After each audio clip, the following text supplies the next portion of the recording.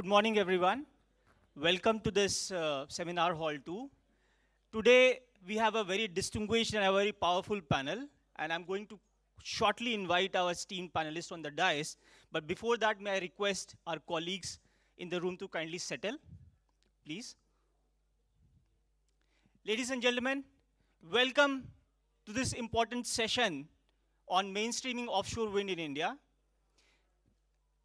On the 17th of September 2024, this session is definitely going to set a major foundation for India's progress on offshore wind. And with these words, may I now quickly invite the moderator for today's session, Dr. Bishwajit Roy, Director General of JAMI. Kindly welcome him with a loud round of applause. May I also request Mr. Lalit Bohra, sir, Joint Secretary MNRE, to kindly join us on the dais. May I request Mr. Sushil Kumar Singh, Chairman, Deen Dayal Port Authority, to kindly join us on the dais, sir. May I request Mr. Ulrich Eversbusch, Director of Global Cooperation, Danish Energy Agency, to kindly join us on the dais. May I request Mr. Sean Whitaker, Principal Industry Consultant, World Bank Group, to kindly join us on the dais. May I also request my esteemed colleague, Mr. Philip Joseph Tremmer, Project Manager, German Offshore Wind Foundation, to kindly join us on the dais. Ladies and gentlemen, a loud round of applause for our esteemed panelists today. Thank you very much. Our strides on offshore wind started more than a decade back. And since then, India has made significant progress. And to outline this progress and feel proud of our achievements on offshore wind, we have put together a video for today's session. And may I request our colleagues to kindly put the video on the screen for us to have a look into it.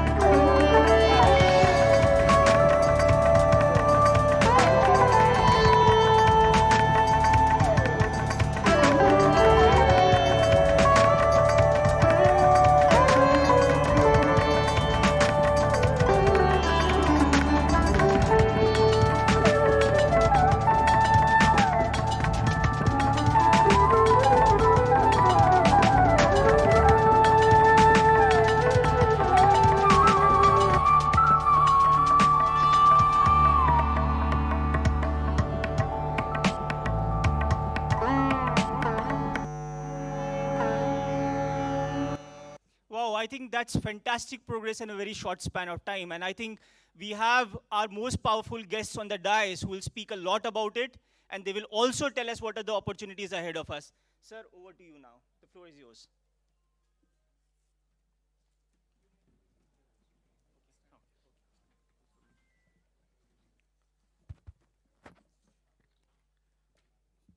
So, esteemed panelists on the dais, and ladies and gentlemen, we are going to be talking about mainstreaming of offshore wind in India. We have all seen a lot of progress that has taken place in the renewable energy space in terms of solar, in terms of wind. We have seen all kinds of tall towers, etc. We will see even taller in the days to come. Mankind is leaving no stone unturned to explore various kinds of renewable energies, and offshore wind is one of them. The first two states that have been identified here in India, based on reports, one of them is Gujarat, the other one is Tamil Nadu. And we are all sitting in Gujarat. Both of them together, the first round of 37 gigawatts have been identified. Much more will be following based on how do we perform, fare, and end up in terms of generating offshore wind from these two states in the initial stages. Worldwide, a lot of progress has taken place. I've been told that in the APAC region, Asia Pacific region, Global Offshore Wind Report 2024 says, and including other areas, 75.2 gigawatts of capacities have already been set up. They have been commissioned. And by the end of 2023, and 410 gigawatts of new offshore wind capacity is likely to come up between 2024 to 2033. We are talking of large numbers, we are talking of big numbers. India has a target of 500 gigawatts of renewable energy capacity, and we are talking of 410 only by offshore wind globally. Those are the kind of numbers that we are talking about. In achieving all this, Ministry of New and Renewable Energy, MNRE, along with the National Institute of Wind Energy, has formulated a detailed strategy to promote offshore wind projects in India. This strategy includes a tentative tender trajectory of 37 gigawatts of offshore capacity by 2030, as I said, on the coasts of Gujarat and Tamil Nadu. And to support this endeavor, because this is a new area, a lot of de-risking is required, Government of India has come out with viability gap funding to the tune of 7,450 crores approximately, which is about 890 million US dollars, to promote offshore wind energy projects. This conference, Reinvest, is likely to facilitate the forging of synergistic partnerships for the scale-up of existing infrastructure, which is so essential if offshore wind has to succeed. So to discuss on the various facets of offshore wind, we have an esteemed panel here. We have Mr. Lalit Bora, Joint Secretary from MNRE. A round of applause for him, please.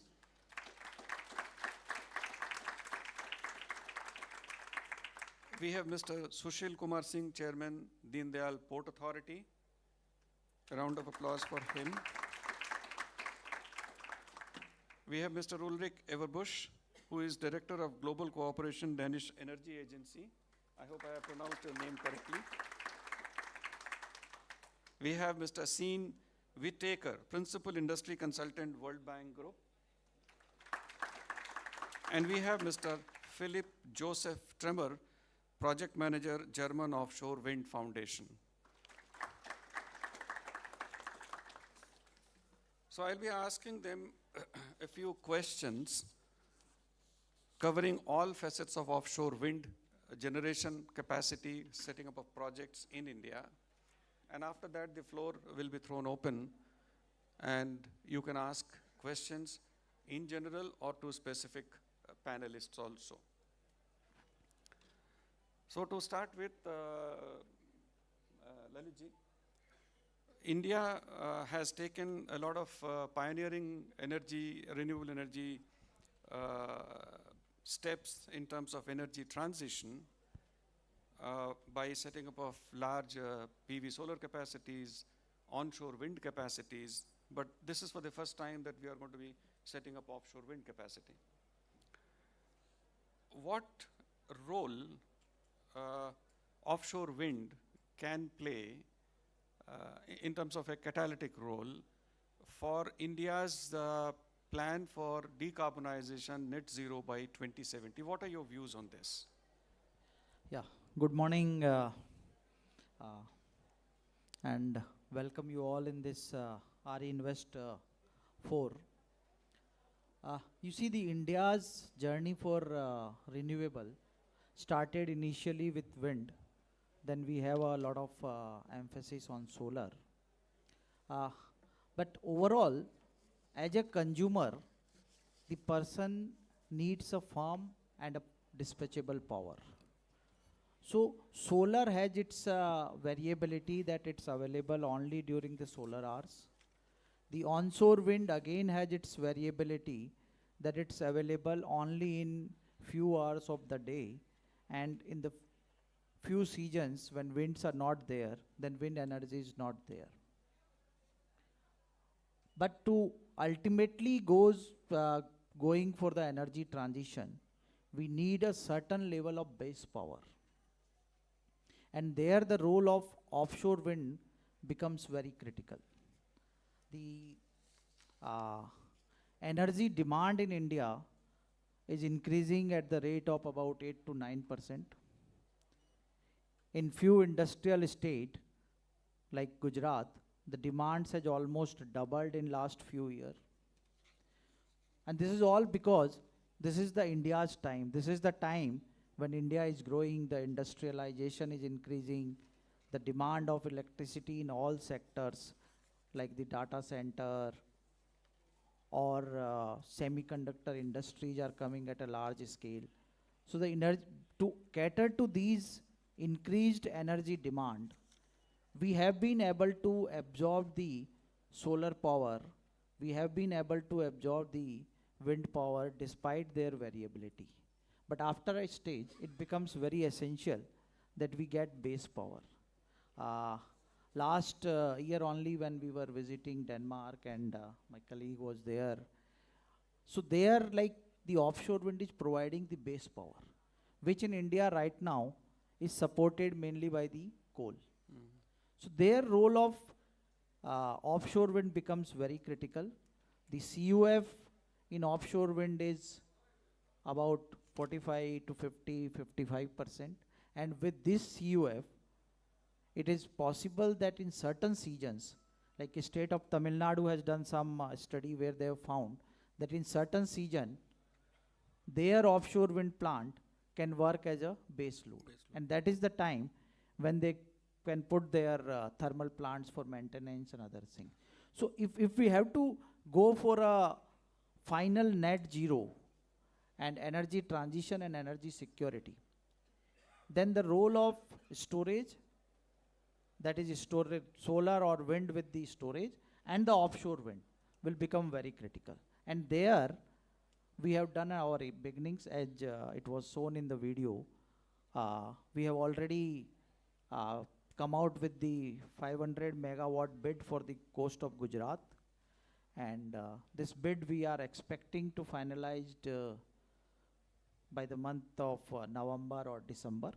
We will be having a stakeholder meeting in the month of October to understand the view of all the investors and the developers. And a lot of work need to be done in this area because offshore is something which is which is a combination of the putting up a lot of civil engineering structures because you have to do put the piles into the sea, then you have to do a lot of studies before going for the location finalization, and then the wind installations come. And those logistic are also like those kinds of ships and jack-up ships and all those things will also need some time. But yes, with time it will increase and then only the cost will go down.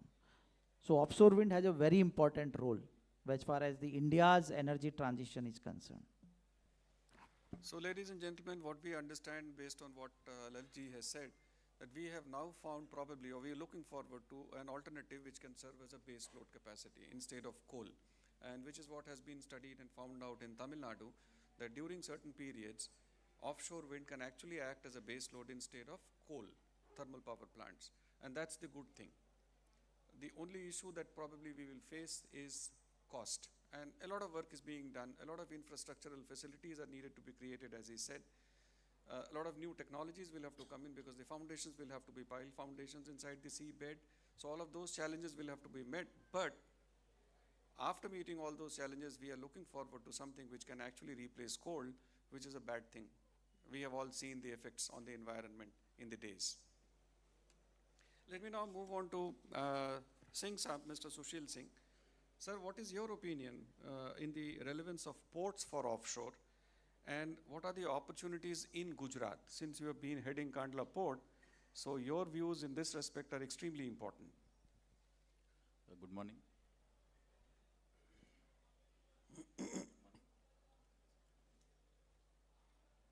Can you hear me? Yes. Good morning to everyone, and thank you for having me here in this session today. Deployment of offshore wind has been high on the priority list of the central government, and this can be seen from the fact that Union Cabinet, just after the government was formed in June 24, sanctioned a grant of around 600 crores for two ports. One in south, that is Tuticorin port, we call it VO Chidambarnar Port, and 300 crores for Kandla Port. Now these what you call grants have been given for upgrading the facilities, port facilities of these two ports, that is the Tuticorin port in south and Kandla port in Gujarat, to support the offshore wind projects of the coast of Gujarat and of the coast of Tamil Nadu. Now, ports, as we all know, are an integral part of the offshore wind supply chain, and these offshore wind projects operate out of these ports only. So when we talk of ports, we have to ensure that the ports are capable of handling the heavy lifts that are involved in what you call lifting of heavy components of wind turbine generators, the area required for assembly of these components, and then the jetties, the interface of the vessels with the what you call land side, that requires to be made compatible for handling vessels like wind turbine installation vessels or jack-up vessels. So providing depths in the navigation channels and ensuring that there is adequate air clearance, then the safety involved with the navigation, because there may be vessels which may come up with the blades loaded across the vessel, so that clearance, ensuring that clearance is there in the navigation channel. So there are issues which needs to be tackled, and then the ports need to be made compatible and ready for handling heavy components which come up with these wind turbine generators. Now, as I can foresee in future, the capacity and the ratings of these wind turbines is going to increase. Now, that will make the whole assembly much more heavier and much more bulkier. Now, the transportation of these components from the production centers to the ports for further moving it on to the installation sites, that will also become difficult as the capacities increase, as these components become heavier. So that makes a case where we invite the manufacturers to set up manufacturing facilities of these WTG or wind turbine generators, the components of these assemblies near the port, so that they are assembled, manufactured near the ports and transported to the vessels for onward transmission or installation on the wind zones in the sea. So ports will play an important role here, and as I foresee, as of now, because the capacity is limited, so as we go ahead, as Mr. Lalit Vora said, that this is going to be scaled up in future, so we should also have ports ready by the time that these projects come up for installation in various wind zones of the country. We should have adequate number of ports capable of handling heavy lifts for these wind turbine generators. We should have small ports which can take up the operation and maintenance activities, which can handle we can also will have to look about the skilling of the manpower, the safety regulations, the other safety related issues associated with the navigation of the vessels. So ports will become a nodal point or a center of operation for these projects. That's our plans. So, ladies and gentlemen, as we are talking of offshore wind, ports obviously are an important element in the entire scheme of generating power through the offshore wind plants. And as Singh Saab has said, that as time passes by, we will have bigger and bigger capacities of the wind turbine generators, and which may be situated, which may be located 30, 40, 50, 60 kilometers off the coast. So therefore, the ports will have to be adequately equipped with handling these equipments, and also the point that he makes is we need to have skilled manpower to be able to handle those situations, which is very important. Money probably will come, technology will also be there, but if we don't have qualified people to deal with, to handle those situations, we may actually not see the results as we want them to come up. So thank you for explaining this. That's very, very important, that we need skilled manpower, and particularly from the point of view of safety also. So let me now, we have talked about what is the plan for future. We have spoken about the capacity of the ports, and government has been alive to the situation. Even before we have started talking of offshore wind, government has already identified 2 ports, allocated money, and port upgradation, infrastructure upgradation is taking place. Let's now move to Mr. Ulrich Everbusch, Director of Global Cooperation Danish Energy Agency. So, Mr. Ulrich, as part of our strategic partnership between the Danish Energy Agency and the MNRE, the Ministry of New and Renewable Energy, DEA, Danish Energy Agency, has been working with the government of India's offshore wind, and Denmark is known to be a leader in offshore wind. Since this cooperation has been going on for some time, what, according to you, are some of those critical areas which have acted as an enabler for the success so far? And what, in your opinion, is further required to be undertaken to bring down the cost as well as fast track the progress? So thank you very much for the invitation and for the question. As it was mentioned, Denmark has worked closely with India for a number of years already. And I believe that an important part of the de-risking of offshore wind is also related to international collaboration. As it was mentioned, Denmark has a very long history of offshore wind. The first ever offshore wind project was established in Denmark in 1991. So that was the first ever offshore wind project at a global scale. So we have quite a number of years of experience. And we don't see any reason why we should invent the wheel again here in India. There is a lot of experience to be drawn upon, and it was mentioned before on the skilling part, and that is also a very important part of the collaboration that we do have with India to learn not only from a technical point of view, but also to look at the regulatory point of view. And seen from my perspective, this is all about de-risking, but de-risking at different stages in the process of implementing offshore wind. So we have been working with MNRE from the beginning, from giving input to the strategy, but also doing assessments of solutions and costs related to power evacuation.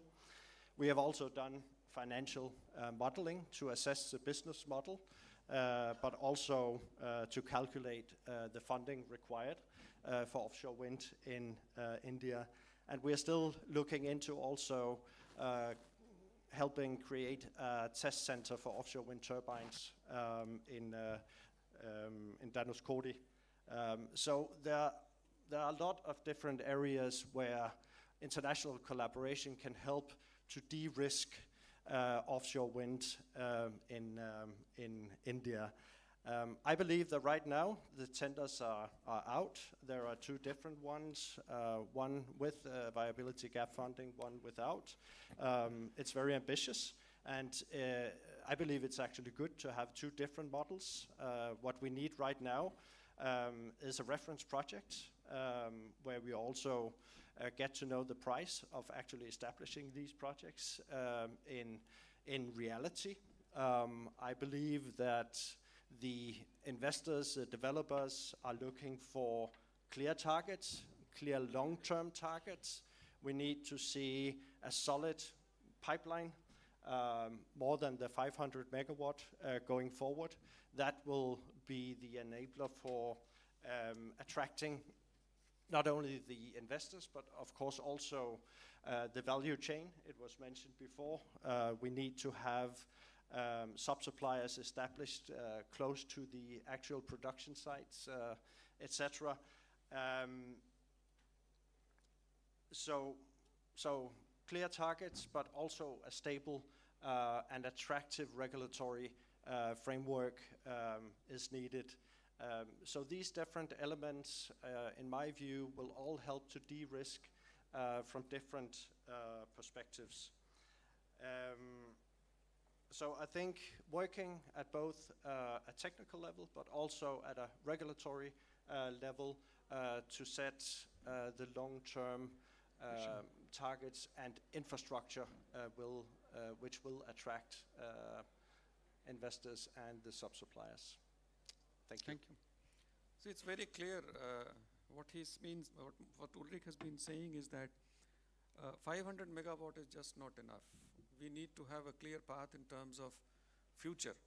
That is when the investors, the project developers will be interested in.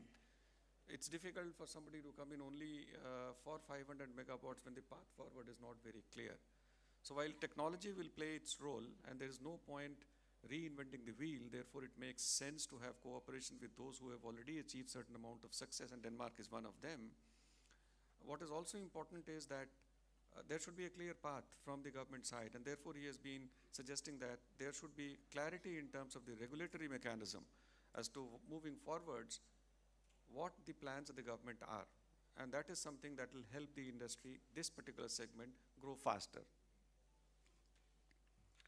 Let's move to the next panelist, Mr. Seen Whitaker. I hope I have pronounced your name correctly. If not, apologies. He is the principal industry consultant with World Bank Group. So, Mr. Seen, the question for you is, the Global Offshore Wind Report has emphasized the need for concessional and blended finance for making progress on offshore wind in markets such as India. What is, according to you, the role of MDBs, the development banks, and who else must join the league to finance offshore wind strides, apart from the development banks? Yeah, thank you very much for the question.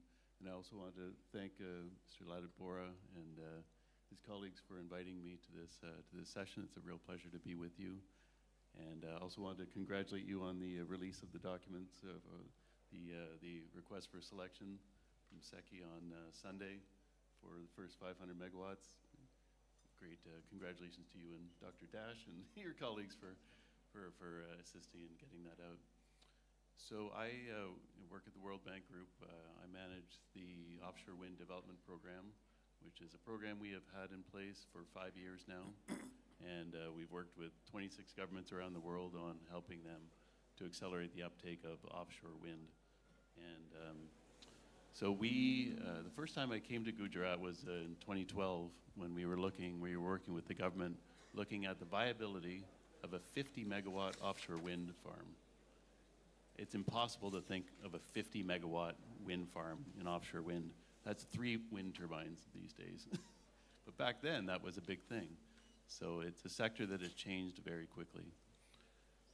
So the question of what role the MDBs or the multilateral development banks play in offshore wind, and specifically what concessional finance plays, is, I mean, in one word, it's huge. I firmly believe that without a good degree of concessional finance, that it will be very, very difficult to see offshore wind take the role that it needs to play if we are going to decarbonize global energy markets. And last year, as some of you might know, we published a report that was called The Role of Concessional Finance in Accelerating Uptake of Offshore Wind in Emerging Markets. If you have not seen this report, then I would encourage you to download it, because what it does is that it makes a case for why concessional finance is needed and how much of it would be needed to make an impact.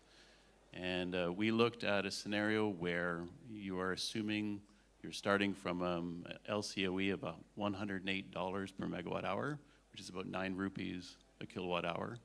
What it would take to get the LCOE from $108 down to $70 per megawatt hour. So that's about 6 rupees per kilowatt hour.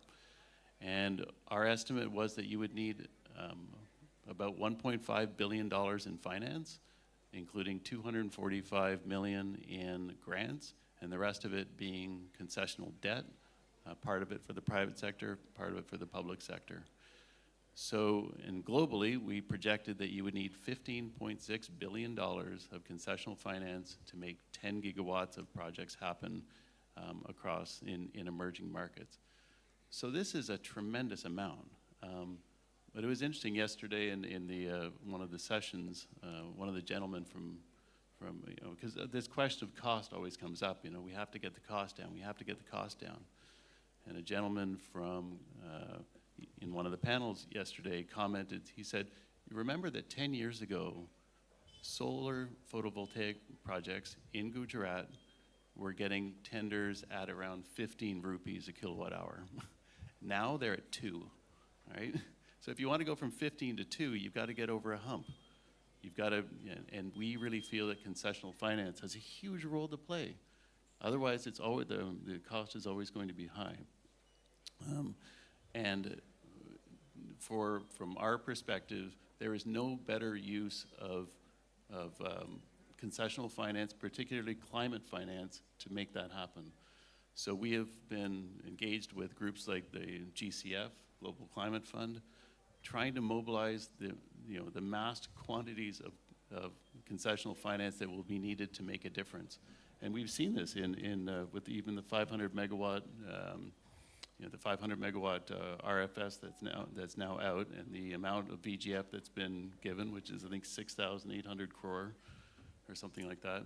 It's a tremendous amount, but even that, will it be enough to be able to get down to 4.5 rupees a kilowatt hour? More might be needed, but if you have climate funds and you need to invest it in something where you get an immediate impact, an immediate climate impact in terms of reduction of coal use, there's no better place to put that money. But a lot needs to be done because the theme with offshore wind, it's scale. It only works at scale. Even 500 megawatts is a small project these days. So you need a lot of concessional finance, and the MDBs, the World Bank, we're well positioned to be able to funnel that climate finance into both the private and the public sector to be able to make this happen. Because to my mind, if that does not happen, it's going to take a long time to scale offshore wind in countries like India. So what is very clear is that offshore wind works only at scale. Unlike solar, where we have seen rooftop solar is working at some kilowatts also, offshore wind will not work at those capacities. So offshore wind obviously needs a lot of money. And as he has said, for about 10 gigawatts of capacity, there is something like 15.6 billion of concessional finance which is required, as per your calculations that you have done in the World Bank. We are talking of big things, we are talking of big numbers, but we are also aware of the fact that when solar came initially, it used to be something like 15 to 18 rupees per unit, where it has now, the discovered cost, where it has come to around 2.4, which now competes with coal. So if the projects are taken up in the right earnest with, and we don't have to rediscover the wheel because Denmark has already done it, if it is done in the right perspective, in the right way, then offshore wind can actually play a major role in providing stable power and also reducing the cost. Let's now move to someone who has actually been a project manager of the German Offshore Wind Foundation, and he will have a lot of practical experience to share with us, Mr. Philip Joseph Tremmer. So Philip, you have been assisting offshore wind development for many years in Germany. You've been doing that, as I was also talking to you when we were sitting here. What are some of the best practices and ecosystem development elements that you would recommend markets like India could adapt? And you can be as detailed as you can be, because there are a lot of people who are sitting here, they will take note from what you are suggesting. So please explain in detail so that it helps people who are sitting here. Thank you. Thank you for the question, sir. Thank you to the audience. Thank you for having me today on this interesting panel. And yes, sir, you're right. We have quite an offshore journey behind us in Germany, like our dear neighbor Denmark. And I'm happy to share some lessons learned and some best practices. And well, I think it is often assumed that offshore wind works in similar ways to onshore wind. And what we saw back in Germany is that our administration, our administrative body, just tried to adopt practices from onshore wind and simply throw this into the water and hope this works. But that didn't work well. And so what we saw in our administrative body is we saw a learning curve. And this needs time, and this time has to be given. So we are still in this process, we are still learning. But at the same time, you have to ensure that the learning curve of your administrative staff keeps track with the development of the industry. So you need to find a balance here, if that makes sense. Because offshore wind is different compared to onshore. I mean, you need to know that offshore wind needs a significantly higher initial investment than onshore. Yeah, you need to invest in production sites. You need to invest in port infrastructure. Yeah, heavy duty areas are needed. As my colleague mentioned that already. You have to need to invest in infrastructure in general. You need the right streets to deliver all these heavy components. Also, grid connection is a really important thing you have to invest in. And at the same time, the lead time for offshore wind projects is much, much longer. So to give you an example, the offshore wind farm North Sea East, which was developed by my managing director, Ms. Carina Würz, back in the days when she worked for RWE, it took them 12 years. There's even other examples from Germany. There is a really bad example from an offshore wind farm called He Dreiht. I think they started the approval procedure in 2002, and there is still no single wind turbine out in the ocean. So offshore wind is a billion-dollar investment, and it needs a lot of time. And I owe you an accurate answer to your question, to share some best practices. I would like to summarize a few points. I would like to talk about grid connection, which is important. I would like to talk about a long-term perspective, which my colleague from Denmark already mentioned. Then you need the right support regime, the right subsidy regime in the initial phase, and the right financial toolkit, and also public acceptance is an important issue. So let's start with the grid connection. Offshore wind needs integrated areas and grid design. So you have to consider your grid connection really in advance while planning your offshore wind areas. Offshore wind is just unthinkable without the necessary grid expansion, and investors will know that. They know you're not able to sell your electricity without the right grid. And this is actually what happened in the US right now. They did not combine, they did not integrate their plans for grid connection with their offshore wind plans, and we had the same issue back in Germany a few years. So we really learned we have to plan in advance. There's different systems in Europe. I know the UK use some sort of, it's called OFF2 system, that the grid connection is planned and installed by the wind farm operator. In Germany, it's planned and installed by the TSO, by the transmission system operator. So India has to find out which fits best for its market. The next point I would like to talk about is you need a credible and long-term perspective. And my colleague from Denmark mentioned it. And if I say long-term in offshore, it means 10 years and beyond. And the most important thing is that your plans need to remain in place, even if the government is changing. Because of the high investment for offshore wind, it is poison for the system. It is poison for the industry if you change formulated targets after an election. We had to learn that in a bad way in Germany in 2014 when our former government reduced the offshore wind targets from 25 to 15 gigawatts. And this led us to a situation where we did not install a single turbine in the year 2021 in the German Sea. And as far as I remember, 2021 was a really great year for offshore wind globally, but not for Germany.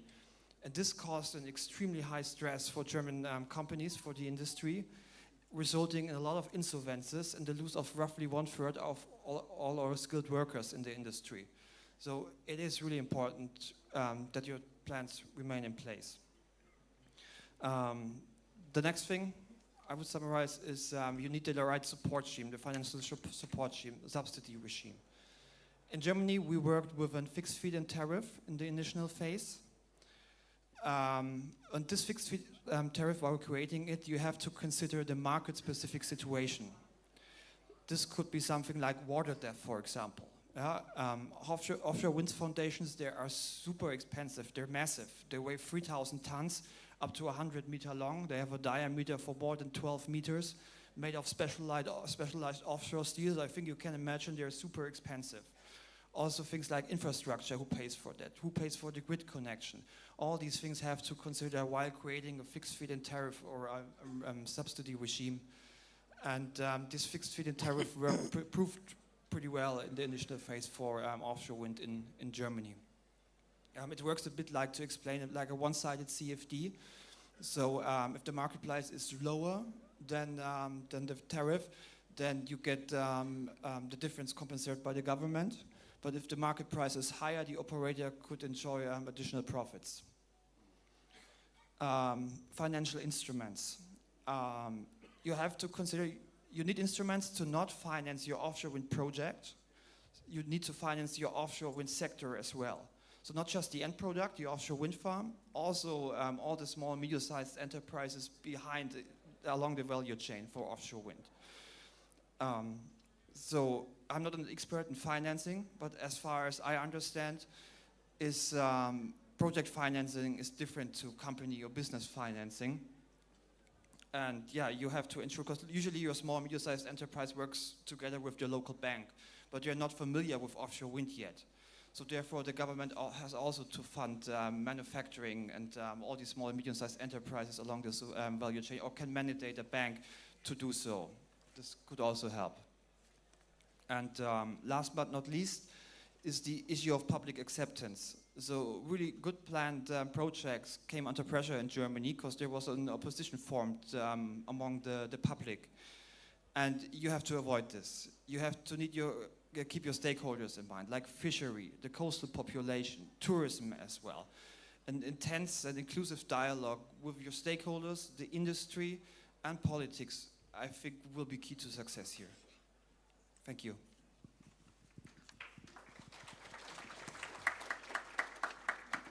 I think Philip, having been implementing projects, has summarized a whole lot of issues.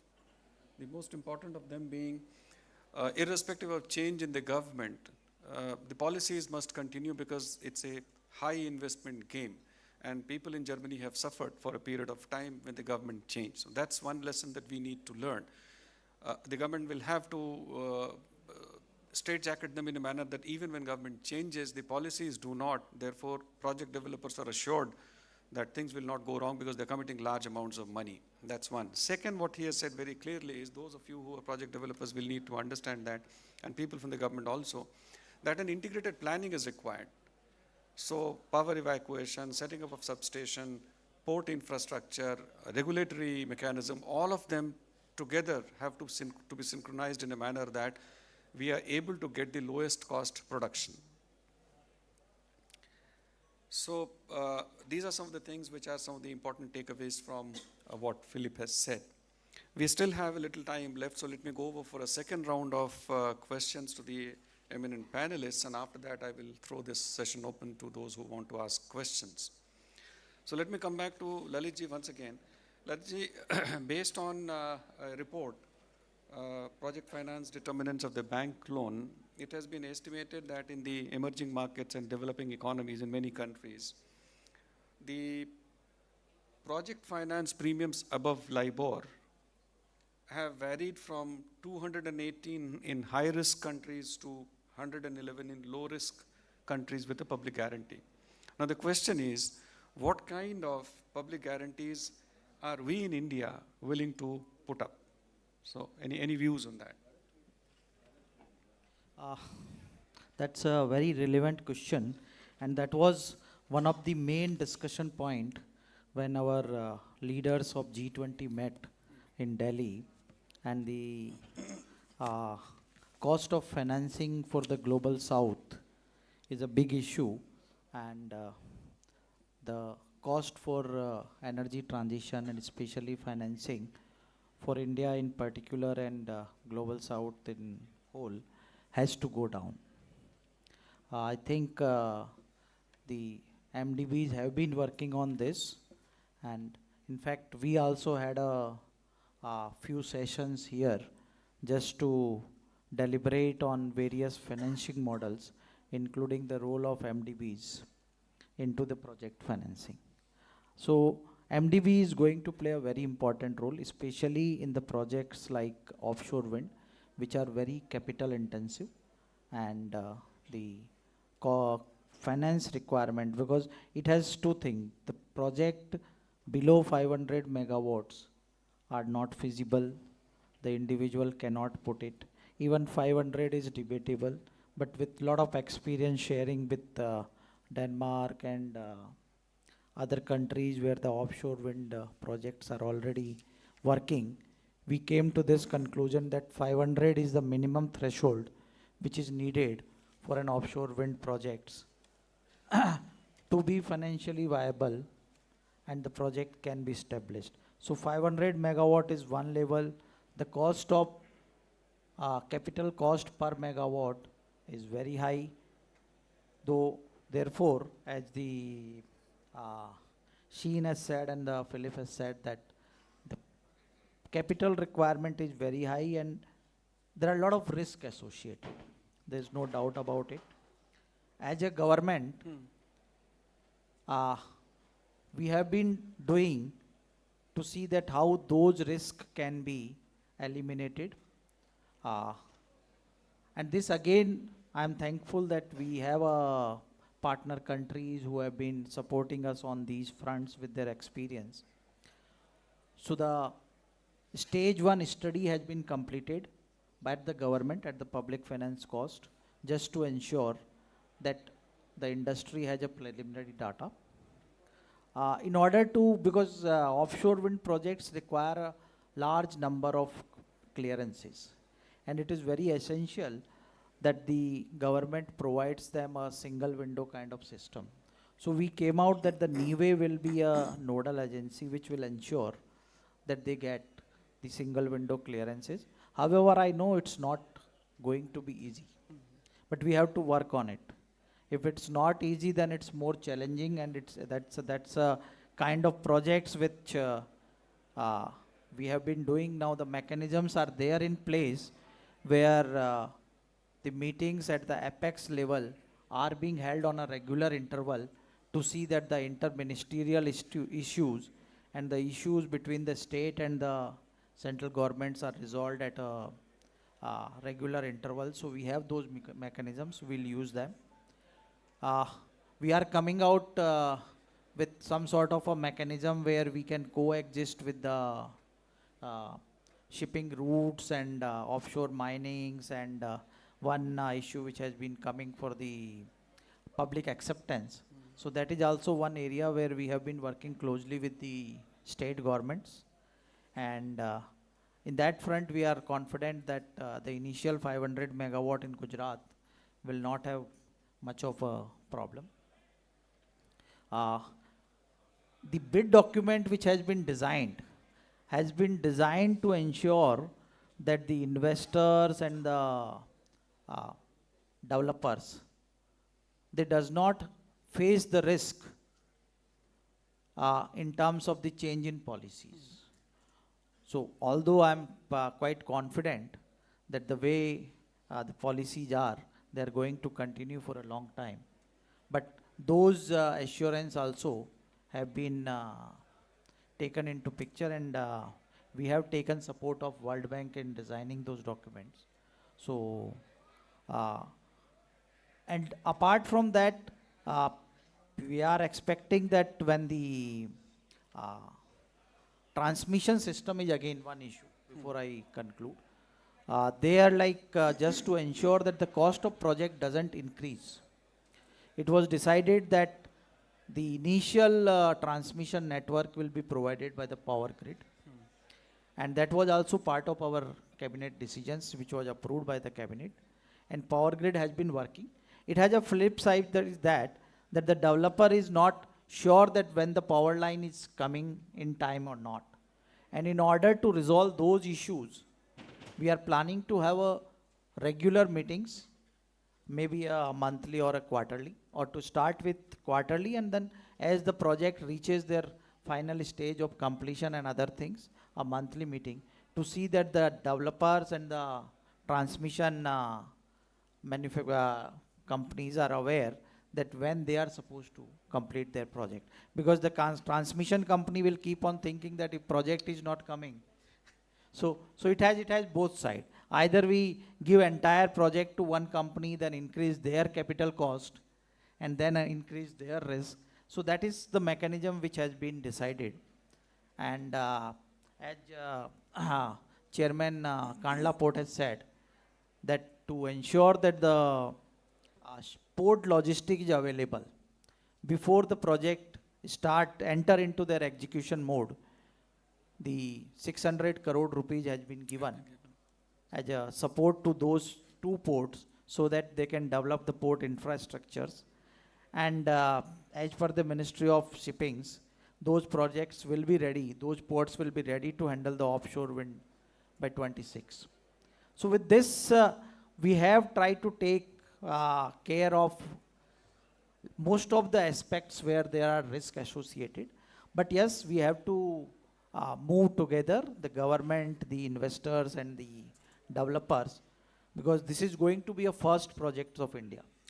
And we have to move this difficult path and see that how we are able to navigate it. Apart from that, the trajectory the government has already released, that how we are going to do the bidding, but we are banking that the first let this 500 megawatt be finalized and the project enter, because stage 1 already is done. So the project start going into their execution phase and then we keep on modifying. So what Lalitji has said, it's very clear a part of the cost has already been socialized in terms of power grid having been made responsible for the transmission network, and government is doing what government can do. A lot of regular meetings are being held between the transmission network provider and the project developers. So all those issues can be ironed out, ki pehle chicken ya pehle egg, that can be sorted out, whether the line should come first or whether the project should come first. All that is being facilitated at the government's level. Ports are coming up ahead of schedule. That kind of money has been given by the government. So those are the kind of issues that Government of India, governments can do and governments are doing in terms of de-risking. Let me come to Chairman Deen Dayal Port Authority, Sushil Saab. Sir, what kind of funding may be required to develop necessary port infrastructure, and do you think there is a role for the multilateral development banks or the development financial institutions and other financial institutions, if any, here? So, as of now, at the current, stage, at this stage, any investment in upgradation of the port infrastructure, the return on the investment does not seem to be viable. So, that makes a case for concessional funding. And therefore, the step taken by the government of providing grant to two of the ports to start with for this pilot project, that is a welcome step. And as we go ahead, as the plan goes that we have to auction more than 37 gigawatt by 2030. So as we scale up, then that will make a case where port authorities get in touch with the stakeholders, the industry partners, and then they structure a project in a way that it becomes viable, it creates a revenue stream for both the industry partner as well as the port authorities also. So I'm sure that as the scale grows up, then the viability will automatically come in. Here I would like to mention a specific point that Kandla Port, the Deen Dayal Port as we call it today, has a huge amount of land parcels available with us. I'll use this stage to make an offer to the industry that we are ready to allot the land at a very nominal cost and a very nominal price to the industry partners who are willing to set up their facilities for manufacturing wind farm or windmill components near the port. So that will help in creating an ecosystem there that will in future give rise to the cargo throughput or the components that will go out of the port, and then that will automatically create a kind of a revenue stream for port authorities as well as the it will help in taking forward this mission of Government of India of increasing the renewable energy component of the power supply. Second, Kandla Port has been nominated as one of the nodal port to be developed as a green hydrogen hub of the country. Now, under that scheme also, we have allotted more than 3,500 acres of land to big major industry partners who are going to set up green hydrogen, green ammonia and its derivatives, producing facility for green hydrogen and ammonia there. So the power requirement that that will come up for that facility, the kind of scale that we are planning, around 6 to 7 million tons per annum of green ammonia, it will require a power of around 10 to 12 gigawatts. Now that itself will create a captive load center, one load center, captive kind of a load center in Kandla itself, which can then help in giving a assured offtake, what you call purchase of the power that is generated by the wind farms. So that in future will create a complete ecosystem that will make the whole what you call green hydrogen, wind farms, solar, all those things possible in a integrated fashion. So that is the vision, that is the plan that we are going ahead. Thank you. We are running short of time because there will be some questions also. So let me come to Mr. Ulrich Busch. An important element of the offshore infrastructure is export cable and offshore substation. This is an important thing because they will be situated far into the sea. So countries such as Korea and Taiwan are setting up of cable manufacturing capacities. In the UK, industry bodies put together as the Industrial Growth Plan, which presses for investments in cables. Now it is widely evident that subsea cable shortage is likely in this decade, and we are working in this decade only. So what will be your suggestions? What would you suggest that India should undertake to invite investments in cables? That will be hugely required. Thank you. I think the short answer again is volume, clear targets, and so forth. Cabling, substations, establishing the infrastructure on land in terms of offshore wind is an extremely expensive part of establishing offshore wind. The latest Danish projects has shown that it's more than 50% of the total cost is actually related to infrastructure, especially substations, cables, etc. And that combined with the production of especially subsea cables, which is different from onshore cables. And it is extremely complicated to produce the subsea cables. It requires a lot of investment in terms of production facilities. So it is not without risk, I would say. It is very high risk. And it also requires that you have the access to metals like copper, aluminium, etc.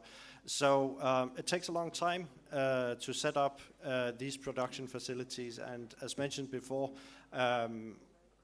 volume is extremely important here. I would say without specific numbers, but we are looking at almost 2-digit gigawatt installations before that this could be attractive for investors to set up the production of a subsea cable, of subsea cables in India. But when we reach that volume, it will be of interest.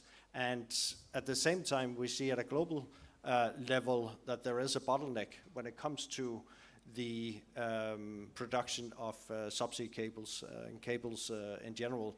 So there is a market, but the paradox here is that there is a bottleneck, but at the same time there is a lot of competition when it comes to subsea cables, and that's because it is so complicated. But once you crack the nut, there is also really an upside. And of course, India could be a new hub for production, and not only for domestic use, but also for exporting. But I believe in the short term, with the current projects that we are hopefully going to see soon, India will be dependent on import of subsea cables, especially probably from Europe. But as time goes and the projects mature, the markets mature, there will be a possibility definitely for local production here as well. But it takes time to mature. That has also been the case in South Korea, Taiwan, other countries that have had the sub-supplier value chain in place already. It's an area that takes a long time to mature, but the possibility is there. Possibility is there. So those of you who are interested in another line of business, it's very clear that for 500 megawatt capacity, cable manufacturing, subsea cable manufacturing in India may not be attractive at this point in time. But when it will come to 37 and beyond, it will be an attractive proposition. It is complicated, it takes time, but it can be a different line of business. And those of you who are wanting to get into this business can actually get a lead from him now. Let me now go to Mr. Seen. A drop of premium in terms of financing can actually reduce the capex of a project by a certain percentage point. And if it drops from, let's say, 325 to 150 basis points, it can drop by around 15%. For capital intensive projects such as offshore wind, this is substantial. 15% is a lot of money. So what will be your suggestions? What should be done for an emerging country, emerging market like India, so that the project costs can be reduced? What needs to be done? What are your views? Yeah, I mean, to put it in 2 words, number one is bankability, and the second is volume. This volume word keeps coming up. You'll hear it a lot. But I'll talk about the first one first, bankability. So at IFC, we've financed something like 8,000 megawatts of onshore wind, a lot more solar. We've done a lot of project financing. And the way that you look at bankability is, the phrase I like to use is, a chain is only as strong as its weakest link. And we as banks, we're really good at finding weak links. We spend a lot of time trying to find weak links. And those, when you look at the chain of bankability, there's technical, there's commercial, and there's environmental and social. And so if you want to drive down the cost of financing, you've got to look at the bankability of each one of those elements. And the more you reduce the risk, the more you decrease the cost of financing. So on a technical standpoint, that's things like having IEC type certification for the wind turbines that are installed. It is having availability of vessels. And we talked about cable shortage. If you want to talk about shortage in offshore wind, heavy lift vessels are really at a premium, but they've got to be good, provided by a reputable supplier. From a commercial standpoint, you're looking at the power purchase agreement, and you're looking at key provisions around risk allocation, around termination, around step-in rights, around FX convertibility. From an environmental and social standpoint, you're looking at adherence to performance standards, whether or not you've done your surveys correctly, your avian and your marine surveys. And from a social standpoint, it's whether or not there's been meaningful engagement with the communities and whether or not the communities are part of the benefit sharing scheme that's involved with the project. If you are able to do a really good job on each one of those elements, technical, commercial, environmental, and social, and you are able to mitigate those risks, reduce those risks, from our perspective as a bank, then you are now a bankable project and your cost of financing will drop. If you change any one of those things, like say for example, you decide you're not going to provide a provision for termination for the lender to be made whole in the case of a termination, that chain on your link has just broken and the bankability of the whole thing goes down. So it's really, the attention to detail is really, really important. Because if you get any of those links right, it doesn't matter if you get the other links correct. You have to get them all right in order to drive down the cost of financing. And we saw this in Western Europe with many offshore wind farms. The risk is quite low and the cost of financing is extremely low. And that's really the trick in emerging markets is trying to get that cost of financing down. The second element that we talked about is volume. A single 500 megawatt project or a 1 gigawatt project, Mr. Singh has to build a lot in his port in order to be able to justify having 10 gigawatts or 20 gigawatts. But that volume makes the business case for him to make those investments. And it's the same thing with manufacturing. So at IFC, we financed a Siemens Gamesa nacelle assembly facility in Chennai 12 years ago. And it became one of their most successful plants globally. And they were able to drive down the cost because they had volume and they had certainty. So yeah, bankability and volume. And the last thing I'll say is that the world of offshore wind today is a lot different than it was 2 years ago. So as you've seen, there's been the kind of this triple whammy of increasing commodity prices, issues with the supply chain, and increased cost of capital. And it's driven the cost of offshore wind up again. And it's also made developers reluctant to go to markets that are outside of their comfort zone. So what you need to do to be able to attract those developers to markets like India, and India is an attractive market because of its scale, you need to go even farther than you did before in order to be able to attract their interest. But you have to attract their interest in order to be able to bring that experience from Germany, from Denmark, in order to be able to drive down that cost of capital so that banks like us come in and finance these projects on both the private sector side and on the public sector side. So, Thank you. pretty simple. It's very clear. He's actually explained it in very simple terms. The more the bankable a project, the less is going to be the premium. And bankable across the four or five issues of technical, commercial, social, all those aspects. So therefore, ladies and gentlemen, the detail has to be considered. It's important to consider the project detailing before we are approaching the financial institutions for support. That's very clear, as you have said. And Philip, the last question before we throw open for questions to the audience. In Netherlands, there has been a consortium of a couple of companies who are setting up a wind to hydrogen, the North H2 project. For doing something similar in India, what is your suggestion? What are your views? How can we do it here in India? Thank you. I don't want to be the grumpy guy in the room, but considering that onshore electrolyzers has not been tested proper on the scale, I think these projects are really, really ambitious. Don't get me wrong, you need pioneers, this is important. But there's a rule of law that says that everything you're doing offshore is 10 times more expensive than onshore. And I know there's many good reasons for offshore electrolyzers, but a recent study from Amprion, which is an TSO in Germany, it says that even PEM electrolyzers, polymer electrolyte membrane electrolyzers, which is better suited for the use of fluctuating power sources, even the PEM electrolyzers would need an additional onshore grid connection to work well. Otherwise, it would increase degrification, and this will increase costs at the end. And what I'm trying to say here is that if you start with offshore electrolyzers, you always will have a financial disadvantage compared to onshore. So my suggestion here would be proceed step by step here. Do small steps first.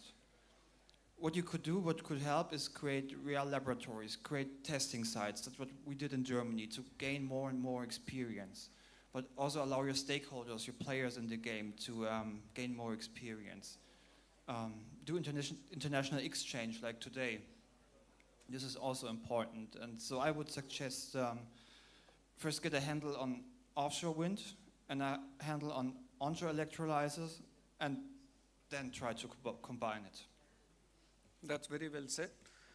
It's important. There have been talks of having offshore electrolyzers also, but based on their experience in Germany, it's very, very clear that we should get our hands, first of all, on offshore wind, then onshore electrolyzers, and then we can think of offshore electrolyzers at a later stage, is what he has very clearly said. So ladies and gentlemen, this brings me to the end of all the question and answer session. Those of you who have heard all of them, if they have any questions, the floor is now open. We can have time for at least 3-4 questions. Please go ahead. Somebody can give a mic to him.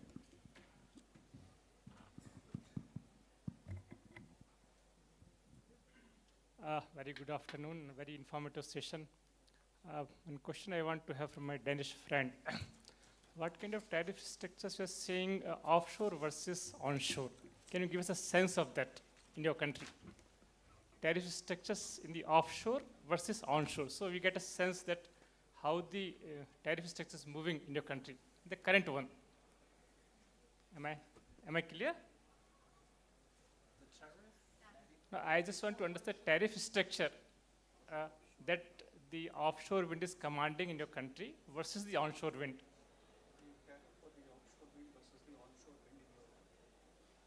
Yes. Let me give a very short answer by giving an example of the latest offshore project that was established 2 years ago. That was the first offshore project that was executed without any subsidies, and at the same time where the developer paid the Danish government an amount equal to around 500 million US dollars, a little bit depending on the electricity price. So in that sense, we have managed to level, I would say, the price between the two, but that is also because we're in a shortage of room where we can set up land-based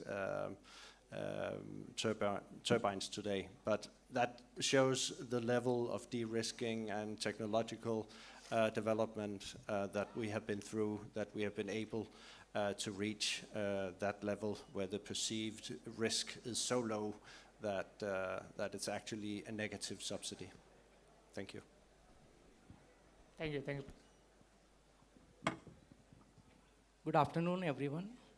Compliments to MNRE for releasing the first RFS. I'll just request if anybody asks question, please introduce yourself. Yeah. My name is Ishwar Mangal. I'm the CEO for new business at Suzlon Energy Limited. We have a dilemma that the bid is already out actually. If you see the global trend, the turbine size is growing from 5 megawatt to 10 to now 15 to 20 megawatts. And at the same time, there is a constraint for the resources availability for execution of the projects, the vessels, the T&I and everything actually. So what's the panel view that how should India target its turbine size? How should we optimize so that we don't spend much on the resources for executing the projects because they are not available. They are booked for next 5 to 6 years, 7 years.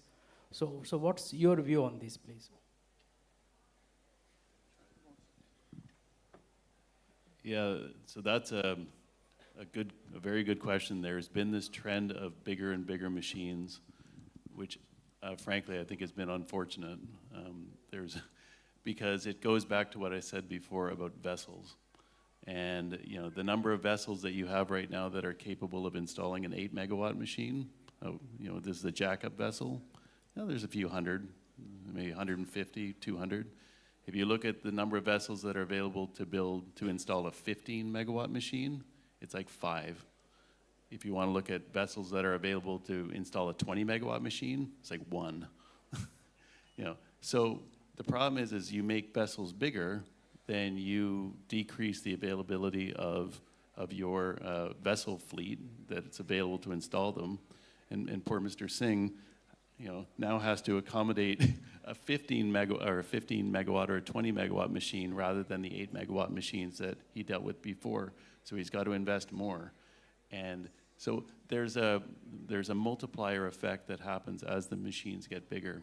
And there's a general consensus that in order to to be able to produce offshore wind turbines and offshore wind projects at an affordable price, they've got to be standardized. So I think the recommendation in India would be to seek a size that is available and doable on the market today, but don't try to do it, stick with 12 megawatts. That's a standard machine. There's lots of vessels that can install it. By entering into this arms race of 15 megawatts, 20 megawatts, 22 megawatts, the vessels are always going to be dragging behind, and the infrastructure is always going to be behind, and the cost is always going to remain high. I mean, look at what India managed to do with the 1.5 megawatt onshore machine. India cranked out a lot of those machines, and they drove down the cost so that it became really low. And I think that same philosophy of doing volume, I think also has to apply to offshore wind. Are you saying that MNRE should standardize certain size of the turbines into the bid, or should it be open like for the bidders to decide the size? Do you want to answer the question? If you ask to MNRE, then we'll say that it's totally a business call. Because we are very clear that being in government, we may not be aware of each and everything, and we cannot be too quick to change our decisions. So it's ultimately the business community and the investors who has to take the call. We can support you in the policy making, we can do ease of doing business, but that call the government cannot take. There's one, somebody asked a question from there.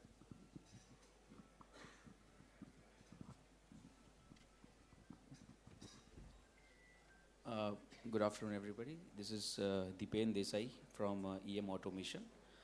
I'm a small player in the supply chain market of offshore oil and gas, and I was a seafarer myself, working as chief officer on dynamically positioned vessels, and ex-Maersk line Maersk employee. My question is, since I've worked firsthand in both the operations of offshore oil and gas, as well as now I am in the supply chain of the industry. So I work with the management of the shipping companies or the oil and gas companies. The issues that importing vessels in India is seems to be creating a lot of troubles for the foreign ship owners to come and work for the offshore vessels, because the custom duties, the import regulations, the reflagging of the ships, they cause a lot of delays, as well as while the vessel is idling, especially in the diving support vessels. So in offshore also, I believe a lot of diving will be required. So these issues can maybe the MNRE can learn from the petroleum or from the ONGC, who has been handling most of the tenders for the oil and gas. And also the supplying part to this vessels. We as a supplier face a lot of export-related issues when we supply to this foreign flagged vessels. We receive funding. I mean, there are a lot of bottlenecks in the operational nitty-gritty. This is a micro-level issue. I understand as a policy making, there are wider issues at hand. But even at the operational levels, and most importantly, the training part also. Like even today for oil and gas, we don't have dedicated DG shipping mandatory courses to train offshore personnel.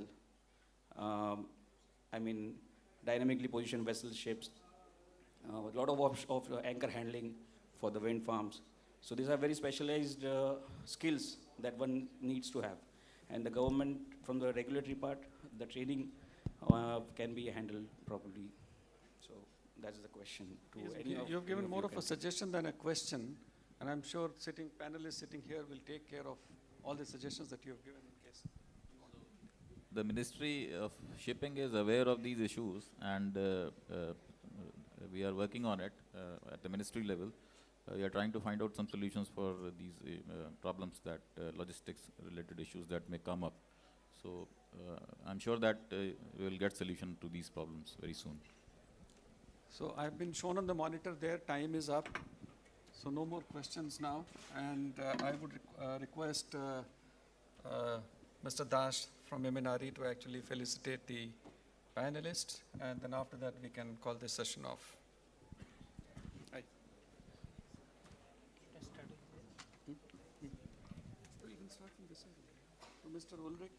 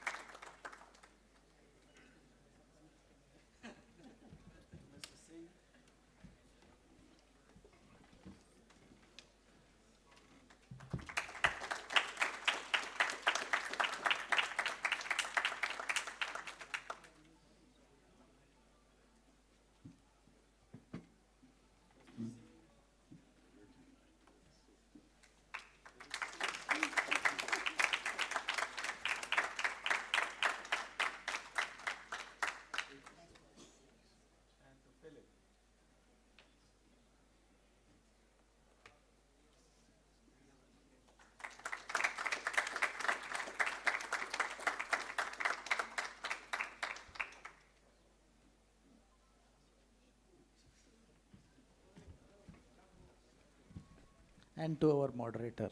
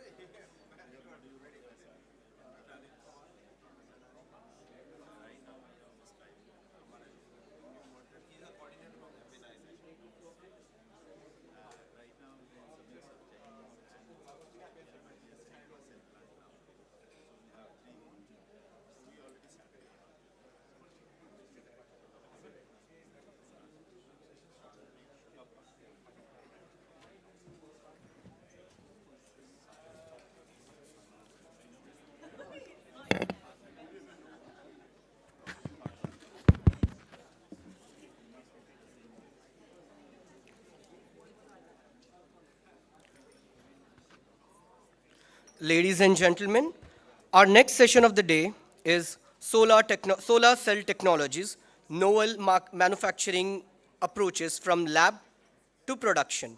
For that, I would like to invite our esteemed panelist for the day, Mr. Dinesh Kabra, NCPRE, IIT Bombay. Please, sir.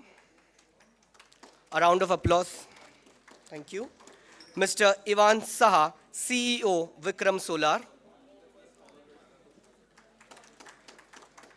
Professor I.K. Weber, Vice Chairman, European Solar Manufacturing Council and former Director General Fraunhofer ISE. Dr. Saravanan S., Assistant General Manager, MV Group. And the moderator of the session will be Mr. Sujoy Ghosh, Vice President and Country MD, India, First Solar. Thank you, sir. I would like to hand over the mic to Mr. Dinesh Kabra. Oh, no, you hand over to me. Okay. All right. Thank you, sir.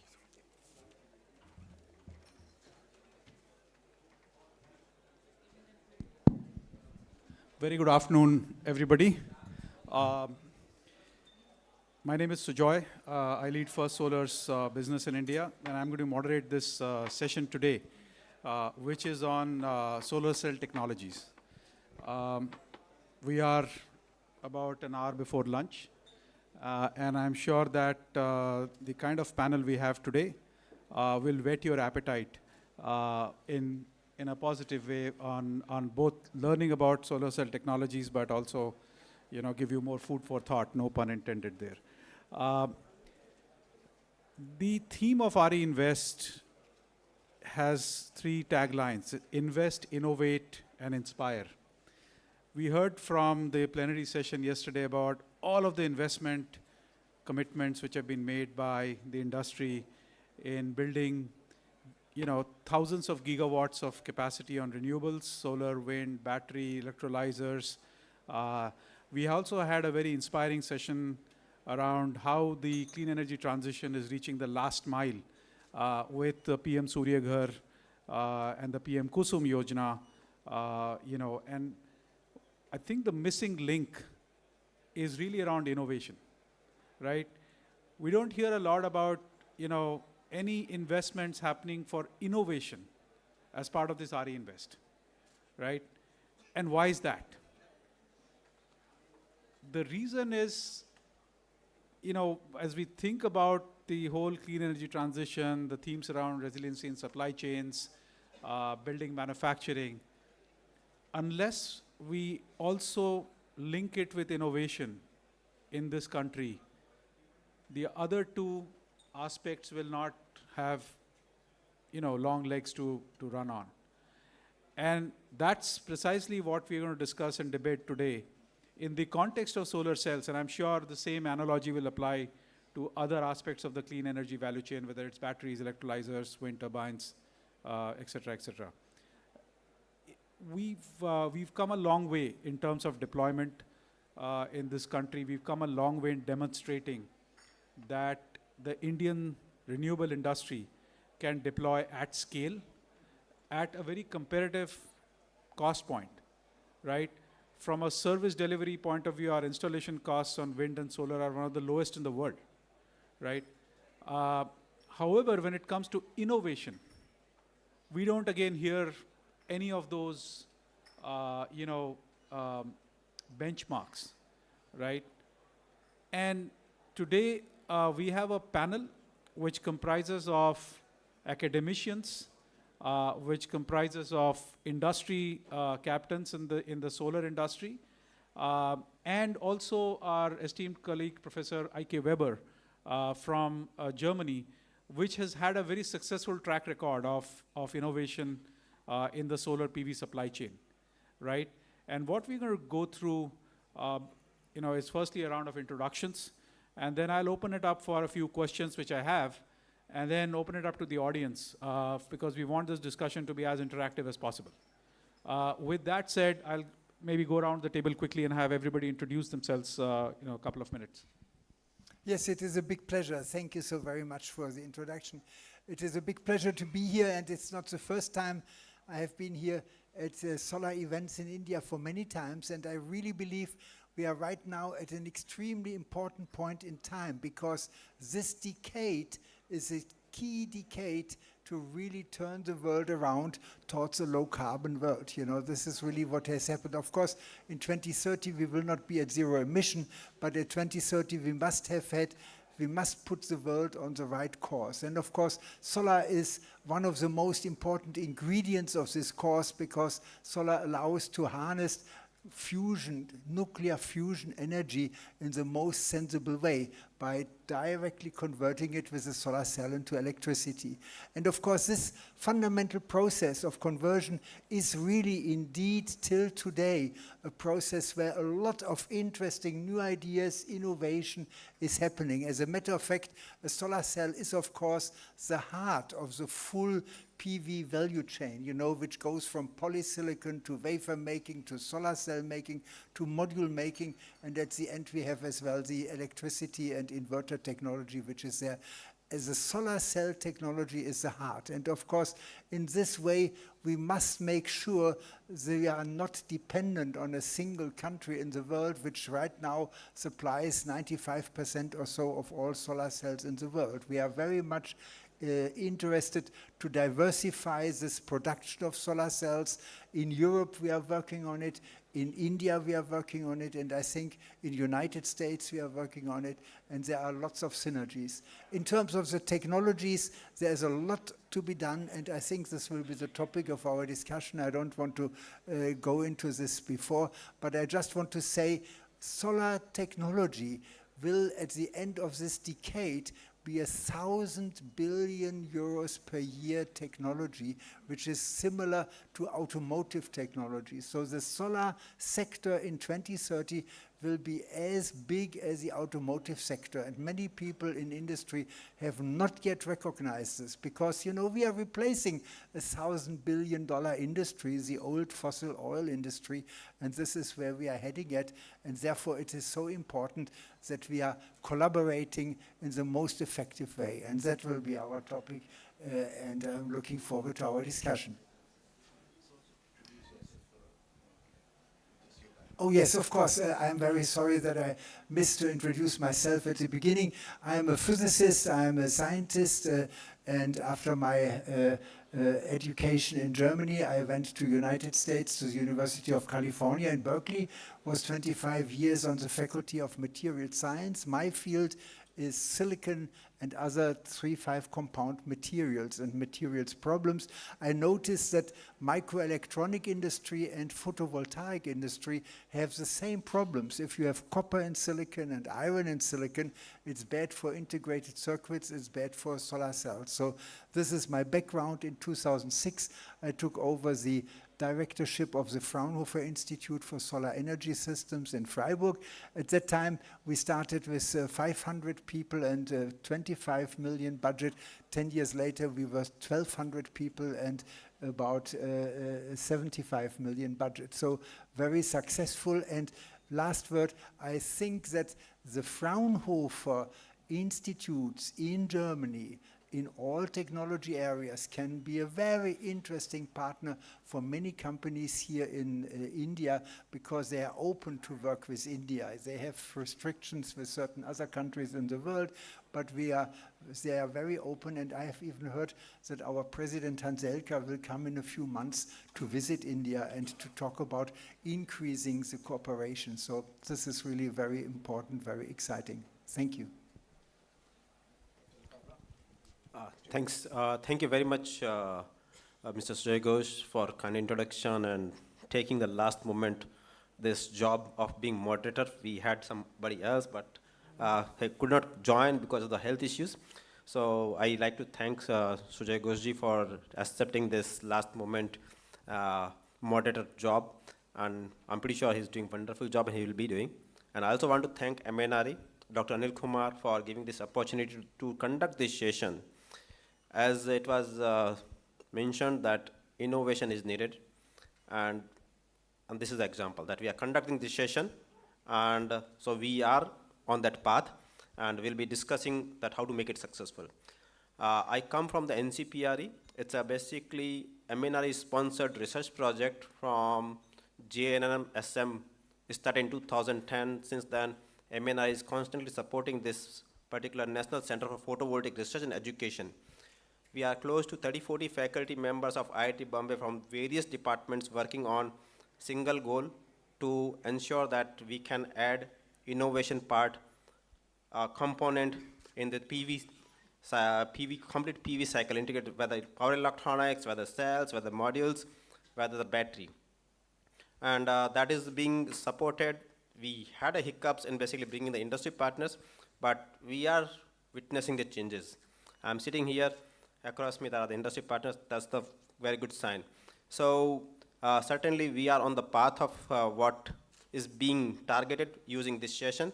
And I work on new emerging PV technologies, something beyond silicon, and complementing the silicon using halide perovskite, which is a new wave, and not to miss a technology for the PV manufacturer. And that's what we'll be discussing in the coming few minutes. Thank you very much. Hi, good afternoon everyone. My name is Ivan Saha. I am the CEO of Vikram Solar. Vikram Solar is one of the largest module and soon to be the cell manufacturers in India. We have currently a capacity of about 4.5 gigawatt, and we are putting up another 4 or 5 gigawatts. So we'll be like by end of next financial year would be about 10 gigawatt manufacturer. Vikram Solar has existed for almost 18 years now.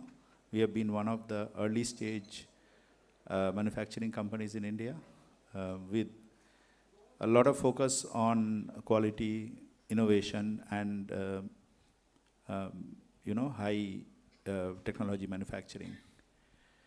As far as myself, I have spent close to about 30 years in the industry. I started my career with ISRO. I was part of ISRO's gallium arsenide solar cell development. In those times, it was similar. It's exactly a tandem cell as Dinesh was talking about. but on gallium arsenide germanium substrates.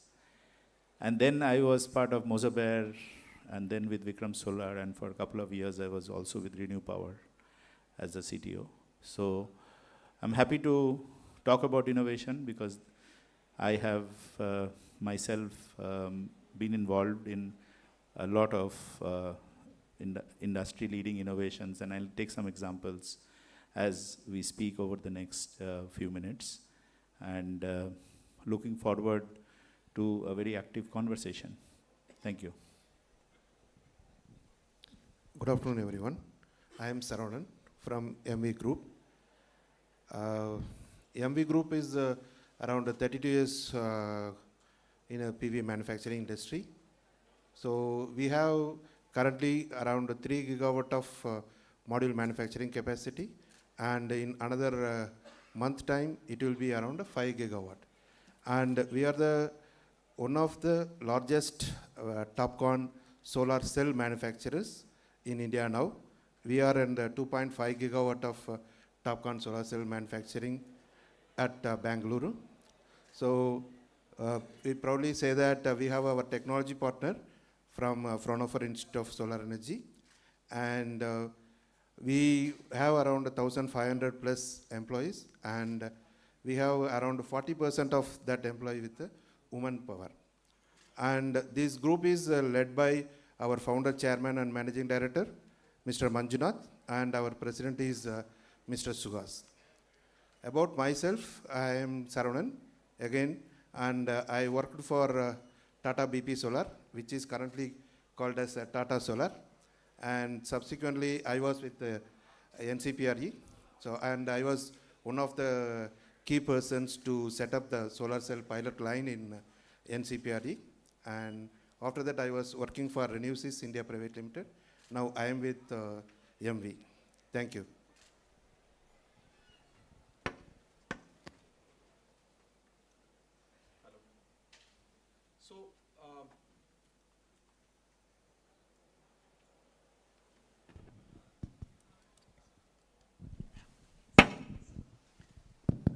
So what we'll do is we'll break this session into the what are the technologies. We've already heard a slew of terms in the introduction, TOPCon, gallium arsenide to perovskites.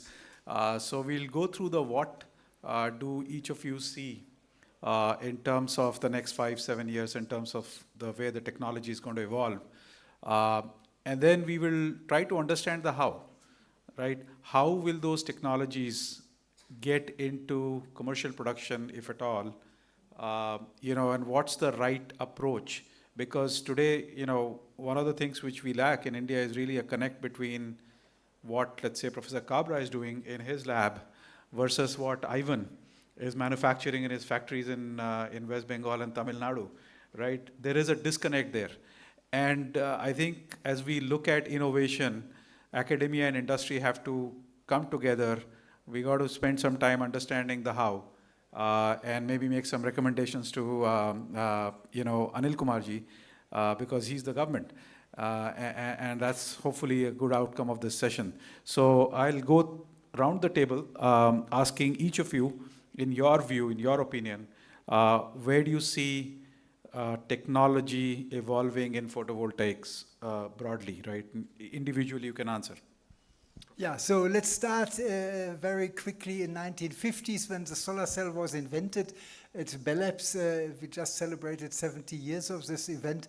It was basically the silicon solar cell, a single crystal with an aluminum back surface field. The backside was covered with aluminum, and this solar cell technology carried us into the 80s, and we were able to improve efficiency from the first cells, which had about 6% conversion efficiency, towards 16, 17, 18, 19, 20%. So 20% is about the ceiling for the first generation of PV technology, of silicon PV technology. Then it was recognized that we can replace the backside aluminum with a passivating layer, and we can just, first it was done by lithography, but this was too expensive. Then it was done by lasers to shoot 1,000 contact points in 1 second, and then you had a solar cell which suddenly could get efficiencies to 24%. This is the so-called PERC technology and all the variants of it, and this was covering the world market till about 5 years ago. And 5 years ago, people said, well, 24% is a good value, but we all know silicon can make 29%. That is a physical limit, the Shockley-Kleiser limit. And then came the third generation of silicon PV technology. And in the third generation, we have choices.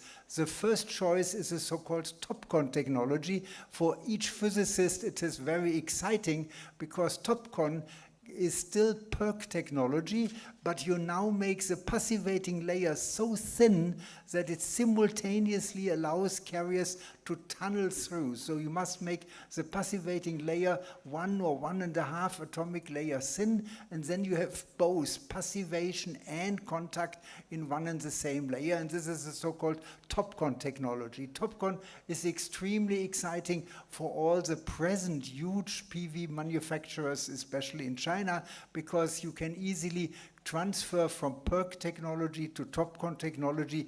You just have to change a little bit. But there are alternatives. The most exciting alternative is heterojunction technology. Heterojunction technology is based on a very old development, the so-called silicon thin film technology, which never made it in big scale to the market, because if you use amorphous silicon to make a solar cell, you can't exceed something like 16% or so efficiency. But in heterojunction, you put in between as a main part of the solar cell a single crystal cell. And now you use P-type doped amorphous silicon and N-type doped amorphous silicon.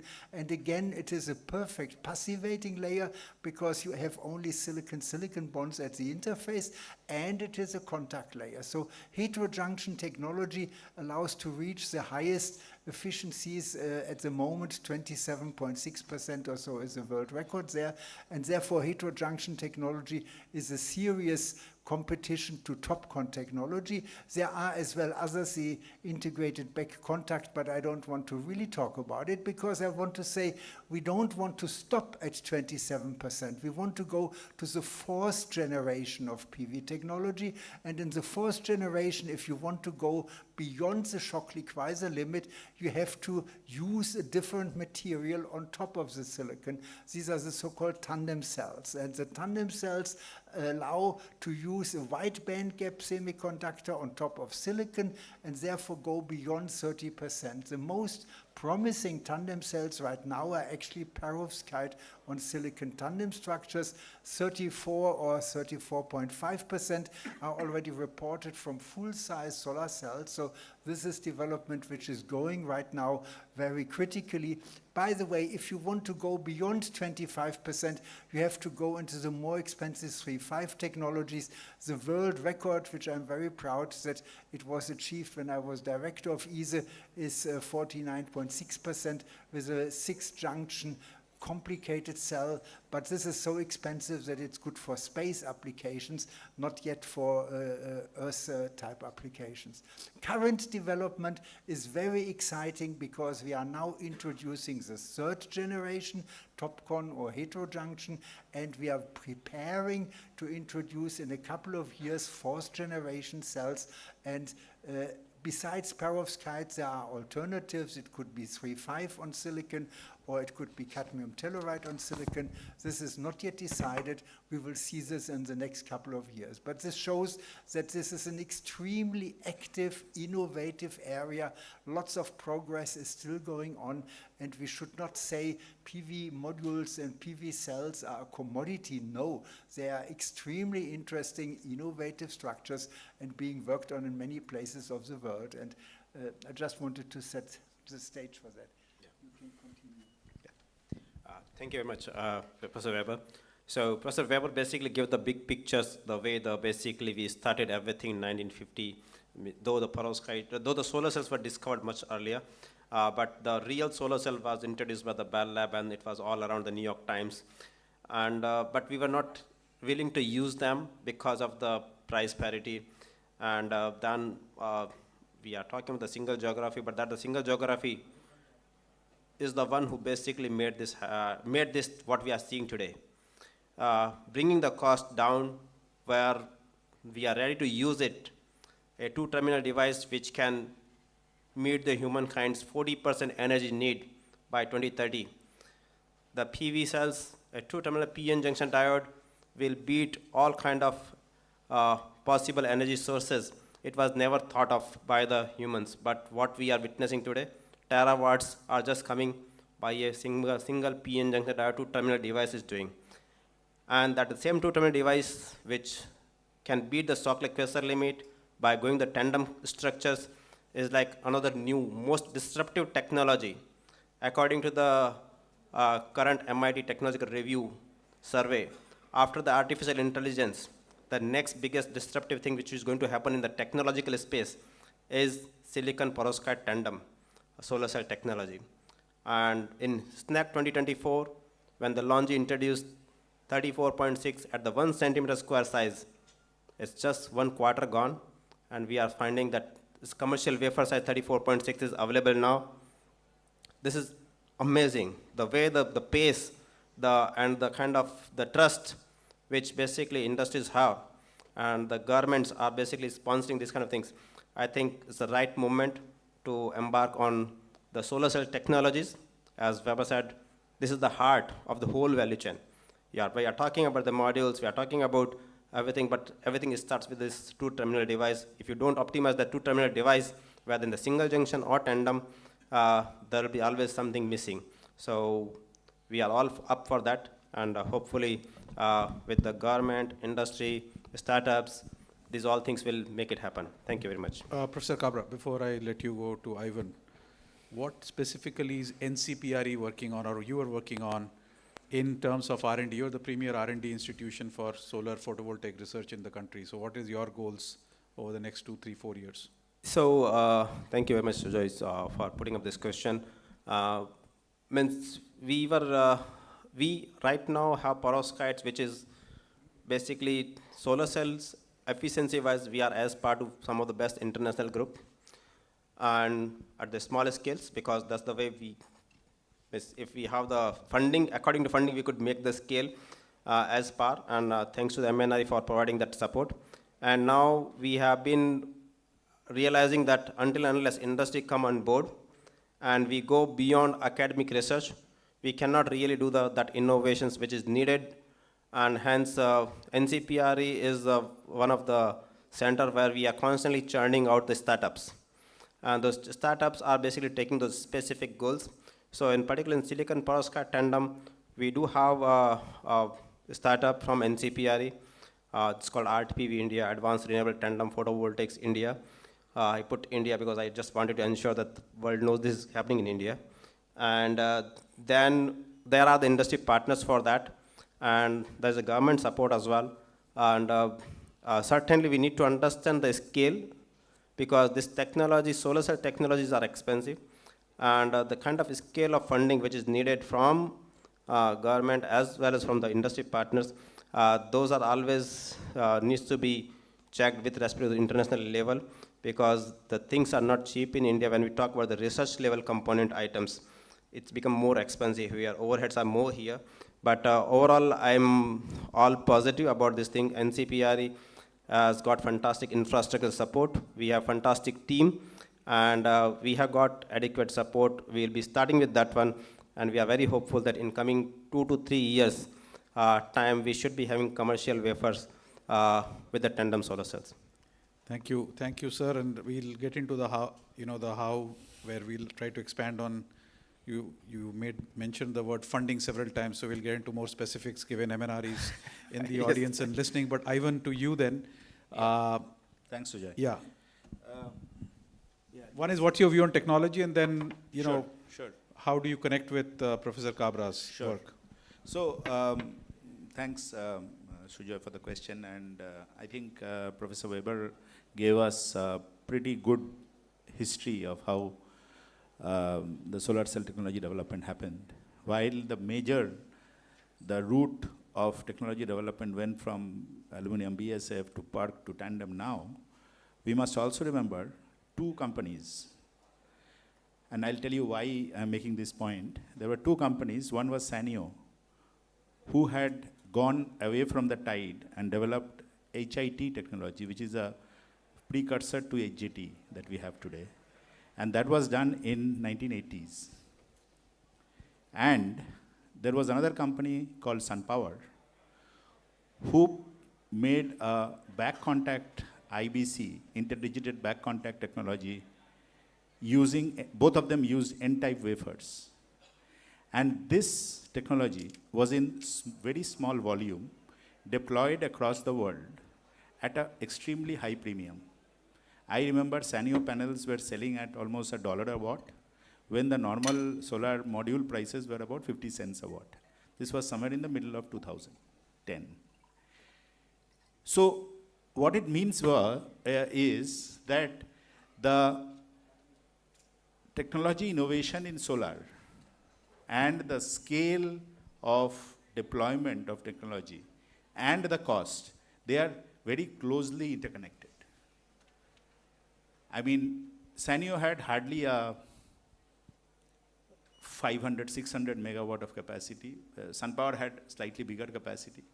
But they were very closely guarded with patents. Sanyo had about 250 patents to protect themselves. SunPower had maybe more than 200 patents to protect themselves. But they was in a different ecosystem where technology was developed only for that. So everything, starting from the material, machines, everything actually were independently developed for this process. Sujoy's company, for example, also has a technology which is unique in itself. And there is a huge amount of investment in R&D, CapEx, etc., that has been done over the last 30, 40 years. It's not that he is at a scale which now he is deploying. So these are some of the exceptions to the normal technology maturity curve, if you want to talk about it. But there is a very simple, everything was valid till China entered into the market, for example. This whole theory is valid till China entered into the market. There was something called a PV learning curve, which says, like Moore's law, every doubling of capacity caused the price of solar modules to be halved. This was valid till mid of early 2000. And after that, when China deployed not in megawatts, but in gigawatts, and now a terawatt, everything broke down. All hell broke loose. That whole learning curve, the slope changed totally. It dropped off the cliff. The prices dropped off the cliff.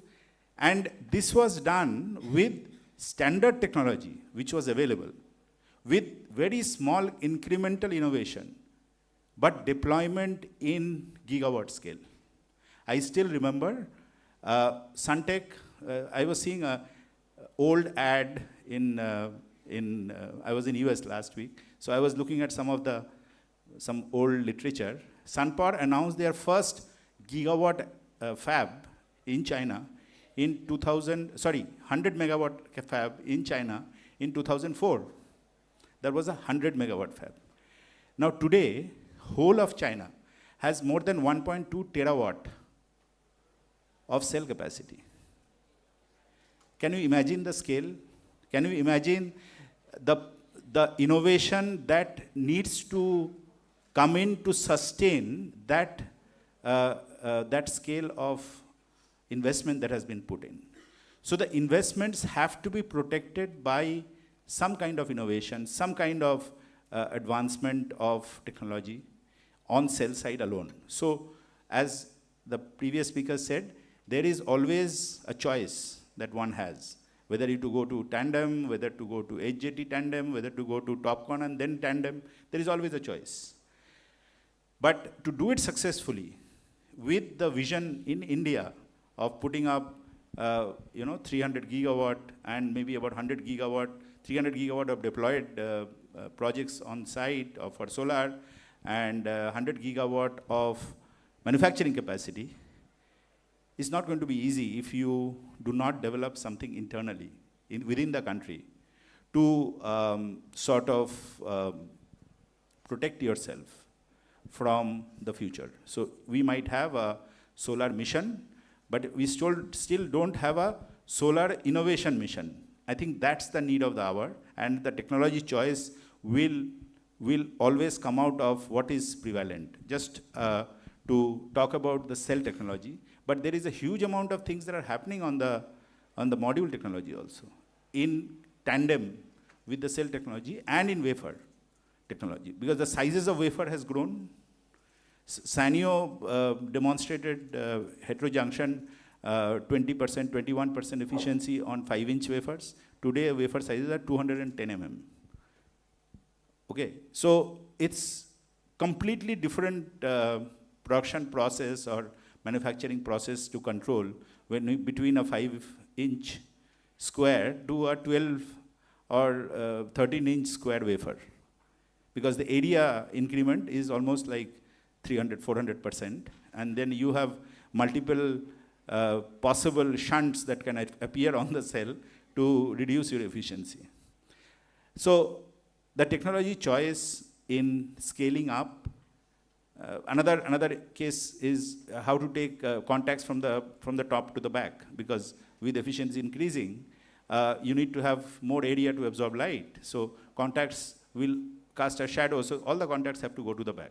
So whether it is tandem, whether it is heterojunction, whether it is PERC, or PERC is out now, heterojunction or TOPCon, they need to have back contacts everywhere, and modules to have back contacts everywhere.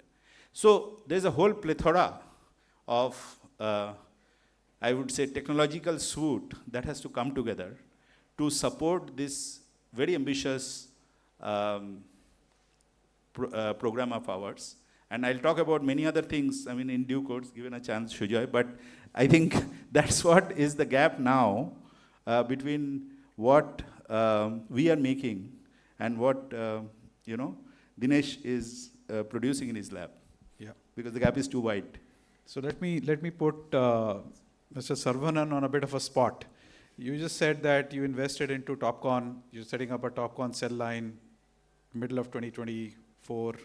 Hopefully LLM on cells are going to come and make the investment secure from a regulatory standpoint. But if Professor Kabra is successful in 3 years, you won't have even depreciated your equipment. So how, as an investor, and there are investors in this room, given all the excitement around Shapat Patra that everybody is committing to build, if you are a developer, you want to make your own modules, right? How would you think through, as an investor who's already sunk in the money, to protect that investment and keep it up to date? Any thoughts on that? Yeah, thank you, Sujay, and thank you, previous speakers. Before getting to your question, I'll just brief about the technology for a minute, so that I will get a substantial reason to prove why we went to TOPCon. See, the standard BSF technology started with 100 mm circular wafer of thickness of 280 plus or minus 20 micron. Then from there, it has moved to 125 mm. Then it went to 156 mm. Then from there, it went to 166, 182. Then as Mr. Evans said, now it is at the point of 210 mm. This is on the size. Size has increased, but if you go to the thickness, it in the reverse side. It has decreased. Currently, we are at 130 plus or minus 10 micron. So this way, the technology has grown. Now, why TOPCon, and how the TOPCon people will sustain in the future for another 3 years? That was the question from Mr. Sujay. See, being an investor from the MV management side, MV has taken a very good strategical call for proving them itself, chosen the appropriate machines which has been technically or upgraded. Technically, it will be upgraded to the further. For example, we have chosen the machines from an European machines, in fact, and which will be feasible to maximize the wafer size, as well as it will give a very good yield. That's why.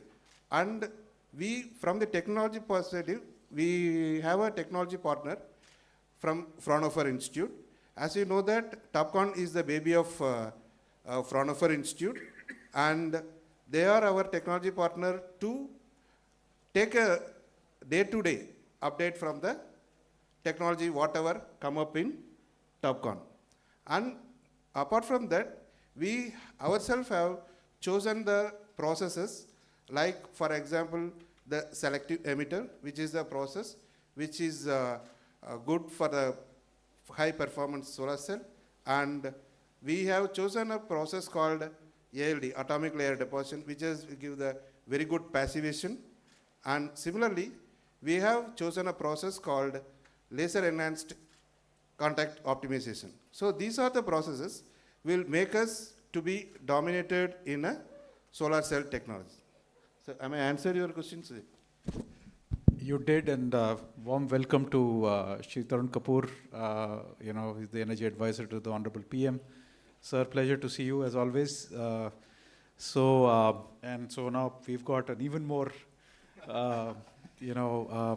relevant audience. We're discussing about the innovate part of the RE Invest theme, right? Around how do we get to innovation, and the common consensus is cells is the heart of the technology. So we spent some time talking about what technologies are going to come up in the future. We were just getting into the how part of, okay, how does India acquire the technology and how do we build the innovation ecosystem? So let me put a question out back to Professor Kabra. Since the Honorable PM announced a 1 trillion rupee fund for R&D, how much of that's coming to you for solar cells?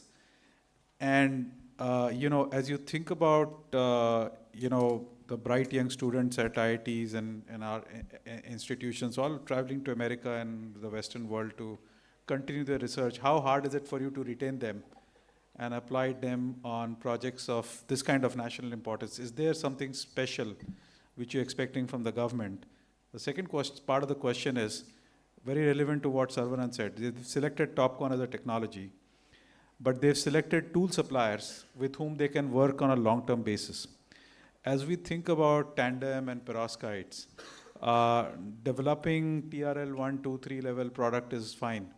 How do you think India is going to get into the manufacturing aspect of the manufacturability of those products, right?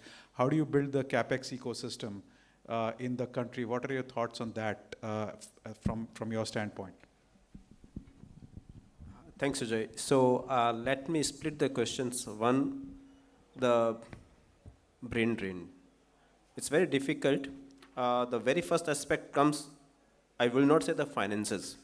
It's not really the money which is only driving our people to go out of the country.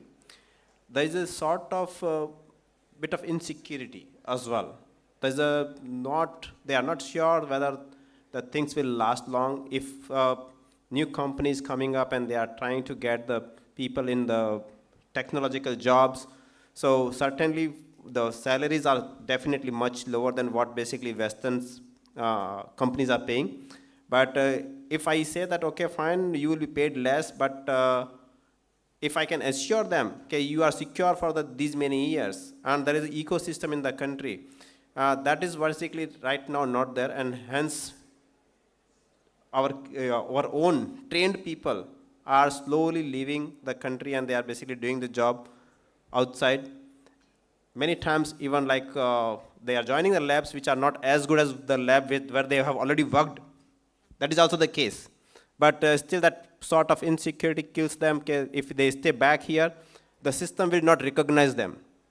System wants that person to come have the training from the foreign universities, foreign labs, and so that kind of thing, which is the mindset of our own systems, then that makes the difference. If I'll say that I was working in the Cavendish laboratory for the 5-6 years with a professor who was running 3-6 startups in the company, people gives value to me. But if I would have been in India and I would have been the same person, I think that things would have been taken differently. So that is a basically bit of mindset which we have. That needs to be changed because I can assure you the kind of laboratories which we have been developing, at least in the academia labs for R&D, those are as part of any academic labs. We have not learned yet how to make UNSW in India, how to make Fraunhofer in India, which can basically bridge the gap of the TRL3 to TRL7. That is the depth of valley where we need to have a very different quanta of funding, different mindset. Facilitators are required. We need more optimistic people around us who are ready to allow to us to attempt those things. And once that will happen, I think we will be on track. Our people will stay back. What we are witnessing today, we have people from all around the globe looking for India as an investment. But our own people, trained people, are insecure. They want to leave the country. So we need to really work on that part.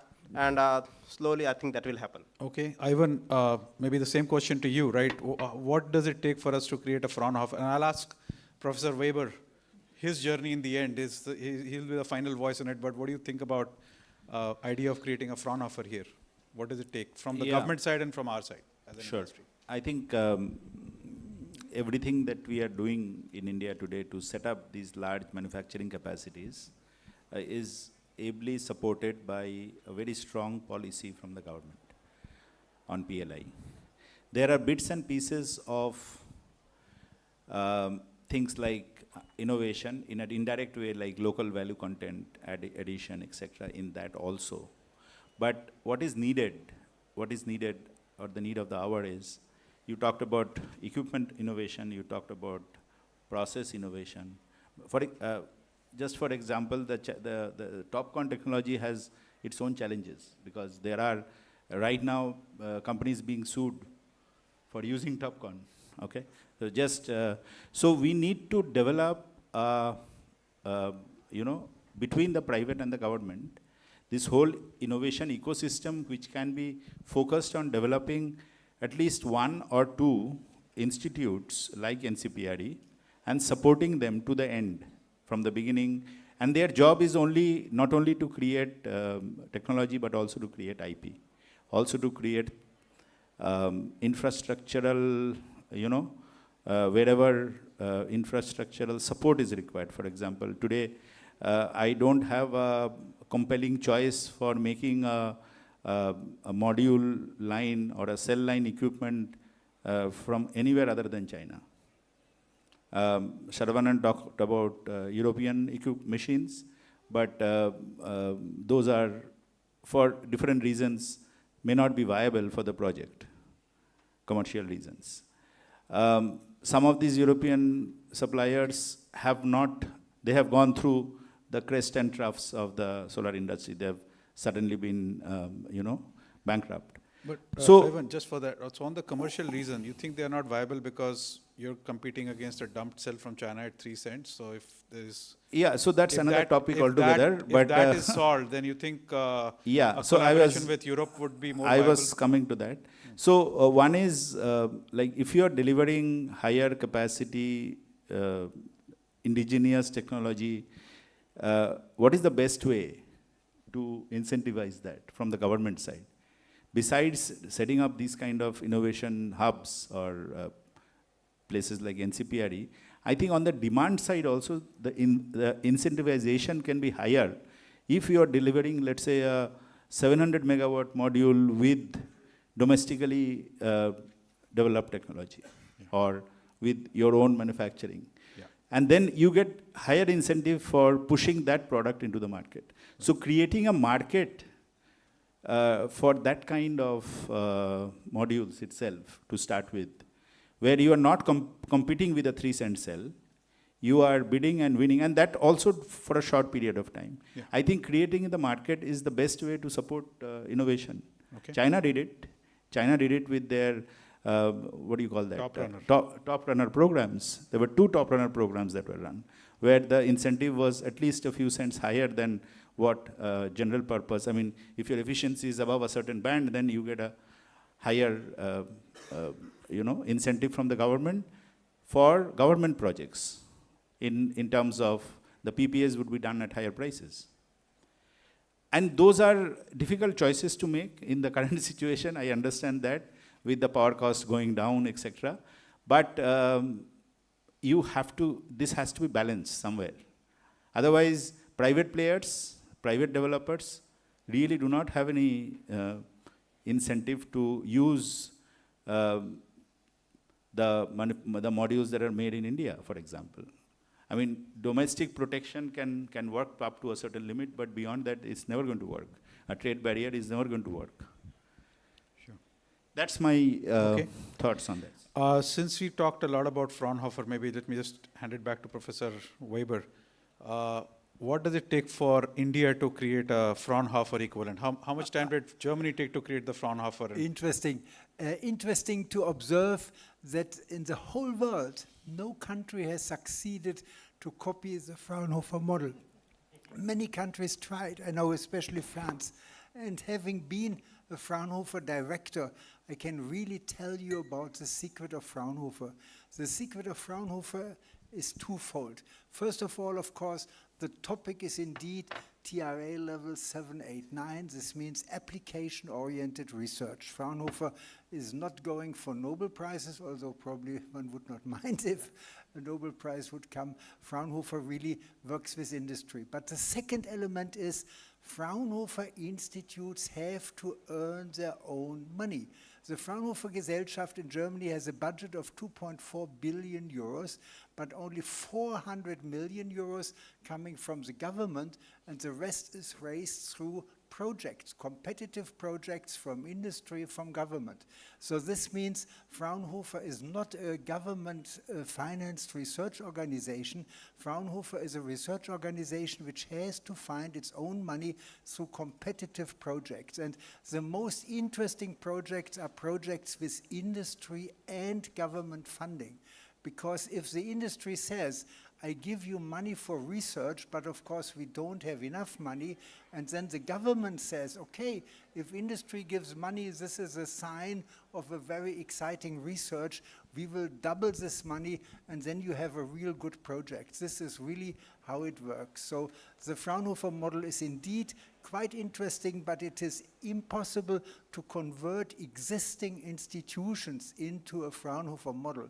One has to form new institutions where the people who work there know that if they don't work hard this year, there will be no job next year. You know, in my institute, I had at the end 1,200 people working. Only 300 people were working on a permanent contract. About half were students, and the others were on time contracts. So the idea is really to be competitive, to keep the industry collaboration in mind. Fraunhofer is asked to have 1/3 of the budget from industry projects. So these are the secrets of Fraunhofer. I think it is indeed extremely successful with the 70 institutes in Germany. We cover basically all technology areas. If a small company in Germany has a technology problem, it is very likely that there's a Fraunhofer Institute where people are just waiting for being asked to help the company with this topic. So these are the secrets. And of course, I think in the solar area, Fraunhofer has really made some interesting contributions. You mentioned TOPCon and others, and I really believe there is a lot of possibilities for cooperation, and of course we would always be happy to advise how to do it. Thank you so much. So Mr. Savanan, back to you, right? You've actually taken advice from Fraunhofer to build your lines. You feel you're reasonably protected against what Professor Kabra is going to come up in 3 years and completely disrupt with tandem perovskites. But the question to you is, what stops other investors in the room who've made Shapat Patra commitments to go to Fraunhofer and get the same advice? So then how do you sell and make exactly the same thing? So how do you differentiate between what you're doing versus what maybe 4 other people in the room might be thinking about as you speak and tell them your success story? Yes. See, for example, from the technological perspective, apart from the technological perspective, we developed our own manpower. that support us. For example, see, the required manpower for the line, what we are having today, is something around 300 plus. So before starting up the line, we recruited all 300. And for the past 2 months, we are technically giving a training, not only from the production perspective, from the process perspective, as well as from the service perspective, so that we will be better than the people who will put the line in the future. Also, it is not only from the training from the technical person from our side. We ask our technology partners like Fraunhofer and some OEMs to give the training during the installation itself, so that we never face any problem kind of a downtime in industry. So you know that majorly the machine downtime causes the production loss. So we don't want to make those kind of losses from the production perspective. That is the one kind of approach we have done. So basically, you're going to run your lines to 99% yield and try to differentiate. Yeah, we cannot say that 99%. Okay, whatever, like Yeah, better than the others. Yeah, yes. Right? But I'm going to go to you, Professor Kabra, for one more question, and you can also answer. No, I was just basically coming back to the Evans, which he made one very interesting statement. We are basically bumping into, like I saw today, Times of India, $386 billion investment in renewable energy in first day of reinvest. And it will not really sustain if we don't have innovations. If we want to be globally competitive, we need to have the technology coming from this country. We cannot take the turnkey solutions, because in my 10 years of research career as academic faculty in IIT Bombay, I have seen the 4 phases of silicon: BSF, PERC, TOPCon, HJT. We are already knowing, it was mentioned, silicon perovskite tandem 34.6 at commercial wafer size has been introduced by the Longi. And the Longi is Longi. In maybe next year, by the 25 end, we might see that technology on road for deployment. What is happening? How much percentage of the PLI, this is third PLI, how much percentage of the PLI we can really put to secure what is happening? Percentage will be in decimal. We cannot expect Fraunhofer to come here. We cannot make UNSW here with that kind of funding. Academic faculties do not have the business plans. So is the case with me. I don't want to become rich. I just want to make something here. We want to show that we can make it here, but for that we need bit of free hands. GFR rules kill. 35,000 rupees PhD student is not going to make you the G12 size perovskite or silicon perovskite tandem solar cells. Sorry. We need to basically do bit of flexible. I'm happy what basically Honorable Prime Minister just said in ANRF. I'm hoping that will come on the ground. We'll have much more flexibility in our research and innovations, and we'll witness those changes. But the time is flying. How fast we can implement those things? I forgot to answer a PLI percentage question. That is a very important question. We are saying that, okay, this much PLI for the production. Production of what? A technology developed by somebody else, not by us. That is a very big question. It's all around the globe. This question is being asked. India's PLI is going to the cell manufacturing of some different country. So then these questions needs to be taken seriously. This session was introduced by the MNRE. It's really important. Investors has to think, are we eligible? Can we become really globally competitive? A technology which is developed, not developed by us. Lots of lawsuits are going on. That's what is happening all over social media now.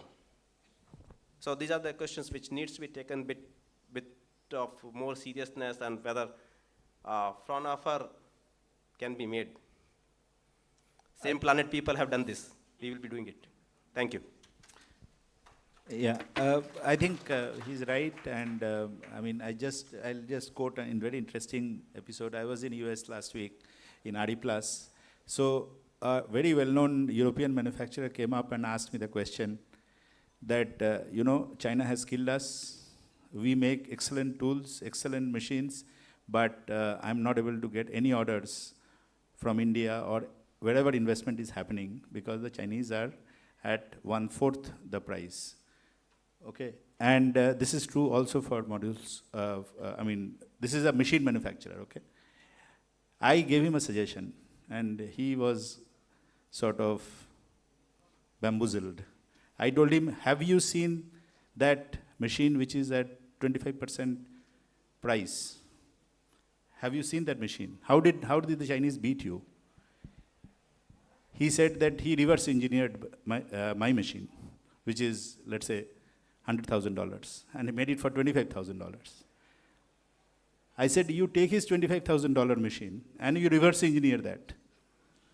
Can you do it?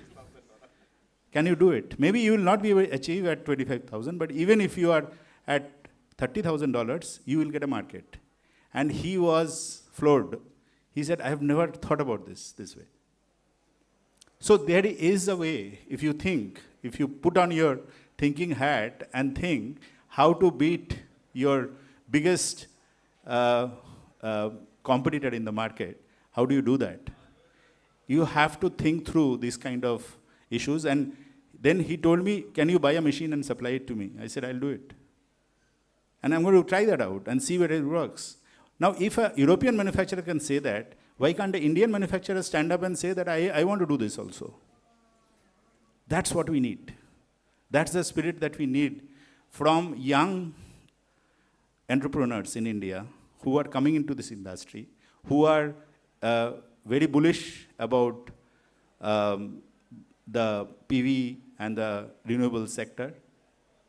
They need to come here and say, I want to invest in this, and I'm sure there will be private equity, there will be government funds that will flow in. It's not an issue. It's just the intent and the whole zip that you need to have. And obviously, you need to have age on your side also for doing this. All right. So, Professor Kabra, in the session yesterday, there was a comment made by one of the participants about standards, right? As to that, we are right now basically manufacturing product and testing them against standards which evolved maybe 20 years ago, right? Mostly evolved from Europe, where climatic conditions, light conditions, environmental conditions were different. And now we are also adding one more layer of disaster resiliency. I mean, we are supplying panels into Rajasthan and Gujarat, and logically people are going to those places because it doesn't rain there. But today, you've got sites where the panels are under flood because we are dealing with cloudbursts with depressing regularity now in this country, right? So as you think about next generation technology, what are your thoughts on creating standards which are relevant for Indian conditions in terms of handling, in terms of climate, in terms of light quality, and testing the product against those standards as opposed to just duplicating IEC standards with 25 degree cell temperature and 1000 watts per meter square of light at 90 degrees?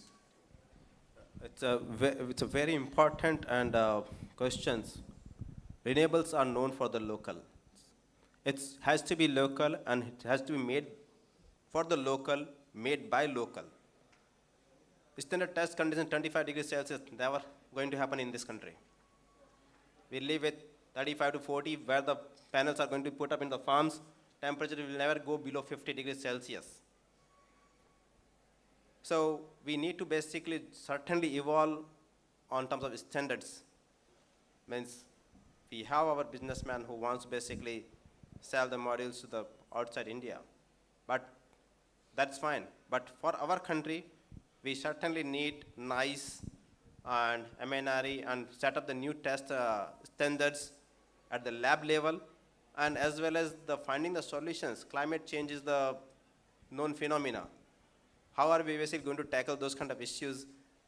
It requires big team. Fortunately, we had a fantastic reliability team in the NCPRE, which is being led by Professor Vasi and their colleagues. So we have been basically setting the new standards. Those are becoming part of the IEC now, hot and warm, basically hot and humid conditions. New standards has been introduced by the NCPR in IEC standards by now, because that's basically not, hot and humid is not only in India, it's basically at other part of the globe as well.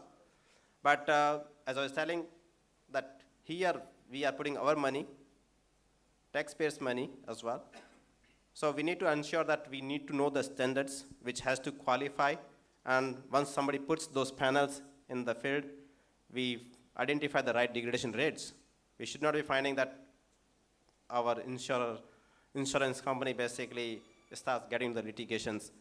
No, this is what standards were all clear, so we basically allowed this project to sanction.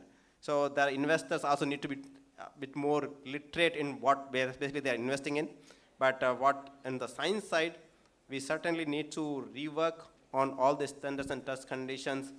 We need to basically bring NICE on board for setting up this new chart, and we need to work closely with the industry partners, and then only we can basically achieve those goals for our country and beyond. Thank you. Professor Weber, to you, the same question in a different way, right? Solar panels are becoming bigger.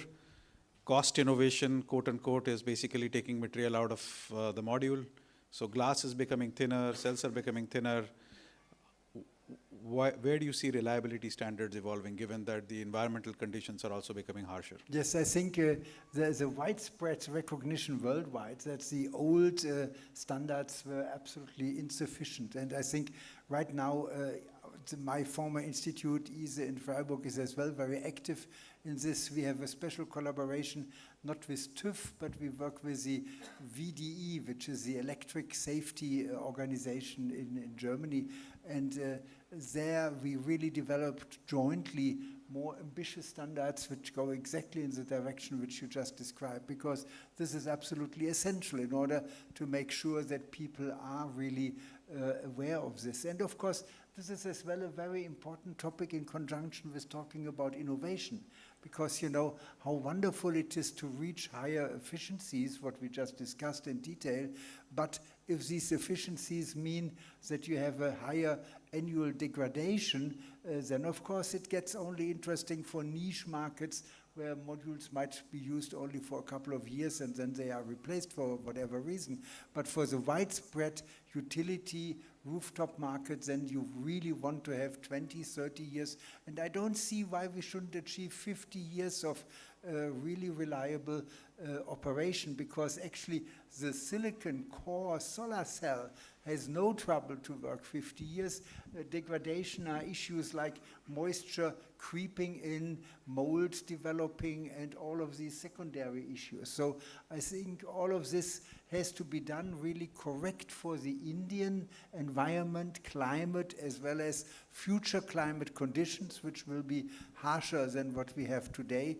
And I think it is no problem to do this. But of course, it is a very important issue in conjunction with the innovation issue, because innovation is only helpful if we really don't as well degrade from the terms of the long lifetime, long operation time of the current silicon-based module. So all of this has to be taken together, and I think it is very important to have a local effort in this direction to make sure that it works. But the other side of the coin is, in order to reach the lowest prices, definitely upscaling production capacity is essential.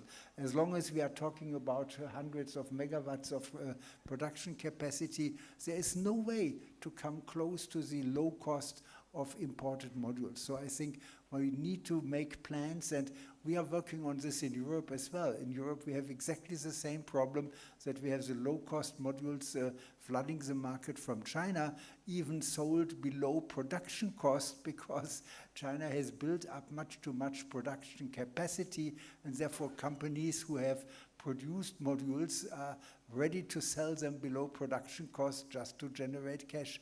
And of course, this is a challenge for all of us.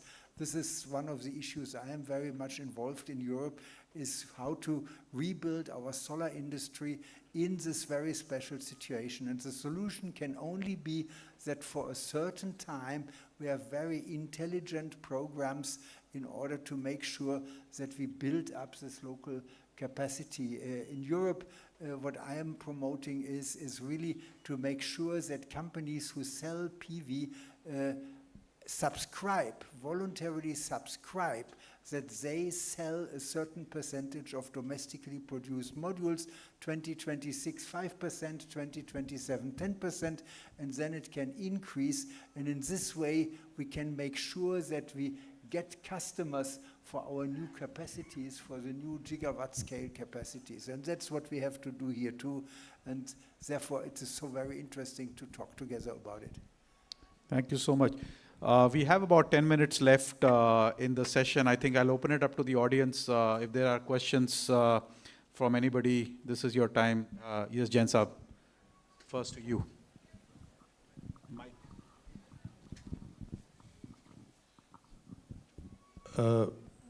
Topic is cell technologies and of course manufacturing, but manufacturing comes from machines.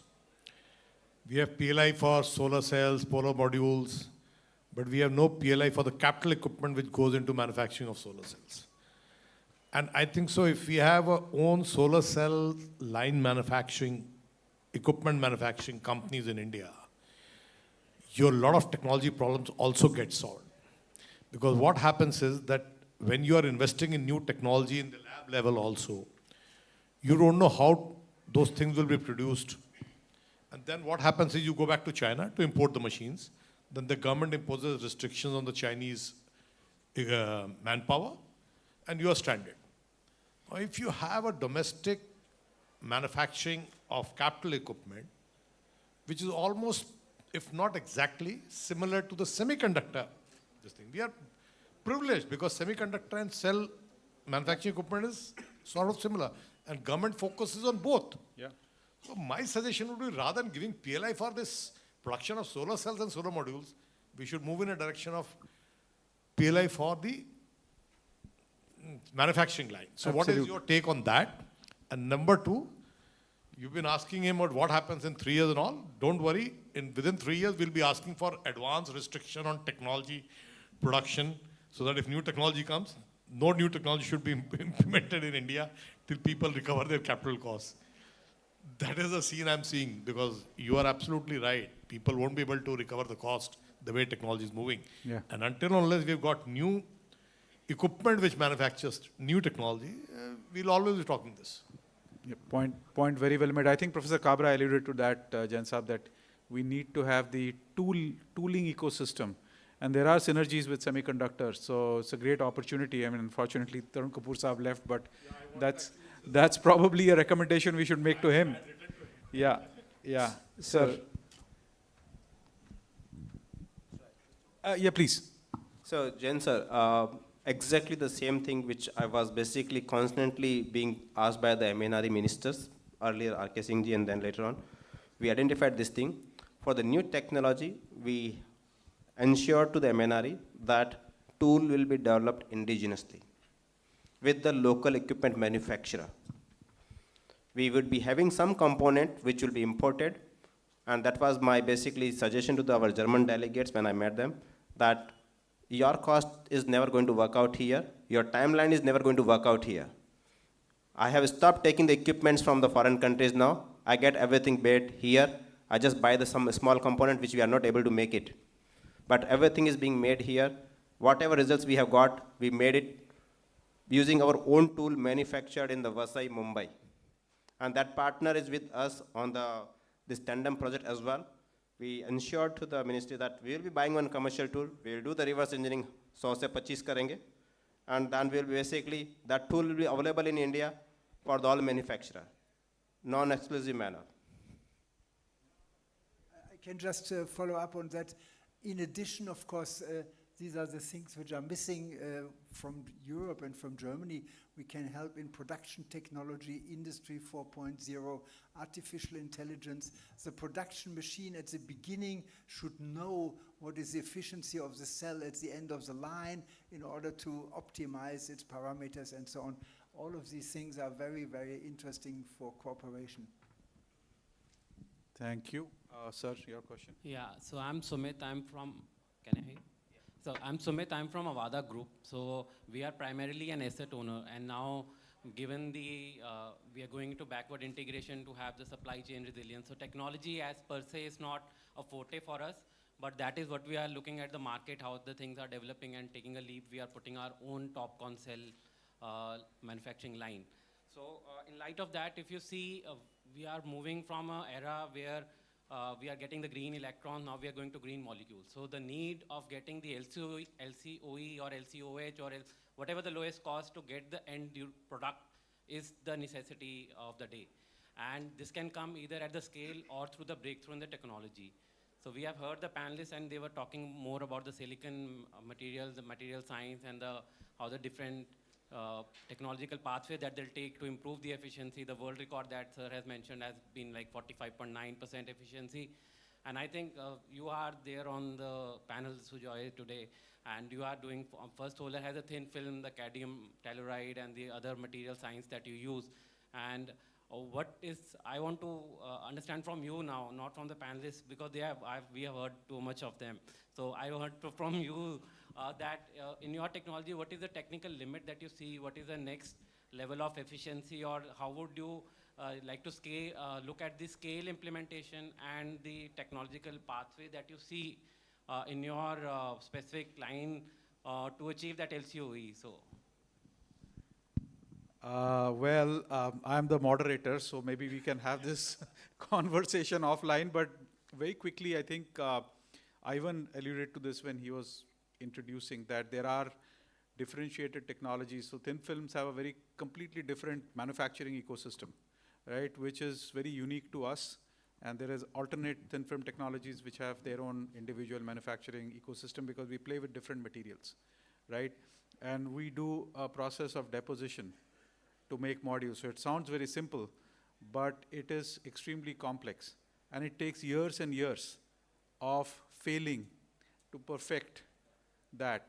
As you get into technology, as you get into manufacturing, one of the things you have to have an appetite for is to deploy capital at risk, knowing that you will have failures before you succeed. And I don't see that appetite in a lot of corporates who are looking at investing into this technology because they are deploying the assets, so why don't we backward integrate? Your risk of your failure modes when you're deploying an asset is very different. They're more regulatory, right? But when you're looking at manufacturing, your failure modes are completely different, right? And as long as you have the ability to take those risks with your equity, then this is a business which you should get into, but it goes through valleys of death before you kind of come up, and some people don't survive. I'll be happy to answer more questions specific to First Solar later on, but in the interest of time, yeah. I have watched First Solar from the very beginning. I know Eaglesham very well, who was very important at the beginning of First Solar. First Solar, of course, made a very wise decision. First Solar knew that they have a different thin film technology and that it would be very difficult to sell their modules in competition with the low-cost modules which come, for instance, out of China. And therefore, they changed their business and they sell not so much the modules as the electricity. And solar electricity from First Solar modules, of course, is competitive with any other fossil electricity anywhere in the world, you know. And therefore, First Solar is now one of the biggest solar companies in the world. And I guess I can say it easier than you, you know. And it's a very successful company. But of course, their business is really, in principle, solar electricity. And this is, of course, extremely powerful and wisely to do. Not to just go ahead and sell the modules, but simply make the whole installation sell the electricity. But not each company can do it, because for First Solar it was important to have an IPO and to have enough capital to be able to finance the project. So this is part of the success story. Yeah, thank you. The other thing that I want to tell Sumit also, just from going from green electrons to green molecules, it's a different skill set altogether. So green electrons may not assure you that you will get the right green molecules. So that skill set is very dependent on the First Solar has been around for almost 50 years now. 50 years? 26. 26, okay. So it has to be learned over a very, they are now what they are because what they did in the last 26 years. And so is true for all, even the Chinese initially, they were extremely poor. Their efficiencies were extremely, they are using all European tools. Okay, so we are in that stage right now. So we have to bet on maybe 1, 2, 3, or a handful of large manufacturing groups within the country to invest in real value-added manufacturing, in capex, so that it actually, they have a better chance of, you know, getting the right ROI for their projects. And then in the process, support the entire, you know, downstream sector for deployment. Question from the back, and then I'll come to you, sir, in a minute. Hi, Sujoy. Thank you for moderating the session. So my name is Karthik. I'm a researcher at CEW. We've been observing that a lot of environment variables, of course, have an impact on solar generation. We often talk about, of course, temperature and rainfall, but poor air quality and aerosol, for instance, has a significant degradation. We find research papers that are predominantly driven by satellite-based monitoring that then says this is the potential loss. But we find that the data to actually substantiate what's happening on the ground, which overlays air quality data with generation, temperature, rainfall, all of it, not enough public data is available to actually do this assessment empirically and say this is what we need to be addressing. Because what we find from climate models is that with increasing warming, we also will find that number of days with stagnation will increase over the IGP, which means that all of this area where we're finding potential will see significant decrease in overall solar generation. So what can we do to ensure that some of this data anonymized or whatever it is, right, at a plant level, which at least gives us the overlay of air quality and this is available to the public to then make policy outcomes. I feel right now that data is too proprietary, and that because of this DC overloading, we're not able to actually ascertain what is the generation that's actually underlying, or what is the capacity that's underlying this generation. So if we can figure a fix for this, I think we'll be doing a great service to all the developers and probably indeed a solution for overcoming some of the barriers. Thank you. So we were talking solar cells. You've got a completely different, curveball which you threw at us. But in the interest of time, you've got Dr. Banerjee from NICE listening to you very intently. This is more a question for NICE to kind of do the data publicization if they feel it's worth enough as a problem to take up. But I think the NICE and MNRE should be looking at this more than us. Sure. Thank you. Just to to encourage him to ask that question, because I think there are few sources of data that are available. I did a project to exactly the point that you made, impact of AQI on solar generation. We can talk offline on that. Yeah. One last question from you, sir, and then we can wrap it up. Time is up. I think lunch is waiting. Thanks, and Vijay. Professor Weber has not got a coffee because the guy accepts cash, so we've promised him to, buy him a cup of coffee after this grueling session. Please do that with the UPI. I think that's been revered now in Germany as well. Aadhaar card. You need an Aadhaar card for that. All right. So I represent a commercial and industrial renewable solutions developer, Radiance Renewables. We have close to 1 gigawatt of assets across the country, partly solar. I'm Subramaniam. So my question is more specific to Ivan and Sarvan. And see, look, there are artificial trade barriers like ALMM, which are kind of proliferating. The Indian module makes so much. But by far what we have seen in our own experience of installing both the Indian modules and the equivalent Chinese makes that perhaps we imported until recently, is that right from modeling till implementation and site data, we are seeing at least a gap of about 1.5–2% in the performance ratio values when we are looking at modeling the same assets with perhaps equivalent Indian makes of a TOPCon or any equivalent technology. Now the second question comes to what perhaps Dr. Kabra made about Longi launching in SNEC the 34.6% efficiency module with perovskite. Now look, the technology gap, given barriers like what we are seeing, is widening. I mean, perhaps we don't have, due to such barriers, the access to technology, which is otherwise cheaper and easy to deploy and a lot more efficient. And given the return on investment outlook that usual entrepreneurs carry in India, the scale up and adaptation will not be on the same par. So yes, some of the problems like the efficiency being on par, perhaps you can answer. But the other, perhaps on delimiting these barriers and allowing perhaps a level playing field for everybody is perhaps the need of the hour as well, than just keep on imposing. Because what we see is the industry, and largely the PV module manufacturing industry right now is saddled.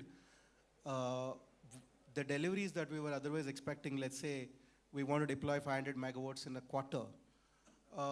Right now we are running from pillar to post with every module manufacturer who even has like as small a 500 megawatt capacity and begging them to deliver modules, which is not the case when we had no such restrictions like ALMM, right? So thanks a lot, Sujay, for allowing me to ask this question. It's a classic pre-ALMM question that every developer and manufacturer had to fight against, and there was pros and cons on both sides. What I would say is you're right in a sense that you have every right to get the best, highest efficiency at the least price, etc. But then we are not favoring the Atmanirbhar agenda or the Atmanirbhar strategic intent that is expressed in our country's vision. Well, there is always a pro. I'm not a very big favor of a trade barrier to limit this market, but what I would say is, what is the need of the hour is some of these capacities have to be set up. Yes, right now there is exactly what you said, a huge amount of supply-demand mismatch in the market for domestic modules in the post-ALMM, because everything that was announced, projects were put on hold because of the ALMM uncertainty. Only when the gates opened in March, only then some of these projects took off. Give us some more time. I think that's the speed and the efficiency challenges can be handled. Efficiency challenges are already being handled. I mean, at least I can speak from Vikram Solar that we have been competitively selling modules not only in India but outside India where there is no tariff barrier. So those, and some of our colleagues in the domestic industry also are doing the same. It's not only us. So efficiency challenges and generation, etc., is not really the issue. The issue is how quickly, how efficiently we can set this capacity up. It will have a little, we have to play a little hardball at the beginning, but then the gain that we get, because we are talking about cell capacities of 30 gigawatt being set up by 2025 end or something like that, is really going to be the fruit of that would be really sweet. And we have to take this pain for the immediate period. Okay, time's really up. We got to go. There is the incoming next session waiting. So I'd like to invite Dr. Anil Kumar to just come up on the stage and give the mementos to our esteemed panelists. Sir, please. And we can take your question of how do you think about NTPC being allowed to just bid and outbid everybody in your segment? Thank you.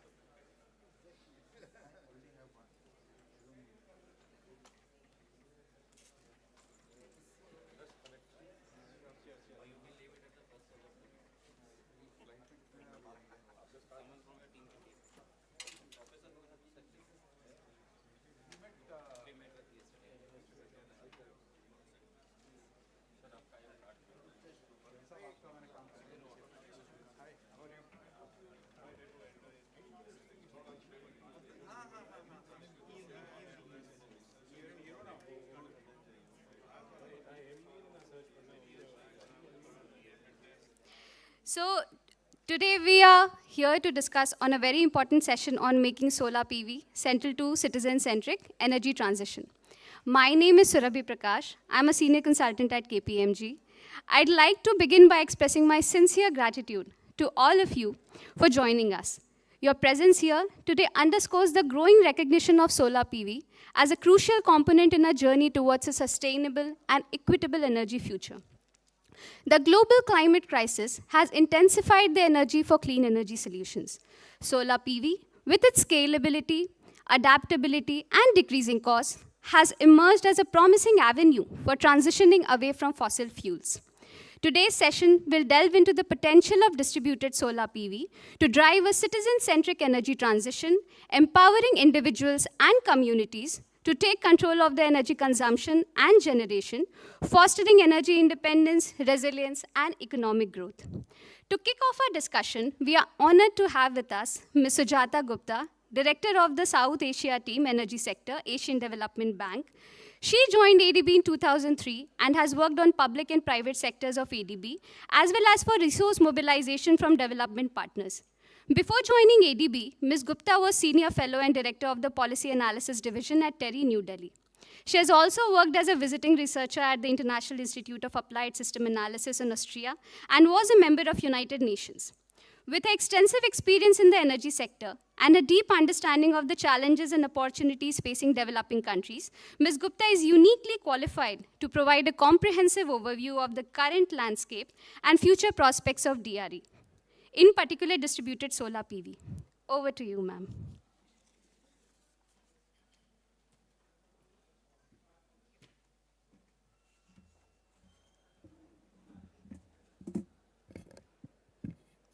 Thank you, Surabhi.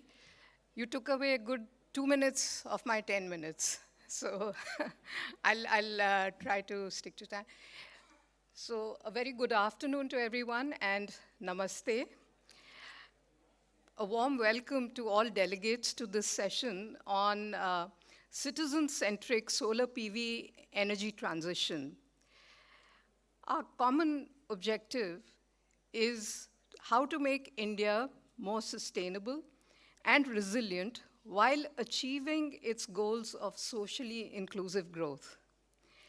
Renewable energy, or RE, plays a very important role in meeting these goals and in transitioning to a sustainable and equitable future. So the focus is not only on energy, but also socially inclusive energy, hence the title, Citizen-Centric Solar PV Energy Transition.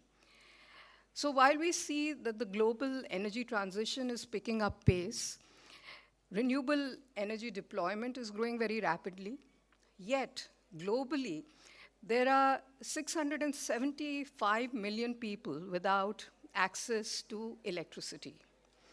And even with this current progress, by 2030, 660 million people will not have access to electricity. So this inequitable growth has consequences both for energy transition and global socio-economic development. In this global landscape, India is emerging as one of the pioneers of renewable energy transition. In India, it's the 4th global in terms of renewable energy capacity and 5th globally in terms of solar capacity. And the country has set itself 2 targets actually. One is to have 500 gigawatts of non-fossil fuel energy capacity, electricity capacity by 2030. And the second is to achieve 50% cumulative electricity capacity from non-fossil energy sources. So these two are actually ensuring that India delivers on its goals. And both these targets are set with the long-term vision of achieving this near zero emissions by 2070. In this renewable energy scenario, solar energy currently constitutes 17% of India's total power capacity and is a very critical component of the country's renewable energy and climate action commitments. Now, we have most of this capacity is utility scale, the renewable energy. However, this requires a very robust electricity grid and widespread coverage to provide electricity to all end users. But we all know that there is limited or insufficient investment in the grid infrastructure. In addition, utility scale renewable energy generation is subject to the system T&D losses, and also providing the last mile access remains a major challenge, particularly in developing countries and remote rural areas. So distributed renewable energy can help bridge this gap, and it plays a central role in improving energy access, energy security, and ensures clean and affordable energy with lower T&D losses. Also, DRE can leverage a variety of renewable energy. So it's not limited to solar only. It could also be for wind, small hydropower, biomass, biogas, and it can power applications across several sectors. Distributed renewable energy is suitable for standalone applications in rural and remote areas, which are not connected to the grid also. So it makes it a very effective means to access energy and for income generation. DRE livelihood applications can drive a significant socio-economic impact, which often benefits women and marginalized communities. So DRE deployment has been carried out in India and globally, using very innovative business models and financing structures, which have achieved positive results. So I'm saying that this is a solution, but again, it has its challenges, and we have to look at innovative business models. Now, under the National Solar Mission, as we all know, we have a target of 100 gigawatts of solar energy capacity, of which 40 gigawatts is supposed to be through grid-connected solar rooftops. And as of July 2024, India had achieved 87 gigawatt of the 100 gigawatts, but only 13 gigawatts was from solar rooftops. And of this 13 gigawatts, only 2.9 was installed on residential rooftops. So ADB has a loan ongoing where we will look to solarize residential rooftops, very much in line with the Surya Ghar Muft Bijli Yojana. Now, there is enormous potential for solar, and we have very ambitious solar energy targets, and given the need for livelihood creation. So again, we are not looking at energy in isolation, but linking it to livelihood. Government of India has taken measures to facilitate the uptake of distributed solar PV installations for residential, agriculture, and commercial purposes. Very robust policies have been developed to support DRE applications across various sectors. And one of them is the Pradhan Mantri Kisan Urja Suraksha Evam Utthan Maha Abhiyan, or PM Kusum, for solar water pumps. And then what I mentioned earlier, the grid-connected solar rooftop, which is the PM Surya Ghar Muft Bijli Yojana. And also there is the biogas program for off-grid power generation and heating and cooling applications. So the grid-connected rooftop solar program has this target of 40 gigawatts of capacity. And several measures have been taken, including providing central financial assistance to residential consumers and incentives to distribution companies, streamlining of policies and regulations, and increased transparency of the entire application and subsidy disbursal process through the launch of the national portal. For facilitating uptake for solar rooftop where access to roof area is not available, MNRE has also issued guidelines for adoption of unique business models such as virtual net metering and group net metering. So the Surya Ghar Muft Bijli Yojana, which was launched in February 2024, aims to solarize 100 million households. You must have heard that 100 million times already in this meeting. But it's an excellent scheme. It provides up to 78,000 subsidy for a 3 kilowatt rooftop system. And Government of India has onboarded several banks, such as State Bank of India, for providing collateral-free, low-cost, and affordable loans to residential consumers interested in getting the rooftop system installed. So, and again, Government of India is working on improving the entire solar rooftop ecosystem through initiatives such as digitalization, direct subsidy transfer to consumer accounts, vendor rating program for increased transparency and competition, as well as looking at government buildings to saturate that with solar rooftops. For ensuring energy security for farmers in India, government has launched the PM Kusum scheme with 3 components.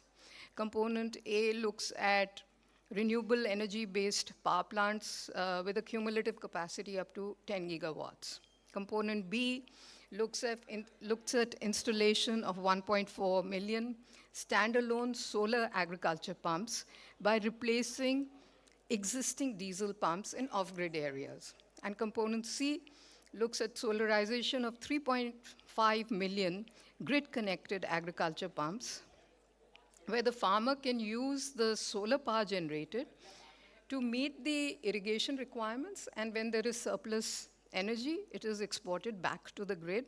So this gives an additional source of income to the farmer. And so these are excellent schemes, but as of December 2023, this progress on this has been limited, and government wants to accelerate the uptake through suitable business models. So being from the Asian Development Bank, I can just say that ADB proposes to work with all interested state governments to accelerate the implementation of solarization of agriculture, as well as the solar rooftop scheme. So there are several gaps that need to be addressed to ensure sufficient scale is reached and significant distributed solar power potential is achieved. And one of the major challenges is channelizing affordable financing and concessional investments into the sector. The deployment of solar PV solutions at scale requires access to affordable capital that addresses both the capacity and willingness to pay, and reducing financial risk through a variety of mechanisms is also necessary to encourage the adoption of solar PV technology. So again, the Asian Development Bank is ready to engage at all levels to support the accelerated adoption of distributed renewable energy. So we need the right business models, the right financing mechanism, and understanding the requirements of the end users, coupled with sustainable incentives. and considerations for efficient disbursements.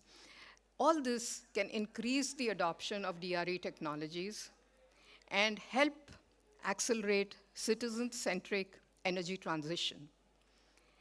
So the prospect of distributed solar PV in India are very positive, and with targeted interventions, results can be achieved sustainably and inclusively. Today, we are here to deliberate on the several challenges in accelerating adoption of distributed solar PV technology amongst the consumers, and how these challenges can be addressed by adopting a citizen-centric approach with active participation of all stakeholders in the energy ecosystem. My speech will be followed by a very eminent panel which will discuss this. And we are here to identify ways in which concessional financing can be leveraged and access to affordable financing can be provided through innovative financing options, thereby facilitating streamlined and accelerated deployment of solar PV. Thank you for your attention, and I look forward to very fruitful discussions. Namaste.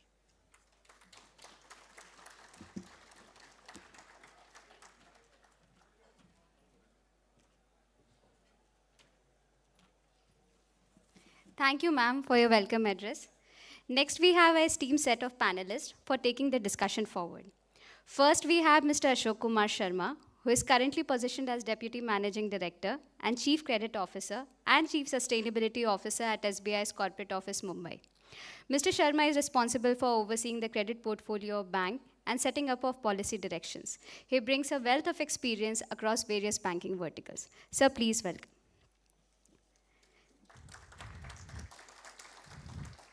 Second, we have with us Mr. Govind Sankaranarayanan, co-founder and chief operating officer at Ecofy.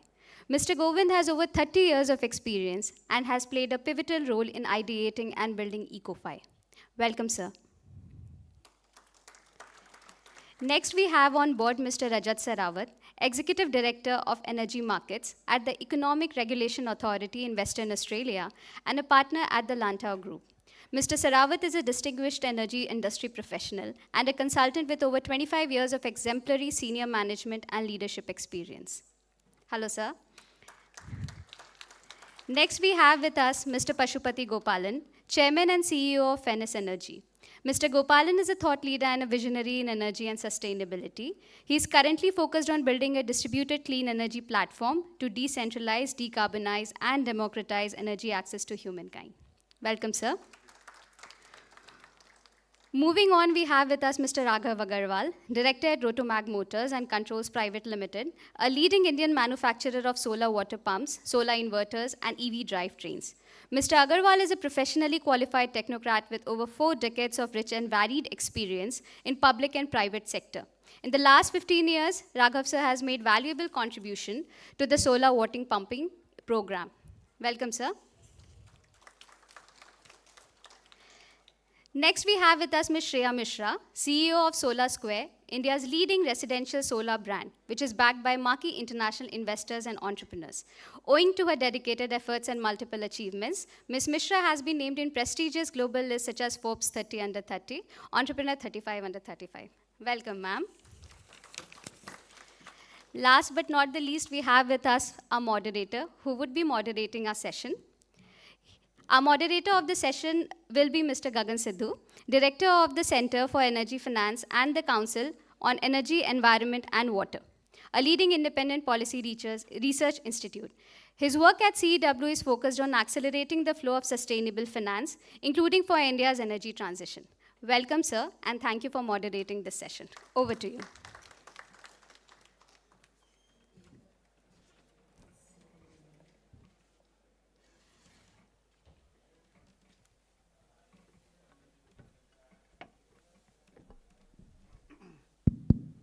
Right. Well, thank you, Surbi, for that kind introduction. And of course, I thank the organizers for giving me this opportunity to moderate a panel on something, I think a topic which is very pertinent to ensuring that India's energy transition in general and solar PV specifically is democratized and is not limited to just a few sections of society. Before I begin, just a quick introduction about myself and the organization I represent. CW is a policy research institution or a think tank, if you will, and think tanks, in my from my viewpoint, are organizations that sort of sit in between the policymaker, the private sector, and the private individual, sort of connecting the dots between these sets of stakeholders. And I think it's from that perspective that today it's my privilege to moderate a panel which includes financiers, it includes manufacturers, it also includes folks who are at the forefront of deploying distributed RE, distributed solar. And of course, I think what I would like to get out of this is through that perspective of what a think tank does, connecting the dots between these sets of stakeholders, perhaps get some learnings through that connection of dots for this transition. But before I begin with some questions, maybe I can just ask each of the panelists to sort of say a few words, in their own words, in terms of what perspective that they bring to this discussion. I think that would be very useful for the audience to understand the sort of viewpoints being put ahead. And maybe I'll start with you, Shreya. Yep.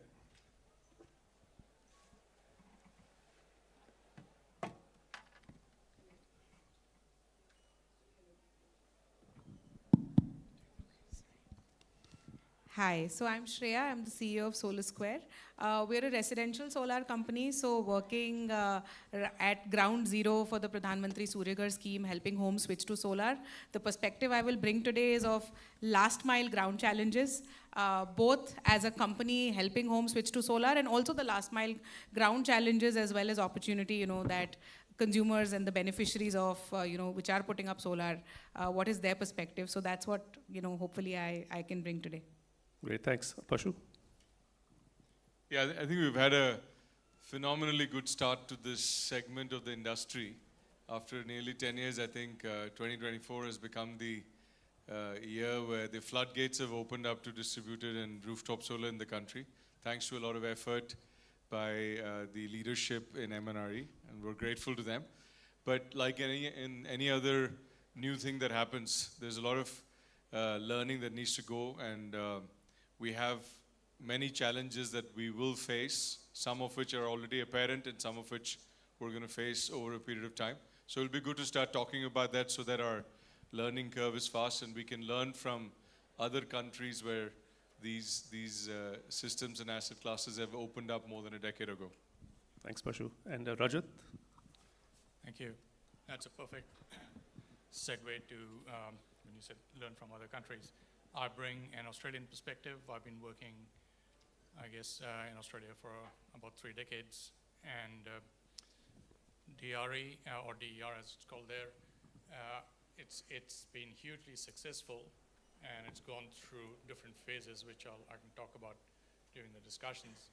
But there's a lot to learn, not only learn from Australia what to do, but also what not to do. And there's equal learnings on both fronts, so hopefully I'll bring that. Good afternoon.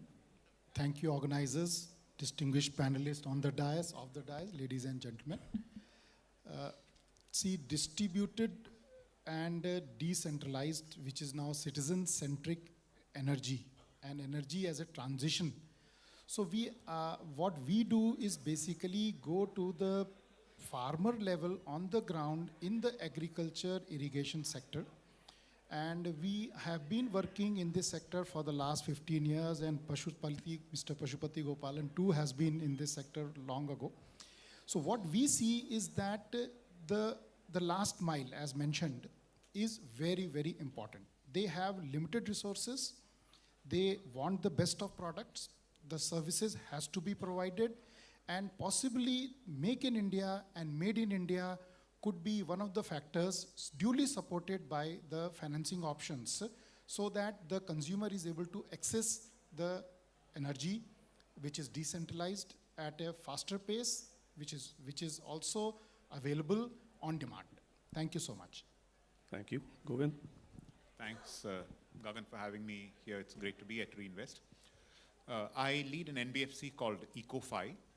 EcoFi is India's sort of most diverse climate financing entity. We do a lot of distributed solar financing. The perspective I think I want to bring is what it takes to be able to scale up large amounts of retail finance for solar, the challenges that you face, and in particular how you can use technology to be able to reach out to customers in a cost-effective way. Super, thanks. Thanks, Govind. And Ashokji?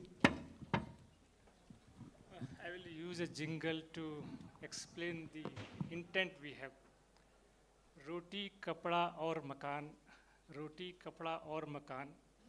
साथ में हो यदि बिजली और बिजली का वाहन, तब जीवन में आए पूर्ण मुस्कान. So we'll be working towards how to bring the smile to the last mile. Wonderful, wonderful. So that actually brought a smile to my face as well, because this gives me a chance to pose the first question to you, Ashokji. And in a way, I think you'll be answering a question which will touch upon the space that Govind also works in, but then Govind, I've got a separate question for you to follow up. But you know, specifically, sir, you know, SBI is the largest bank in India, the bank to over 50 crore Indians, as I understand it. So who better to be at the center, at the forefront of delivering finance, which is citizen-centric when it comes to solar PV, right? And the question I have for you, sir, is, you know, how can banks, lenders, NBFCs, DFIs, and NGOs, think tanks, policy research institutions, how can these three sets of stakeholders collaborate to actually ensure that that finance for citizen-centric solar PV at scale is delivered? Thank you, Mr. Gagan. See, if I start thinking loudly, how do we handle this? Surabhi is there, okay? So I give this Surabhi the honor of being the farmer. No, you are my farmer, Surabhi. So she needs a solar setup. So as a bank, I need the account, the money after whatever revenue she earns, it will flow. So having the account is not a problem. Now, Surabhi needs to have a good quality asset. So I need someone who will tell me the asset is good quality. Surabhi will also need the sort of guarantee that this asset keeps performing over a period of life, maybe 10 years, 15 years, 20 years. Surabhi doesn't know the government, so NGO would be needed, would be talking to the government on behalf of Surabhi, what she exactly needs, what is the design that is needed. NGO can understand that whether Surabhi needs to put 10% of money, 15% of money, 20% of money, or 5% of money. The NGO would also help whether the repayment that she needs to give to the bank, whether from the earning it will come or not, whether she needs some support from the government, maybe 15%, 20%, 30%. See, the design is very important. Sometimes what we think the asset is there, the supplier is there, but the design is not right. We have seen in our experiences, the design is right, it performs throughout the life. So Surabhi may not know how to clean the solar model. Someone has to tell her whether she is capable, or we have to provide a service to her, someone will clean. I was just giving an example. We're talking to government of Maharashtra and a similar kind of, they're trying to bring the solar to the large masses. So the government of Maharashtra has an intent that the land would be needed and the farmers would provide the land. And they had the intent that the farmers would be given a monthly or a quarterly sum in lieu of the lease rental. When we looked at this particular thing from the, see, intent was very nice, but when we looked at it from the perspective of the practical banker, we realized this model will not work, and why, I'll tell you. Suppose Surabhi has given her house on rent. I guarantee her for 25 years I am going to give this rent, and every 3 year or 5 years I will increase the rent by 5%, 10%. Now, after 3 or 5 years, there are 10,000 Surabhis. Some political party comes to them, rent badhao. What happens to the whole program? Goes for a toss. So we told them that right now you decide what kind of compensation you want to give to Surabhi. let the bank fund that money, let the Surabhi keep that money in the bank account. She wants monthly pension, she wants monthly annuity, quarterly annuity, half-yearly annuity, whatever. So all these programs which touch the lives of the masses, if can be designed properly, then our experience has been that these programs do wonderful. They really bring a smile. One small point I would like to touch is the financing rate is really an issue. See, all of us who work in the microfinance market, we know that the viability does not depend upon this 1%, 2% plus minus. Whether Surabhi pays 7% to 9% is not really material. So 2-3 things, just I'll summarize this part, that all the ecosystem players, whether it is the farmer, the NGO, the designer, the government, the bank, all have their own role to play. And if all of us come together, do a proper design, then Surabhi will smile. Thank you. Okay, so I think we have the beginnings of understanding how to put that smile on the average citizen who is looking, I think, to embrace solar PV. But moving to you, Govind, I specifically want to ask you on leveraging technology. I mean, at the end of the day, if we want to have 50 crore Indians who are, all, let's say, customers of SBI and many crore more who are customers of other banks and other financial institutions, I guess technology will have to play a really important role on that. I don't see how, if it's not playing a role, it's a missed opportunity. How do you sort of see how technology is already playing a role, and perhaps how it can play a role in a way it's not doing so far? Yeah, I think, and Ashokji will fully, I think, hopefully support me on this. You want the asset class to succeed. The last thing you want is a scenario where 24 months from now, there are articles saying that 15% of cases are delinquent and so on, because that is one way of ensuring that you don't get 50 million people to actually use, or 50 crore people to subscribe to this. Now, any lender, since we're speaking here in the context of financing this, is keen to mitigate a whole range of risks. And I think Ashok sort of identified some of them. The first one, of course, is that the panel is installed appropriately. And you can use tech to understand exactly the latitude, the longitude, the insulation, and so on, to make sure that it's likely to work. Then, of course, you have the conventional digital stack, which is now fairly well accepted and understood, which is, the consent from the borrower, his KYC, underwriting him, and so on. But again, not to be taken for granted, because you're doing 50 crore loans. Once you've actually completed this, I mean, you want to know that this thing works for, a large period of time. And which means a feedback loop has to be set up in place. Now, you could use, for instance, IoT devices placed on the inverter and so on. That this seems, this is sort of sounds easier than it actually is, because you have 25 manufacturers, their, coding, the receipt of data that comes in, etc., is quite I won't say difficult, but it needs to be done, and it's not something that banks and financial institutions typically tend to do. But once you have that, for instance, you have information that's coming all the time to you, which you need to be able to track. So I think these are the 3 or 4 ways in which technology can be used to make sure that the asset is safe and you're likely to get repaid. One way which we've been doing in EcoFi over the last, last year or so is, in fact, also seeing that the customer is actually going to have the load that he needs.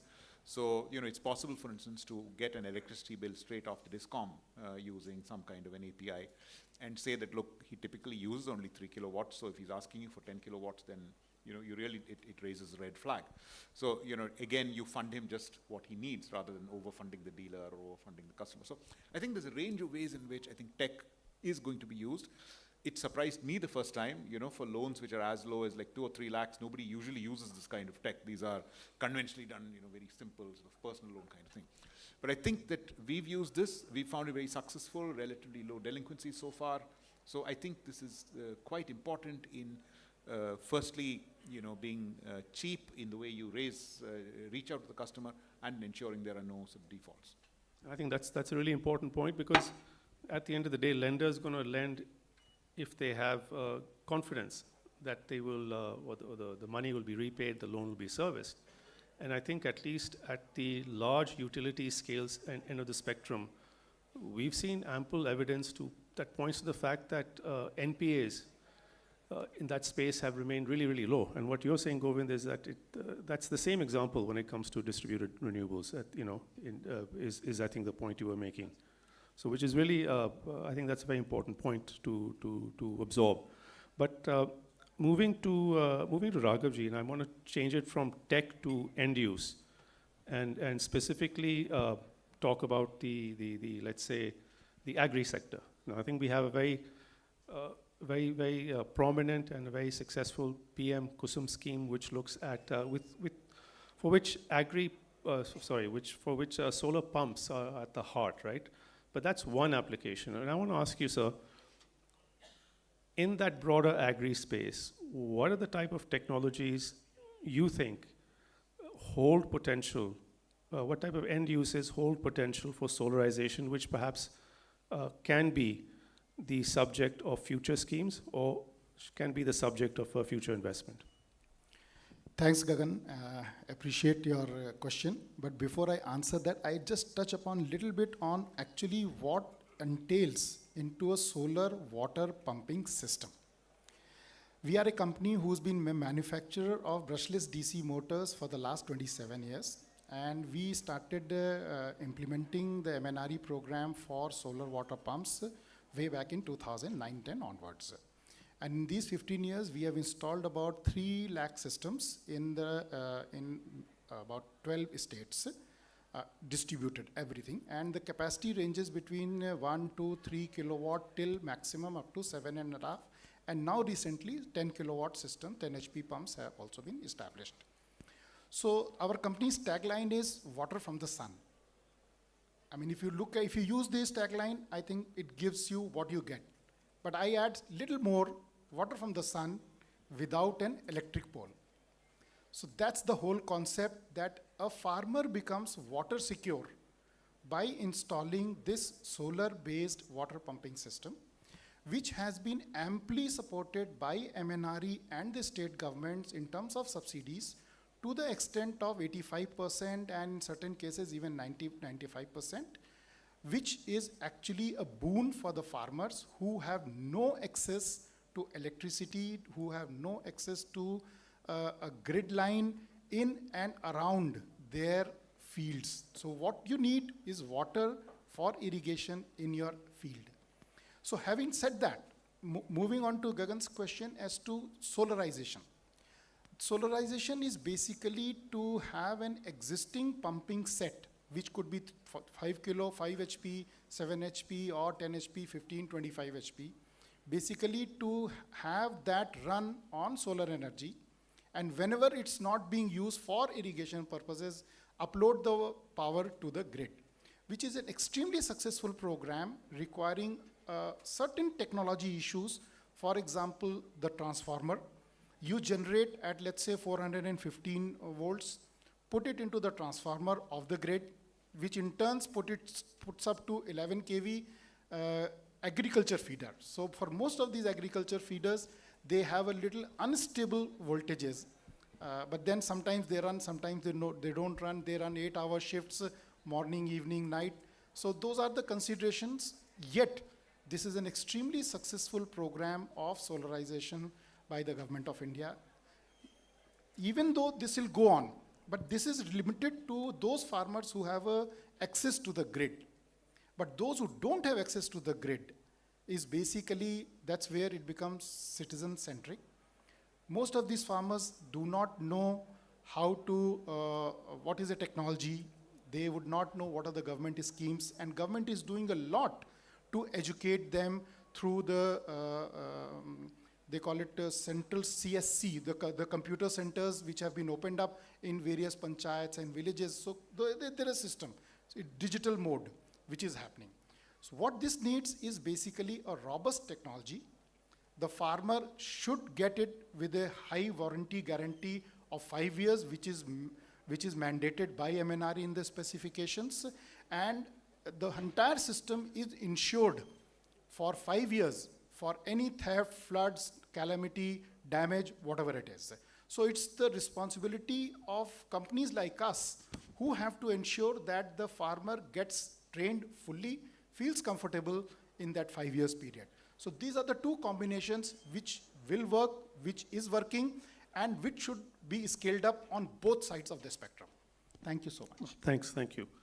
So moving to Rajat. Rajat, I want to ask you, Raghavji talked about, one of the words he mentioned was success. And of course, some of the schemes in India have been very, very successful. But I want, perhaps putting on that regulator hat of yours from Australia, to sort of talk us through, and this is, I was quite amazed to read, and correct me if I'm wrong, a data point that said, I think it was University of New South Wales data that said that 1/3 of Australian rooftops have solar. So can you imagine if 1/3 of Indian homes had rooftop solar? We'd be sitting in a very, very different situation. So talk us through what Australia has done to ensure that solar rooftop has penetrated, has been democratized to such a great degree. I do have a follow-up on tariffs, so maybe we could just touch upon tariffs here as one of the many, but we want to hear about other stuff as well, and I'll get to tariffs afterwards. Sure, thanks for that. Look, Australia, as you said, has been very successful in solar rooftops particularly, and that's been, it has the highest take-up per capita anywhere in the world, and by far, not just a little bit. The success factors, there are many. Unfortunately, there's no one silver bullet for that. I would categorize these success factors into two. One, which I would say is fortune rather than deliberate action. And the second, of course, is the deliberate action, the policies that go with it. Touching on the fortune part, Australia gets a lot of sun. I tell you, it gets pretty hot. The solar irradiance is very high in most places in Australia. The second is it has a lot of land. Now, you might say, well, for solar rooftops, we're not talking about land, we're talking about rooftops. But it has a flow-on effect because the houses that are built in Australia are not multi-stories typically. They're single-story houses. They don't need to have a terrace. They've got big gardens. So they have rooftops that is very amenable to solar installation. So that makes a big difference for them. Coming to some of the actions that have been taken to incentivize solar. Australia acted very early. I remember back in 2005-06, the government started implementing feed-in tariffs, and extremely lucrative feed-in tariffs. In New South Wales, for example, the feed-in tariffs were more than double the retail tariff, right? And it was based on gross, not net. So whatever energy you produced, you got double what you would have paid for as a retail. And it doesn't matter how much you've consumed it. So it's obviously with that kind of incentives, people took on solar. We also had the smart meter rollouts or dynamic metering, and that helped some time of use pricing, and that gave, and this is touching on the tariff issue a little bit, we can talk about that later. That provided some incentives. We've had some building standards that have come up, which now are such that they allow for solar rooftops to be built pretty quickly. So we've got that. And in fact, I'll just divert from that to say it's been so successful, this solar rooftop uptake because of these schemes. There are other schemes. There's a federal scheme for small-scale renewable certificates, where if you put on a rooftop solar, you get some renewable energy certificates, which you then pass on to the installer, and therefore you end up getting a subsidy in the capital investment that you have to make. But I might just take a couple more minutes just to explain it, what I see the learnings and not from Australia. So I think also from what you see there and what could be applied here, I think that would be the most that would be the most Thank you for relevant. that. So I think when I think about this, probably break it up into three phases, right? And I'll describe the three phases in this way. It's like a U curve, right? The first part is providing designs, incentives for uptake of solar and DER in general, so storage, behind the meter storage as well. There you've got to work, and what we are doing right now is trying to work out how we can get that increased. Australia did that perhaps more than a decade ago and has been hugely successful. That's great, and that's the first phase, trying to get that. That's followed by the second phase, which Australia is facing now, because it's got the highest uptake per capita in the world. And that's causing a lot of problems. That's the second phase, which causes problems when you have so much solar being produced that you have to shut down your coal. And come evening time, you can't ramp it up. It's gone. That's a huge issue. The so-called duck curve is really, really pronounced in Australia. We need now not just standard generation, but very quick ramping generation. Because as soon as the solar sets, people come home, turn on their air conditioners, and there's no solar power to run those. It causes a lot of system security issues, reliability issues. And one of the problems is that these solar rooftops were installed not thinking about the futures. If it's so successful, then what? And the problem is that the market operators, now we've got collectively, the solar is the biggest generator by far, 3 times bigger than the largest generator. And imagine if the largest generator, traditionally, just turns off.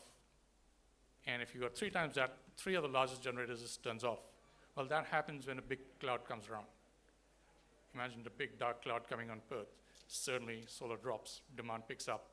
And the market operators have got to deal with that. Initially, they were dealing with that by looking outside the window and looking at the clouds. What do we do? Do we need to get other fast ramping generators back on, or what?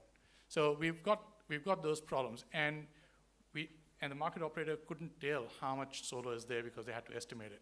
There was no metering of or no collection of the data. They've started doing that now. Now we're getting to, once we solve that, then we get into this third phase of really recognizing that we've got DER as a very valuable resource. How do we integrate it into the whole system?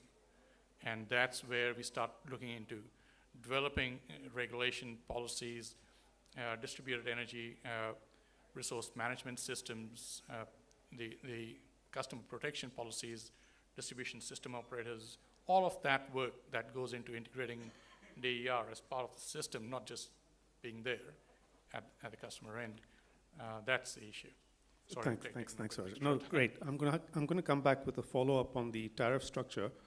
But moving to you, Pashu, you know, I think one of the hallmarks, because we've heard a lot about success, I think one of the hallmarks of success is to understand and mitigate against risks that perhaps we're not really looking going forward. And I'll give you an example. In Vietnam, you know, we worked on a project there, and one of the things that I saw was that they had you know, Rajat was talking about a feed-in tariff. They had a very attractive feed-in tariff policy in Vietnam for some time. And one of the things they realized was with those really, really attractive feed-in tariff rates, they suddenly woke up with an unimagined amount of solar.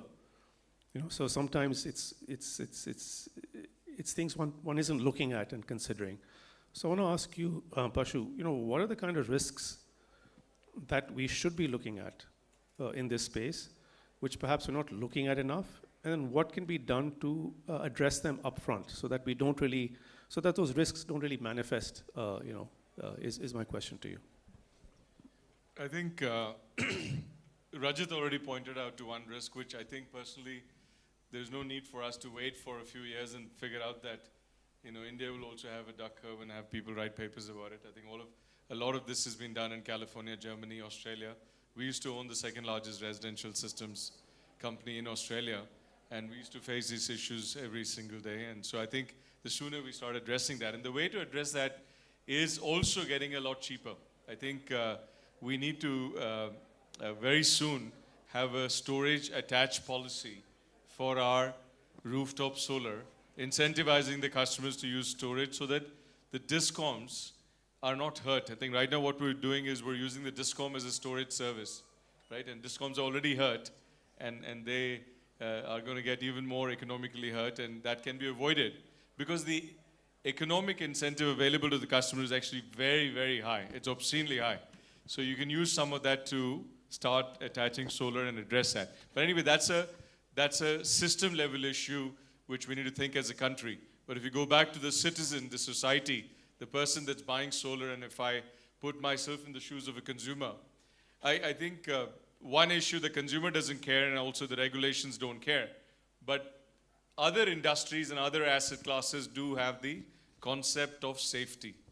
You know, it's never talked about, not written down. Unfortunately, some of us may believe that we should let the private sector sort of manage itself, but then you're of the you're on the camp which says that we don't need police, right? So I think safety is something that we do need to have regulations around, because could you elaborate safety? For example, you know, I might be a provider that I have a rule in my design that we leave 1 meter away from the parapet wall, so that solar is not installed all the way to the parapet wall. In some cases, they even use a pillar to rest on the parapet wall. Someday, somebody is going to fall and die. I mean, you can follow the OSHA rules around, you know, even a 6 feet fall, you can die. It's just completely unnecessary. It's not recorded right now, so I don't know if there is any mechanism of recording how many people are getting hurt today, you know, as we are talking in these conference halls. How many people are getting hurt in doing solar rooftop, right? So that's just one example. Second is, of course, DC fire.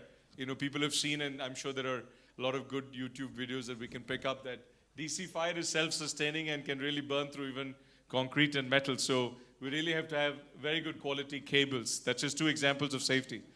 The second element would be around quality and performance. You know, how do you educate the customers around what is the quality of materials used, quality of construction, quality of operations and maintenance, reliability of the materials used, and then of course all of this will feed into energy performance. You know, we tell the customers that this is how much returns you're going to make, but the returns are predicated on actually the system generating over the next 10, 15, 20, 30, 35 years, right? You know, we have owned in our past power plants, solar power plants, that have lasted for 35 years. Will these last?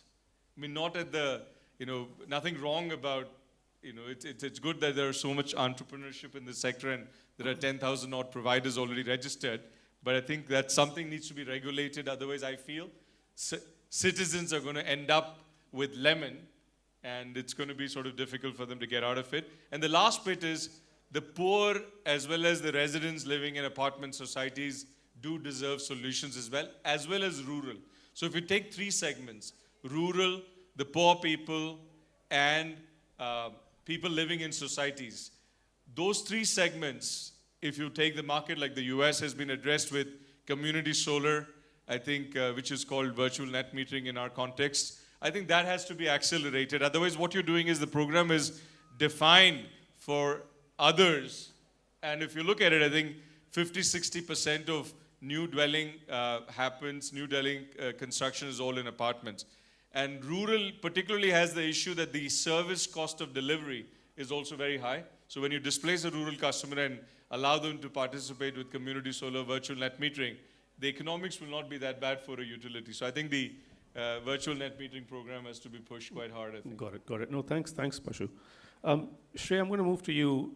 And so I'm going to draw a little bit of a comparison between utility scale renewables and decentralized or rooftop solar. And that one of the things that's happening with large scale renewables is we're seeing a shift away from plain vanilla, a shift away from auctions for plain vanilla solar, a shift away from auctions for plain vanilla wind. And you know, we're seeing what I tend to call, and what we call in fact in our CW market handbook, where we track all this share of auctions and capacity awarded as innovative procurement formats, right? And storage in one form or the other is one kind of key defining feature of those innovative formats. Of course, a wind-solar hybrid could also be an innovative format. So I want to ask you, Shreya, when it comes to rooftop solar, how important is storage going to be, going forward? What kind of role it's going to play, and what do we need to do? If it's so important, what do we need to do at a policy level, perhaps, to ensure that storage does get that needed push? Yeah, I think the job of policymakers is, fairly tricky. Our whole energy transition is evolving so fast before our eyes. There are so many things that countries, policymakers don't know. For example, the duck curve phenomena of Australia. Fortunately, often it's not the best thing to be first. It's often a better thing to be right on time. And I think India is right on time when it comes to energy transition. Because there are countries like Australia where 1 in 3 homes have solar, Netherlands 1 in 3 homes have solar, Australia 1 in 12% homes have solar. We are sitting at less than 1% homes having solar. And so as India with this 1 crore home target, and Gagan, let me just also share one thing. This 1 crore homes, in all of the world, there is no other country which has this level of, this big a target, or if in the last 1 decade, even with Australia's 35% penetration, it is still at only 50 lakh homes solarized. So at 1 crore homes a target, we are actually taking one of the boldest targets in all of the world. I don't think any other country, maybe China would come close. No other country has this level of potential. No other country is so serious and has a big target like this, right? But like I said, we are right on time. Having seen what happened in other countries, I believe India will actually avoid a whole bunch of landmines that go in this, energy transition from coal to renewables. A lot of landmines will be avoided. The biggest one of those, which is we don't need to, there's no crystal ball gazing required. We know that India will have, once we reach a 10% penetration, a 15% penetration amongst homes, which is only a matter of 3 to 4 years from now, we will require grid balancing. So energy transition is successful if all the stakeholders involved win. The stakeholders are the consumers, the stakeholders is the government, the stakeholders is the lender, and a big stakeholder is the grid, right? So I think grid resilience, grid response, storage is going to be extremely crucial to that. Renewables is great, very important for the world. Its only downside is that you can't predict how much you make at what point of time, right? And so grid reliance through battery is going to be extremely important. I believe world's energy transition is happening on rooftops and will happen through rooftops of homes, as much as on commercial and industrial buildings. So batteries have to be incentivized. I believe as time of day tariff comes, and I think it is already declared to come in 2025, batteries allow the consumers to manage consumption at time of day. They also allow the grid to control and manage the grid. And I believe ultimately what we're seeing in New Zealand, we're seeing I think in Germany, UK, US, there is also the concept of virtual power plants or trading of power, where the grid can also rely on these thousands and hundreds of thousands of homes which will have solar. The grid can actually rely and use them like one large power plant and take power when the grid needs it. That virtual power plant phenomena or power trading through homes, so one coal power plant of 1 megawatt, the same amount of power can come through 3,000 homes, right? So allow these, retail consumers or these thousands of homes to act like one big power plant, again requires batteries. And we don't need to, we are seeing already that play out in rest of the world. So I think India is at a very, very good position in terms of learning from those countries and deploying those, those policies on time. So yeah, that's that. Got it. Thanks, Shreya. So I started the... Can I add something to that, sure, Gagan, for a minute? Yeah, really, really briefly, because I know we're running out of time. Very well said. I just want to take it from the technology perspective and also from the consumer as well as manufacturer perspective on a decentralized. In the PM Surya Ghar Yojana, the heart is inverters. And if you see the specification, MNRE has made extremely elaborative and wonderful specifications for the inverters, because it is the inverter who has to manage the energy discharge and calculate how much generated, when generated, how much uploaded, etc., etc. Now, if we don't have the robust technology on inverters, I don't think any of these programs will succeed. Typically, the lifespan of an inverter is 10 to 12 years. So in a 25-year cycle for panels, inverter will be replaced once during that cycle. And if we don't have the robust product with even say 5-star ratings, and the made in India, make in India implemented, having service centers by the manufacturer spread across various villages, taluks, I think this is something where we need to address for the success of this PM Surya Ghar Yojana. Got it. And fortunately, we are also a manufacturer of inverters. One is inverters. Single.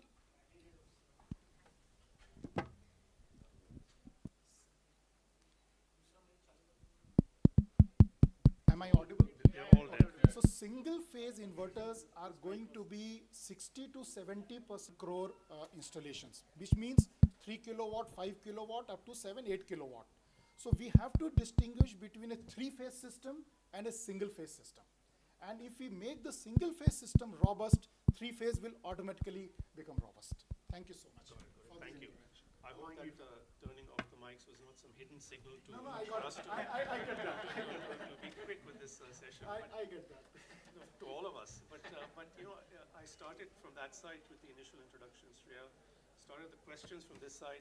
So I want to mix it up slightly in between to make sure that nobody's falling asleep on the panel and is alert. So Govind, I want to go to you and ask you, in terms of final, is a type of loan or check instrument.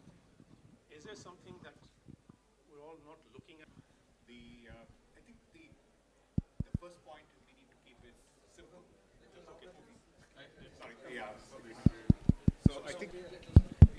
So I think the first point is we need to be stuff going. Of the spectrum, you have people again who want a very low sort of monthly payment, and therefore they push very hard for 3, 4, 5-year kind of products. Now, there was a reference to what has been done in the US, for instance, where you have fairly long tenor lease kind of products. Is faced with the opportunity to lend to, let's say, the MSME sector for this space. What could be the challenges that you as a lender face in processing that loan?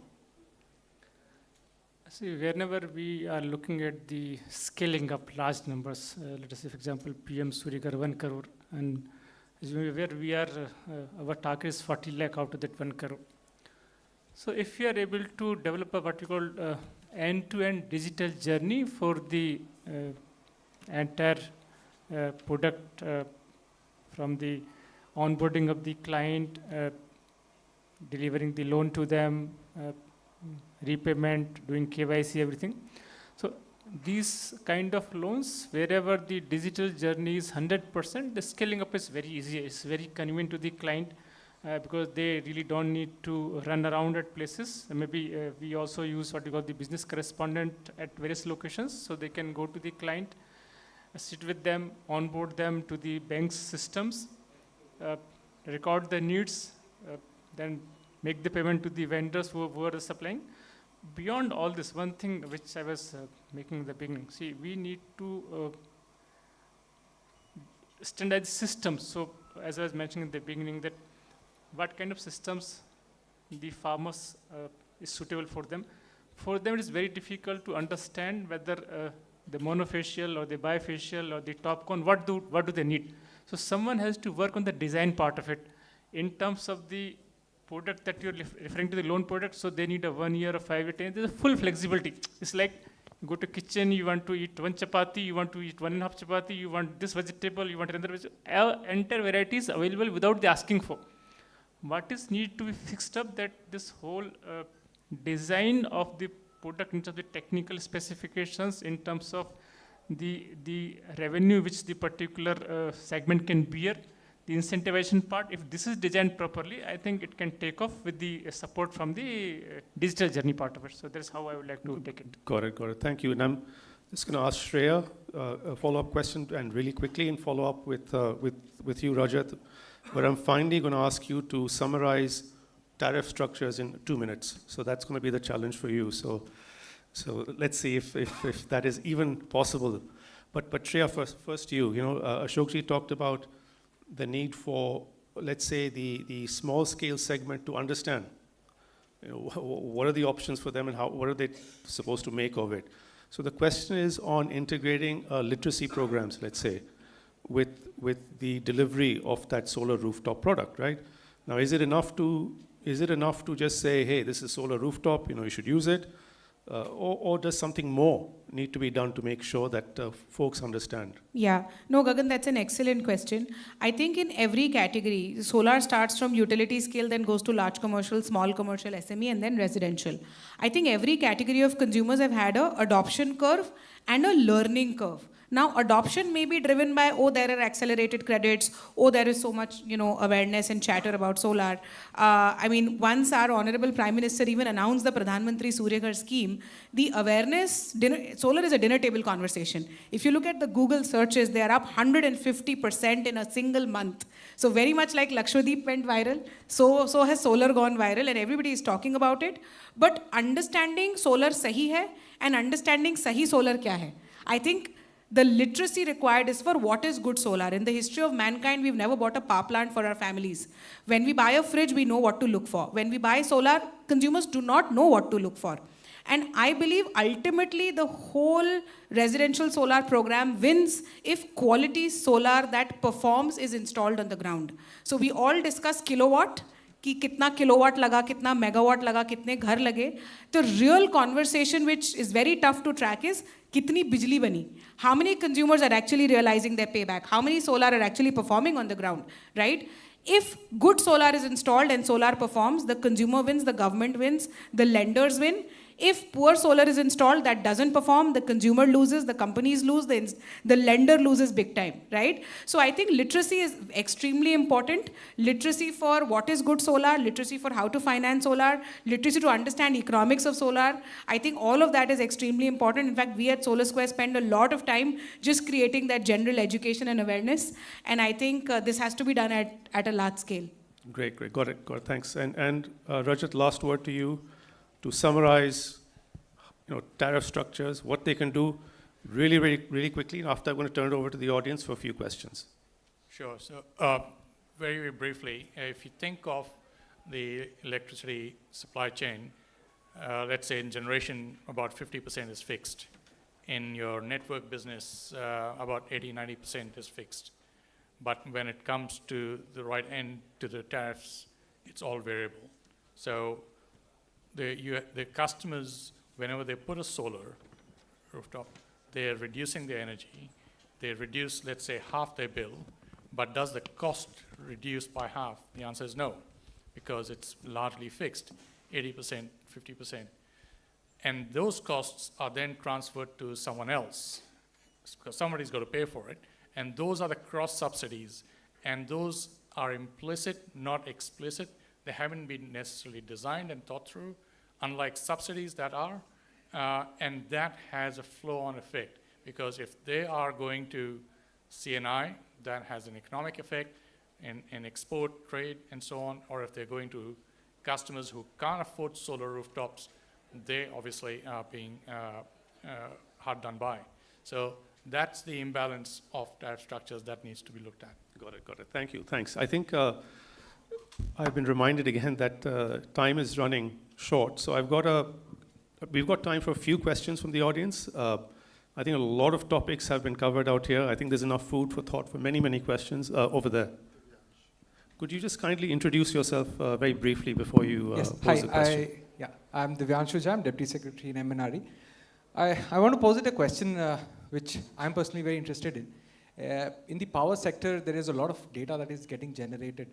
And there is also a direct correlation on unlocking value by actually creating something equivalent to a digital public infrastructure in the power systems.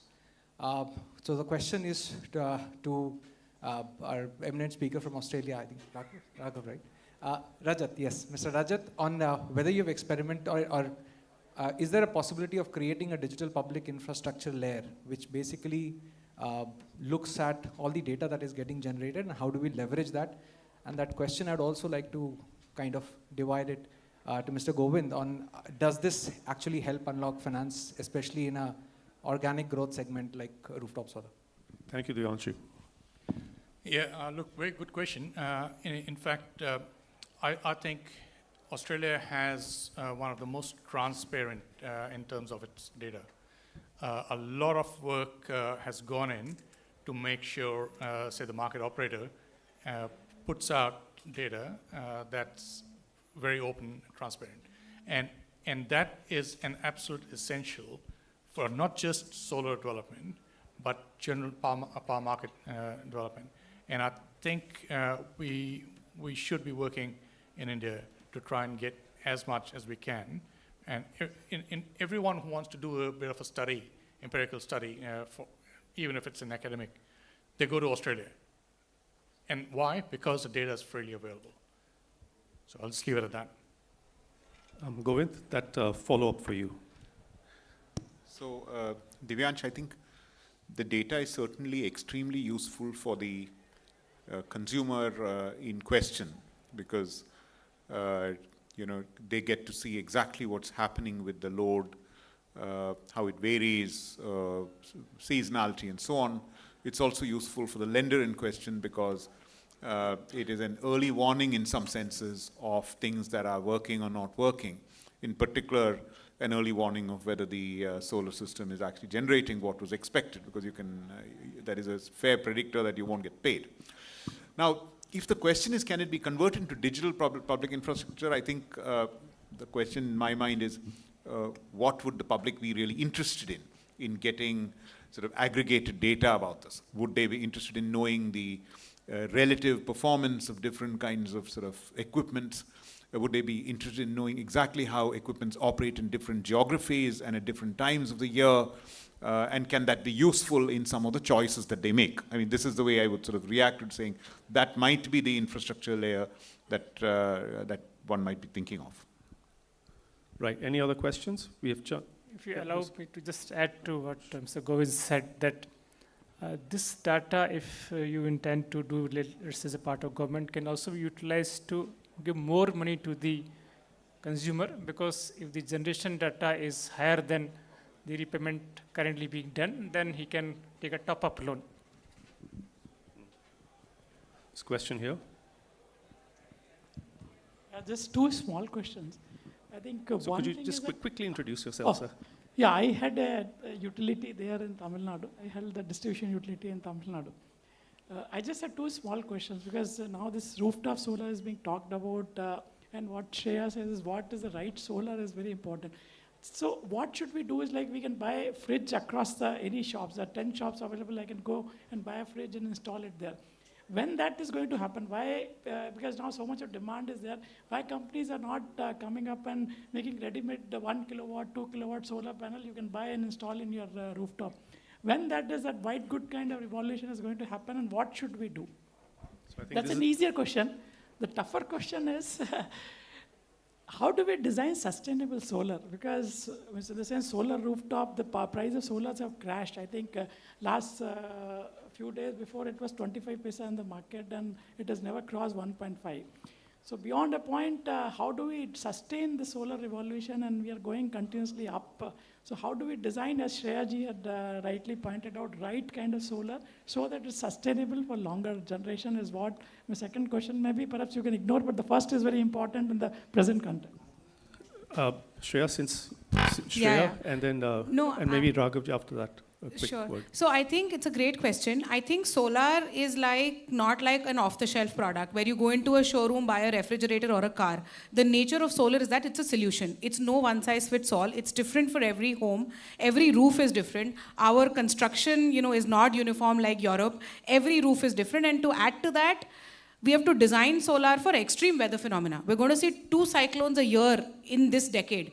The last decade was probably 2 to 3 cyclones. Now we are going to see 2 a year, and God knows what our children will see in the decade after that. So we have to design this solution for homes for many, many decades. And so I think the nature of solar is that it is a solution sale. And it's a very unique product in that sense. It's like manufacturing a car on a new roof every single day. To that extent, a lot of standardization has come in. For example, we have created ready-to-install solar. We are able to construct a 5 kilowatt solar, completely prefabricated, ready to install, modular to adapt to the varied types of Indian roofs that you see. And it takes literally 6 to 8 hours for us to install. So some standardization is possible. So we have done it for the module mounting structure, and we have done that. But can there be I know there was some experiment of a solar bench. You literally take it up and put it. It had a bench you could sit, and the panels were above it. But I doubt that such solutions, are going to be possible because every roof is different. It is ultimately a solution sale. To your second question of, making it durable, sustainable. Shreya, if I can just pause you there. Maybe we can take the second question offline because there's a red sign there saying time's up, and I think I'm the one on the hook out here. So, but Raghavji, if you want to have a quick last word, and then we'll just, I think there's a memento for each one of the panelists. Thanks, Gagan. Beautiful questions. But then I must say that as manufacturer, so both the questions possibly relate to the product. And as a manufacturer, designer of the systems, where in the solar pumping system, we have greater than 85% local content. So I'm talking from that position of strength. And we take full responsibility, and we are aware that yes, because the transition is happening from a consumer becoming an independent power producer. So this is the biggest transition we as a corporate member, we are looking at that. So there is no two choice but to have a robust product. I'll give just 2 examples. One example is a refrigerator. Now everybody has an inverter refrigerator. It never fails. When I say never, you can add number of years as much you want. So what goes into it? There's a compressor, which is a brushless DC compressor. Now if you have the technology, it will not fail. Similarly, inverter ACs. Once you install, you forget about it. Similar thing is coming up even in solar domain. We are already doing it in solar pumping aspects. The controller as well as the motor, guaranteed and warranted for 5 years, no questions asked, replacement. And the failure rate is less than 2%, less than 2%. That too because of certain manual interventions by some people, otherwise it does not fail. And the entire system is connected through the SIM card with the telecom network. So when it opened up, how it opened, how much delivered, what water delivered, what complaint, all digitally captured. So this was to answer you, is there. I think, Raghav, you're going to have to pause here, we've been told. But I think, everybody were around here on the sidelines. More than happy, I know the panelists will be more than happy to answer any follow-up questions. Because I think that red is going to change another color, which I don't really want to see what color it might turn very soon. But I think there's a by the way, a round of applause to everybody. Thank you, panelists, for your wonderful observations. And there's a small memento for each of you. Yes, sir. Hi, thank you so much. Thank you so much, everyone. Now, it's my privilege to welcome Mr. Sudeep Jain, Additional Secretary, Ministry of New and Renewable Energy. He is the person who is driving the PM Surya Ghar scheme in India. So please join me in welcoming him. Sir, request you to please facilitate the participants as well. First, Ms. Shreya.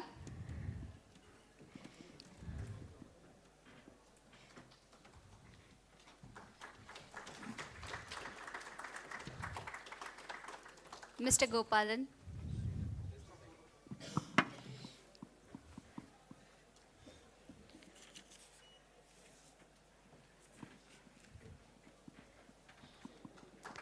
Mr. Rajat.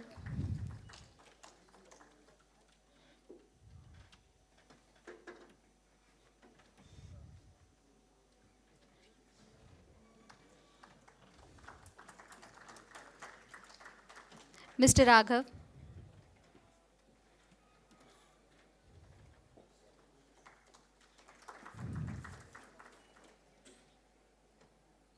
Mr. Govind.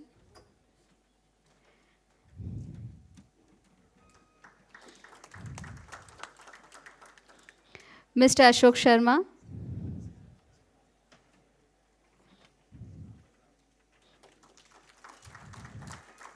Mr. Gagan.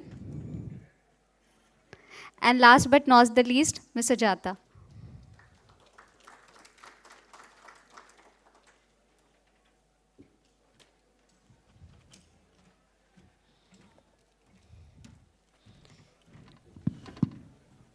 No, thanks for a very, very good session, a wonderful session. And let me just try and introduce, because Mr. Lakhani very modestly just mentioned that he's just heading a utility. He's the chairperson of Tenjetco, which is the largest utility in India.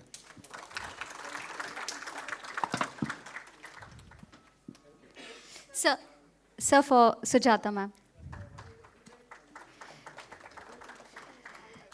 Next, I would just request a group photo for everybody.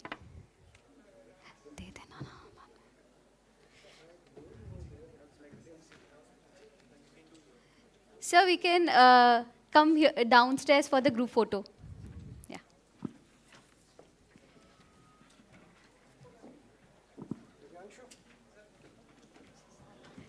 Please join, sir.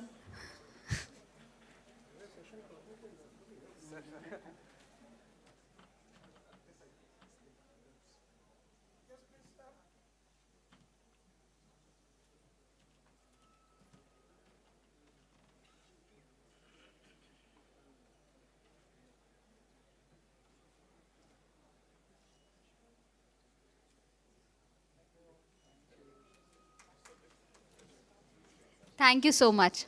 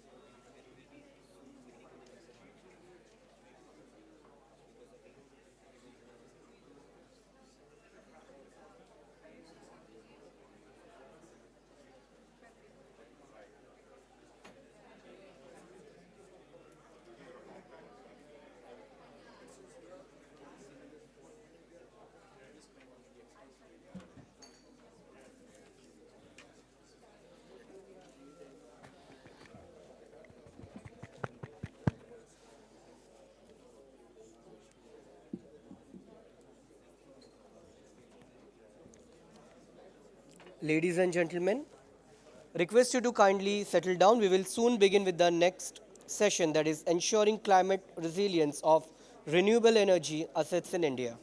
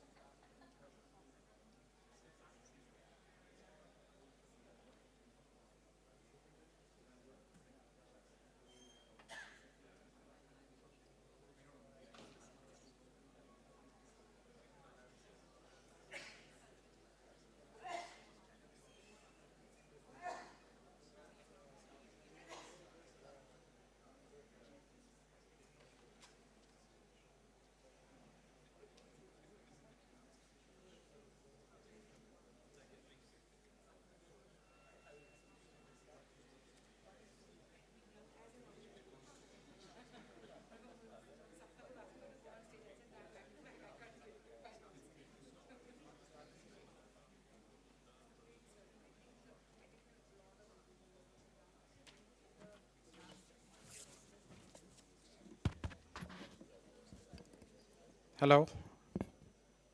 Good afternoon, everyone. Apologies for the delay in starting the session, but here we are now. So I'm Shantanu Roy, Policy Specialist at the Center for Study of Science, Technology and Policy, CSTEP. CSTEP is one of India's leading think tanks with a mission to enrich policy making with innovative approaches using science and technology for a sustainable, secure, and inclusive society. We are here now today to discuss a very important topic, especially considering the challenges that our Mother Earth is facing right now. The topic is ensuring climate resilience of renewable energy assets in India. Our panel consists of stalwarts from the industry, government, and the international financing ecosystem. I would now like to welcome our esteemed panelists on the stage. Deepesh Nanda, sir, Managing Director and CEO, Tata Power Renewable Energy Limited.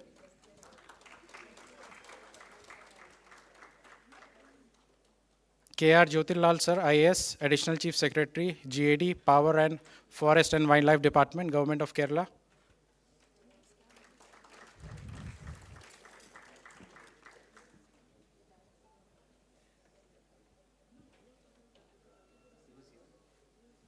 Jyotirlal, sir, if you could please join the stage.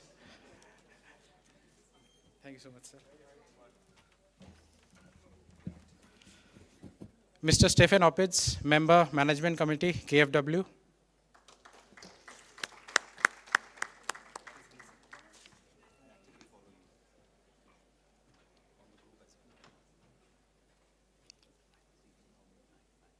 Rajesh Lakhoni, sir, IS, Chairman and Managing Director, Tamil Nadu Generation and Distribution Company Limited, Tangetco. He also heads the Green Energy and Transmission Companies in Tamil Nadu.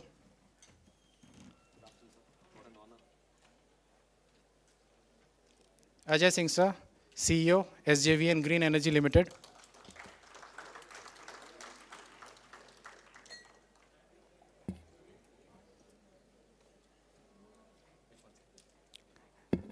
Lastly, I would like to welcome my colleague, Mr. Saptak Ghosh, Senior Policy Specialist, CSTEP, who will be moderating this panel discussion. Over to you, Saptak.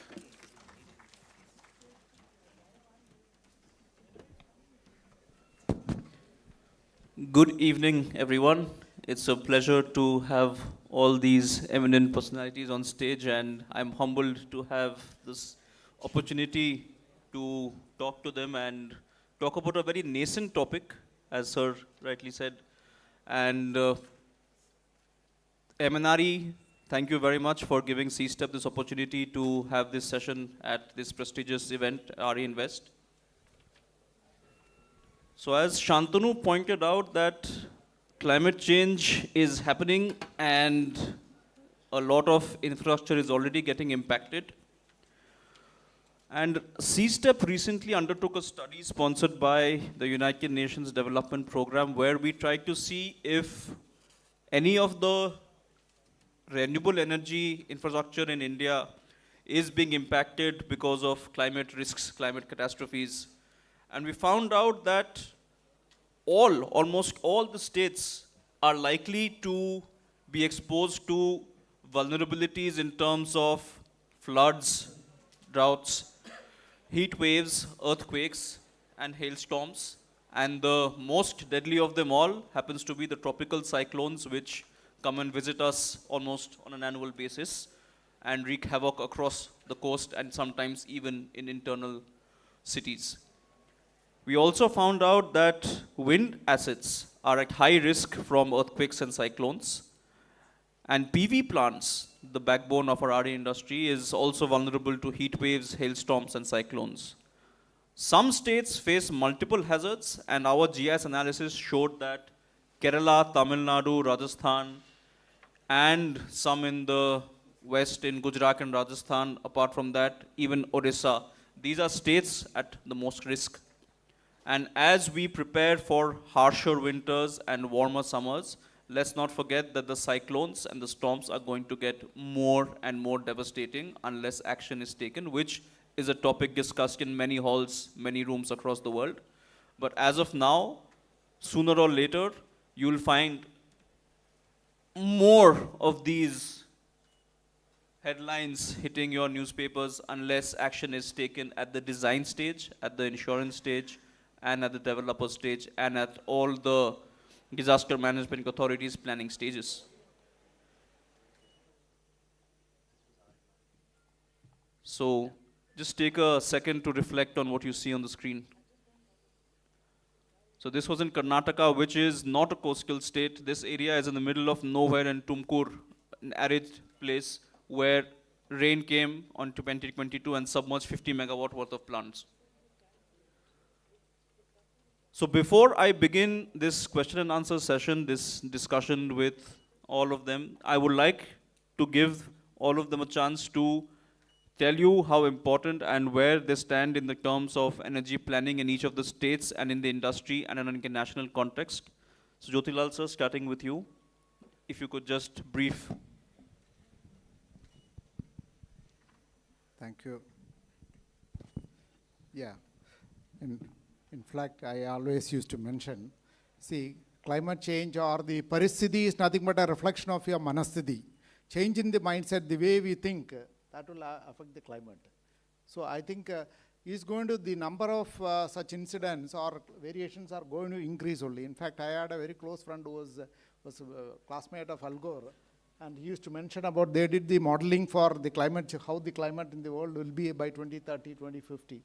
He said, now because the man's greed, now millions of people will have to die on or get eliminated from earth, maybe because of food shortage, flood, earthquake, etc. I think let us pray that it won't happen, but it's a great lesson.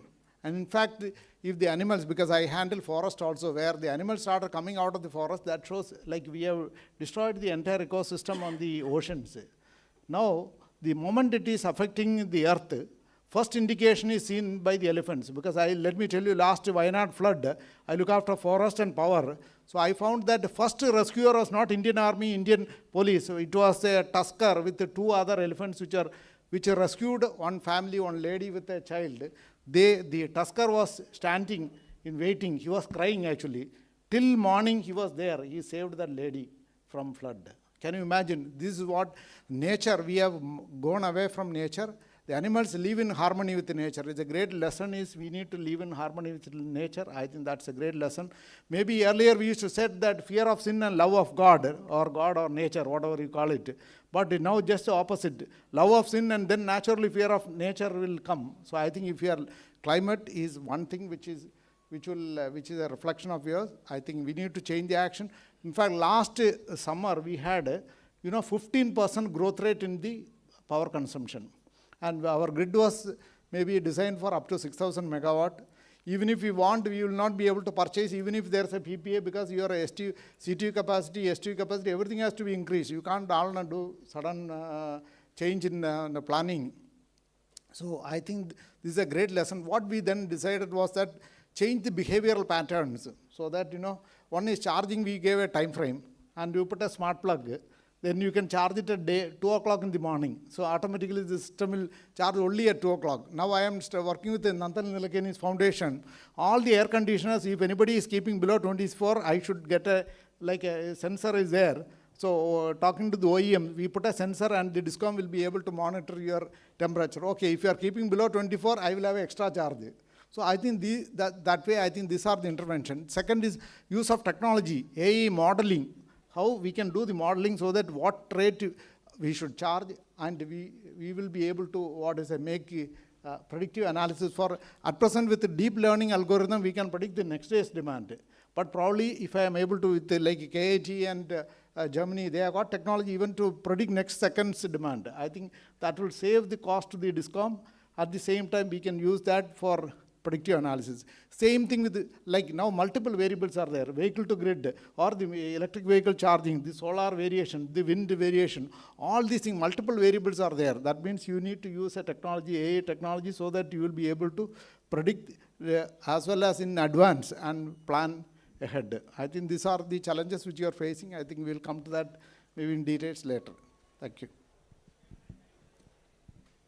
Lakhani sir. Yeah, I just would like to put some facts. I think for just pondering it, what has happened. I think it's not a PPT, just some few facts. I just want to Can you just put that thing which I had given? No, this is not mine. Just next slide you come. Now I've been talking about, okay, this I'll come to the end. Just next, skip it. Next, previous.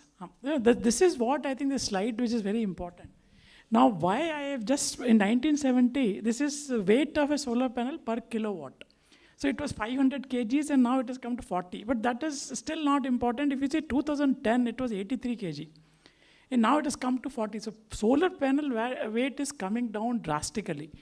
So now it is why it is so important, because we have cyclones, and if on the cyclone path you're putting a solar panel which is lightweight, or if on rooftop you're putting a solar panel which is very lightweight, it just flies off, or it'll get damaged, or something falls on it, it gets damaged. And I think the technology, I think how the solar panels are built, so that is very important. This is just a fact and point that why this climate risks are becoming more. So how we have to do, I'm just coming to a solution. Next, please come. Please, next slide, sir. Now, this is wind turbine. I think you would have read. Oh, so I think wind is really blowing hard, but now what is this wind turbine? I think most of the wind, I think if there's no, no wind manufacturers are there, so I can really crib about them. They say that most of their wind will hold 250 km per hour of wind speed. Now, this is what class 1, class 2, class 3, class 4 website, this peak is what that wind turbine can hold. Now, this is a misnomer. I don't know how many, now what 252 kilometers they can hold is, that is, they call it 10-minute average speed. So 252 kilometers, if it's sustained for 10 minutes, your wind turbine will stand. If it goes beyond that, every percent increase, it can fall. Now, no one tells you that this is only for 10 kilometers. They say only 252 kilometers per hour of wind speed it can hold forever. They can sustain it only for 10 minutes. So that is very important. Of course, so now one takeaway from this is that you can't put wind turbine in the cyclone paths. That as simple as that. And that becomes extremely critical for offshore wind, because the cyclone paths will be crisscrossing there, and you can never assure that the wind speed will remain in that range for 10 minutes. Suppose it goes for 15 minutes average thing, your wind turbine will just fall over. That's what happened. The first slide which you have seen is at Orient in Japan. There are 51 wind turbine. The typhoon was 120 kilometer per hour speed. That typhoon speed was only 120 kilometers. The wind turbine was designed for 250 kilometers per hour speed. But it fell. 6 turbines fell. Not because for 10 minutes or 15 minutes during the high, the wind speed would have been higher. So if it is high for 15 minutes or 20 minutes, it will fail. So the best course is, I think I'm just showing some 4 slides of how we are managing it in Tamil Nadu, where we are permitting. Now, this is actual photo in Varda cyclone. I think we had cyclone, and that's all the rooftop. This is, of course, HT rooftop panels. It's not LT rooftop panels. This is in Tamil Nadu. This is what damage a cyclone and huge wind will cause. That's why we have to see how we can, and this is actual thing which happened, and of course, a lot of money got lost. It was something on the roof of a small MSME factory, and something was on the ground for extra thing. So this is the cyclone path. If the solar panels are put, this is what it is causing. So what is the solution? What we have done is, can you please come to the next slide? Now, and this is the 4th problem is, which is very common. I think whether cyclone comes or flood comes, this is what is going to happen.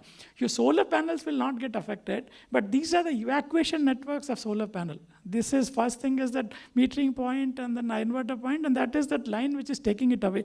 This invariably going to get affected all across the places, because these are not designed for cyclonic speed. These are designed for 50 to 75 or maximum 100 kilometer per hour speed. So these are definitely going to fall, whether unless you have to spend huge money. So disruption for 2 to 3 weeks is definitely going to happen in any flash flood or very cyclonic or any other high wind in this panel. Now what we have done, now this is what a map, and this is first map you see. This all the, this is even says which are the lightning area. Because lightning arrestor, a lot of solar panel, when the big things are there, they are not putting lightning arrestor on a regular frequency. So the yellow is lightning area, blue is a tsunami area, the red lines are the cyclone paths for last 50 years. And of course this yellow one, the orange ones are the area which are really free, and the white ones. But the next map is very important. This is what the cyclone path, the blue, purple is a cyclone area. So what we are doing is that we are not permitting indirectly any wind turbines in the cyclone area, so that it doesn't, we don't have a risk of it falling up and other thing. But it will happen, as Jyoti said, manasthiti and parasthiti, because people will find that cost is going to go up here, and then they'll find this land is cheaper, so they're going to come up. So that is what the danger zone is there. Of course, orange is important, but fortunately so far, because of this policy of the state government, most of it is solar as well as wind has come in this yellow area. So we are saving that thing. Now, next thing, can you please come to the next slide? Now, this is another area which we have to see for solar. This, what we have done is all the flooding area we have mapped. But that is not important. If you see any flood happens, means in the sense, including the recent flood in Tamil Nadu as well as another states, the flooding happens, the more severe flooding is adjacent to the river. In the sense that whatever cities and other things are there, maybe 1 kilometer aside the river, maybe 500 kilometer on either side of the river, 500 to 1 kilometer. It doesn't go up to 1 kilometer in most of the cases, except in Ganges Plain. Most of it is 500 meter on either side of the river bank. Now there it is get flooded. Means most of, so if you're putting a solar panel, or of course windmill is not affected, if you're putting a solar panel on any river which is within 500 meter of the bank, then of course it is prone for disaster. It may happen once in 10 years, it may happen once in 25 years, because most of the rivers are flooded. For example, I know about Tamil Nadu, so we have mapped out all these rivers, these blue lines are rivers, and around 500 meters, we are discouraging people to put solar, be utility scale solar plants on the both sides. So that is what I think that's the second point, which Indore, I think, site was there, which is within 200 meters of the river bank. So when the river floods, in the sense it may happen once in 20 years even, it will just take away your solar plant. So if we take these precautions, I think we can really sustain this flash flood and cyclones. But the cyclones, of course, we'll have to really put up when we are talking about offshore wind in a big manner. So unless we map the cyclone paths for 100 years and see that in the cyclone eyes, the windmill should not fall, because if it falls, then definitely something will always fall. So I just will end with some two lines, because he says manasthiti, the previous slide, first slide, manasthiti, parasthiti. So I will say that I am slightly more optimistic. This through storms and floods, they stand too tall. Renewable power weathers it all. So I think solar and wind weathers everything, irrespective of small issues. Thank you very much. Thank you. Thank you so much, sir. Dipesh Nanda, sir, from Tata. This is Dipesh from Tata Power. I'll look at it from a developer's perspective. The nature of our business is such that we end up in the far-flung areas of the country. Like for example, we have a power plant which is in Dhulera. 4 months out of 12 months, there is water inundation at the power plant. But then, do we have a choice on how to design these plants? The answer is yes. I think implementation of codes and standards in this industry could strengthen, and we could learn a lot from the other industries that have come through a steep learning curve. Like for example, in India, you have a pretty vibrant oil and gas industry. We have close to, I think, 200 million tons of refining capacity. The kind of codes and standards and the implementation of it in that industry is much more stringent than when it comes to our industry. In terms of what we do as a developer, there is this constant analysis of data before we install a plant. After we've installed a plant, there is a lot of augmentation of data that we have, such that we have the ability to predict to the extent that we can as to what could happen to the plant in the case of an eventuality. And the third is that once the damage has occurred, how do we take care of things like safety and quality of the plant? And I'll be happy to share the nuances of what happens. We have a large floating solar plant, which is on the downstream of the Omkareshwar Dam. These are really tough sites for you to access as well. Like for example, in this particular case, you have to take a speed boat. It'll take you around 20-25 minutes to reach the project site. The depth of the water is 25 meters. And there we have built an 88 megawatt floating solar power plant. Now trust me, when you're in the boat yourself, your heart is in your mouth, because the water is not steady. The water kind of modulates within 6 meters of modulation. And here you have a floating solar plant, you have a floating inverter station. But I must tell you that there are methods in terms of design elements that one could get into, and also exchange the nuances at an industry level. And later, I'll also kind of press the government to come up with regimented codes and standards in terms of qualification on how these plants need to be built. It could result in a slightly more expensive plant design and hence cost of electricity. But if there's a price to be paid to come up with a robust design, then we should go for it. I'll stop here and I'll add more comments as the panel progresses. Thank you, sir. I had some follow-up questions, but I'll take it later. So I'll request Mr. Stefan Otitz of KFW to say a few words before we get into the depth of things. Yeah. Now it works. Yeah, maybe to add a few comments from the perspective of a lender. And I think it matches quite well what has been said earlier from the different perspectives. So we've been lending for renewable investments worldwide yearly at an annual rate about 1.5 billion euro as a German bilateral development bank.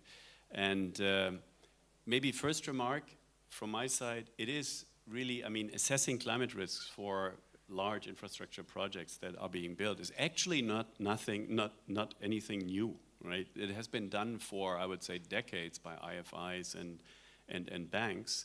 Just think about hydropower plants. But what is new really is that one has not accounted for the pace of climate change and what was said earlier too, for these extreme weather events that can be very, very local. So in a very small spot. So what we see, and we see this development really worldwide. So it's not only in these areas that you have described in India. And yes, some of these risks can be mitigated. It has been said by design changes, or sometimes by finding a different site for the installation. But you cannot possibly cover 100% of the risk through adaptation measures. I mean, that's not economically viable. So what we see more and more really worldwide is that our climate risk insurances to cover for the residual risk. And what we see also is that maybe like say 10 years ago, if we as a lender would come with a feasibility study and say, you know what, you have to the borrower, right? You have to foresee design changes. They will be more costly. The loan amount that you need is higher. There would be a high reluctancy, especially from public utilities. It's no, maybe we can do without. But lately, in the last two, exactly these pictures that you have shown us. So I mean, it is a lot more visible of what can happen to the infrastructure that has been financed and set up, and with the risk that implies. So I will leave it at this for the moment. For the second round, then we can dig a little deeper. Thank you. Mr. Ajay Singh from SJVN Green Energy, sir. Your few comments. Yeah, good evening, everyone. I will present the perspective of the hydropower projects.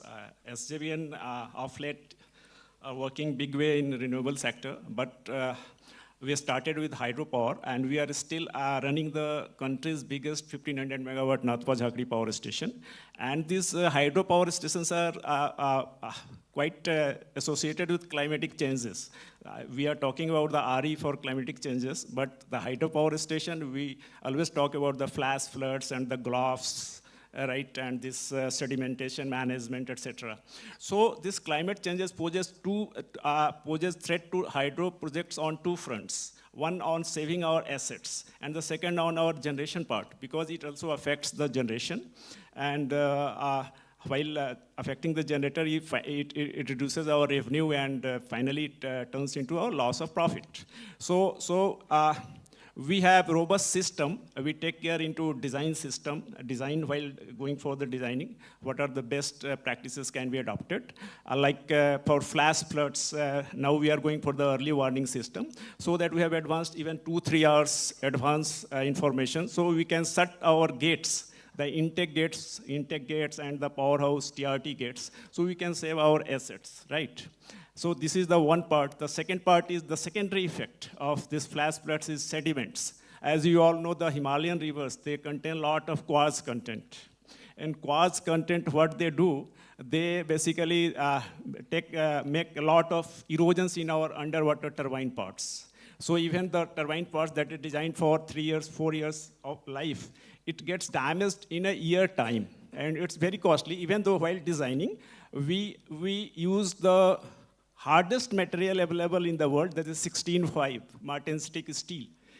The hardness of that material is quite high, but this, due to erosion, it gets damaged. Then what we have done, we have installed at our project site one HVOF technology, high velocity oxy-fuel tungsten carbide coating.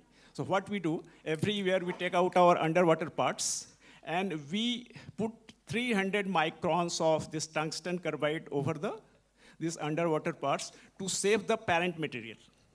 So next year, we have just to go for the, again, next layer of coating of tungsten carbide. In this way, the parent material is saved and it, in maintenance, our time reduces. So this is what we do in this hydropower stations. As far as the renewable sectors is concerned, as Mr. Nanda said, we also suffered losses in Omkareshwar.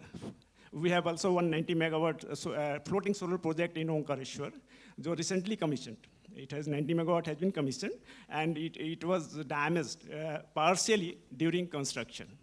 So later I will come to the technical details and the design part. Yeah. Thank you very much, sir. So getting into the meat of things, Deepesh sir, I would like to begin with you. As you said, that there are a lot of factors that you can consider when you design the plant, which will prevent any catastrophes from impacting a plant to such a negative extent that the plant stops functioning or goes offline. So I'm presuming, and please correct me if I'm wrong, that when you consider these advanced designing protocol, the plants become more expensive. And when it becomes more expensive, the tariff that you will bid for in any project will have to be higher. As one of the most bankable and reliable names, and having the gumption to be in this panel, because we approach a lot of developers and you agreed, which means that you are looking at it very seriously, how do you convince the ecosystem of developers to factor such design considerations into their plans as well, so that it becomes best practice across the country, that most plans, even the large and the small scale plans, when people are making DPRs and then bidding for it, all the hard design parameters, the hard discussions with respect to climate resilience, because as India becomes more ambitious with respect to its RE targets, it becomes more and more critical to ensure reliability and stability of plants. How does that work? How does that dialogue work between developers? I'd just like to share our experience. So at Tata Power, we have an install base of 5,000 megawatts, and we're constructing another 6 as we speak. We announced yesterday that we'll be at 20 gigawatts operating capacity by 2030. We've also constructed 2,500 megawatts of rooftop solar, and we're adding 1,000 megawatts every year. Now, to do all of this, we have our own EPC company, which has been in business for the last 35 years, actually. The design principles that go into building a solar plant, I wouldn't get into the details of that, but the question that you asked me in terms of commercial, yes, it will cost you more. And there are financial prerequisites that we consider when we submit a bid. Now, another way of looking at how the Indian market works currently is that demand is not a constraint. So there is enough demand in this market for you to satisfy. When India wants to build 500 gigawatt, and I think we'll get very close, if not meet that number, you have to add close to 45 gigawatts a year. The cake is very large. What this tells you is that if you were to incorporate your design features, which then make the plant expensive, quote unquote, there still is a market for you to pursue. It's not just the initial cost of building a plant, but also the operating and maintenance cost of the plant. So we did a recent analysis as to what is our rupees per kilowatt maintenance cost. And I'm happy to share that number in the case of Tata Power is anywhere between 85 paise to a rupee. Whereas in the industry, it is between 45 paise to 50 paise. So when you get into the details of why does it cost us more, there are elements on cost competitiveness that you need to consider, but also elements on how would you maintain the plant. Like for example, we have got into IoT sensors in our solar plants. Or for example, we are looking at centrally monitoring all the wind turbines that we have in Mumbai.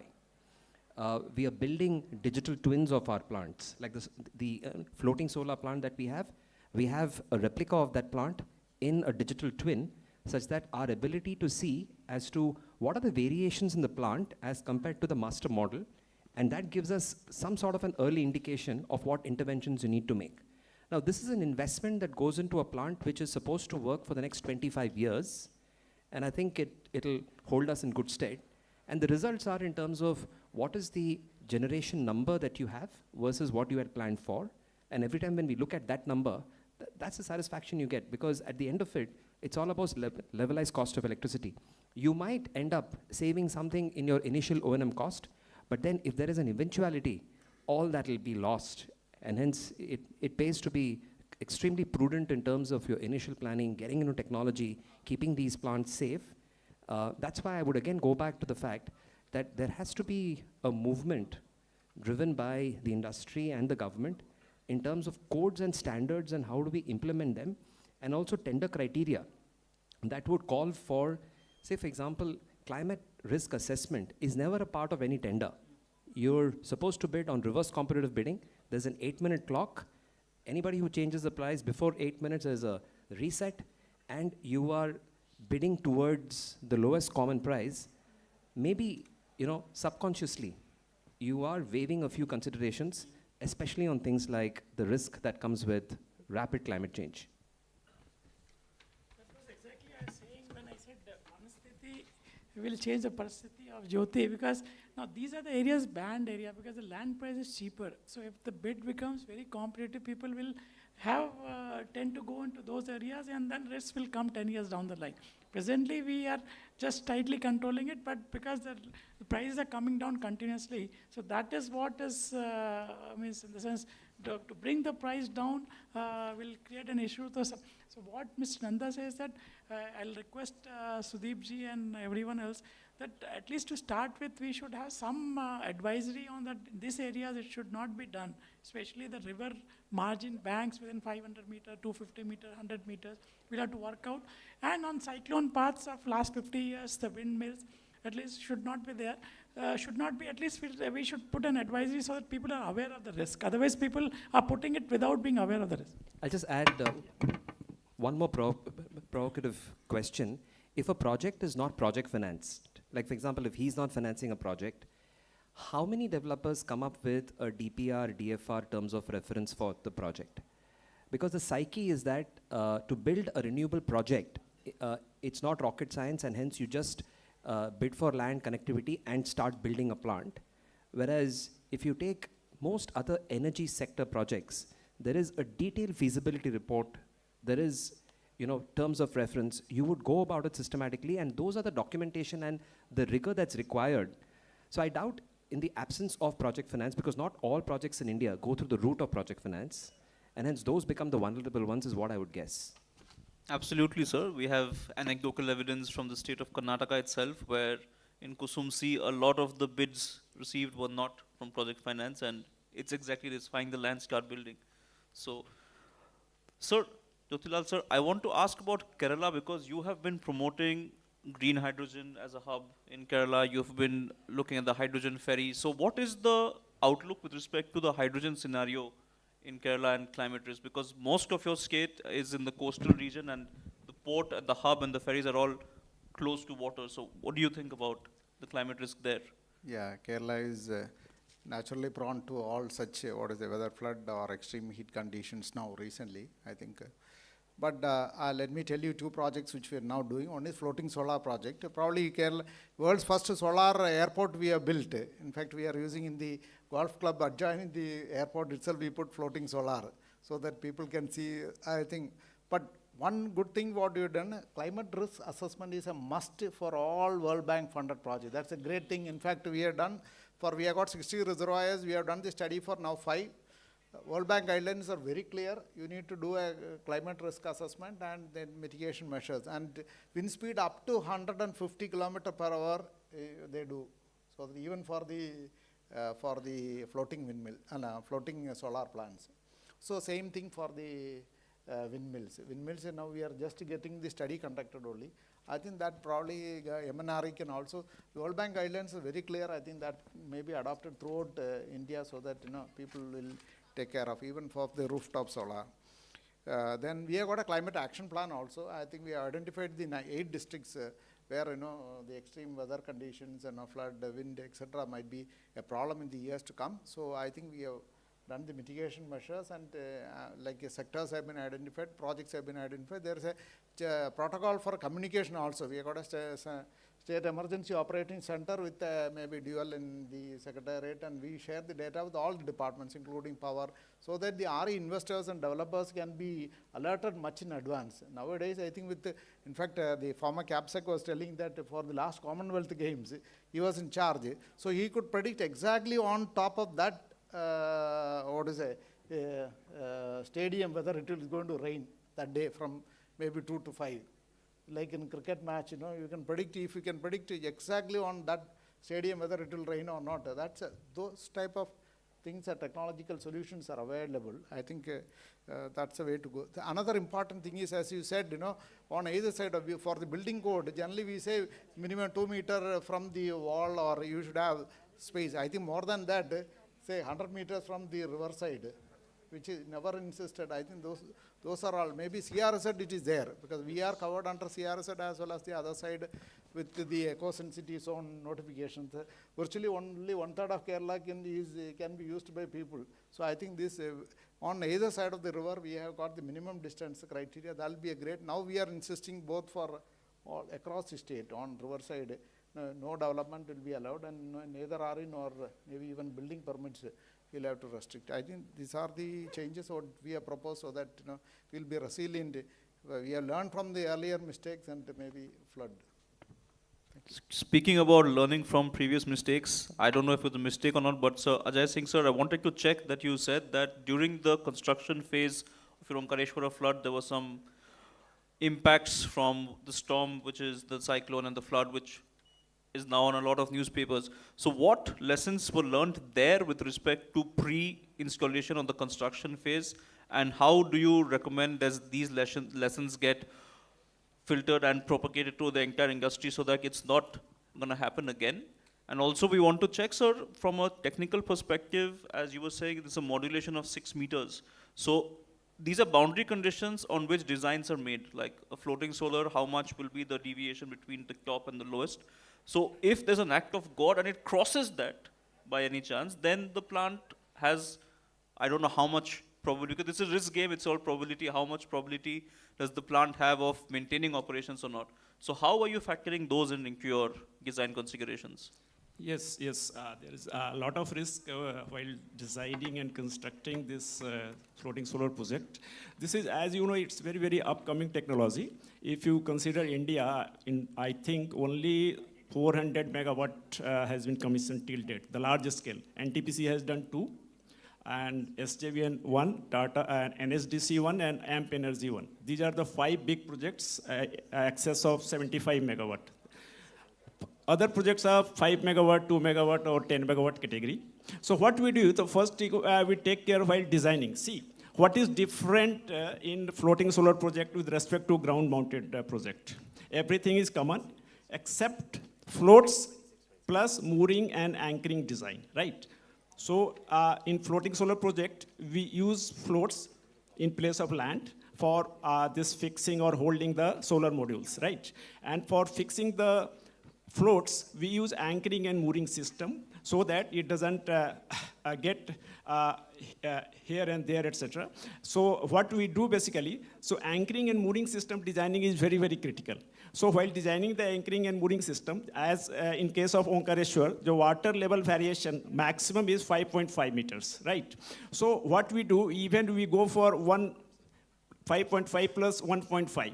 So we go around 6.57 meter design. We take care of any unprecedented flood situation, etc. in that case, and while designing, we take care of three things: the waves, the current, and the wind.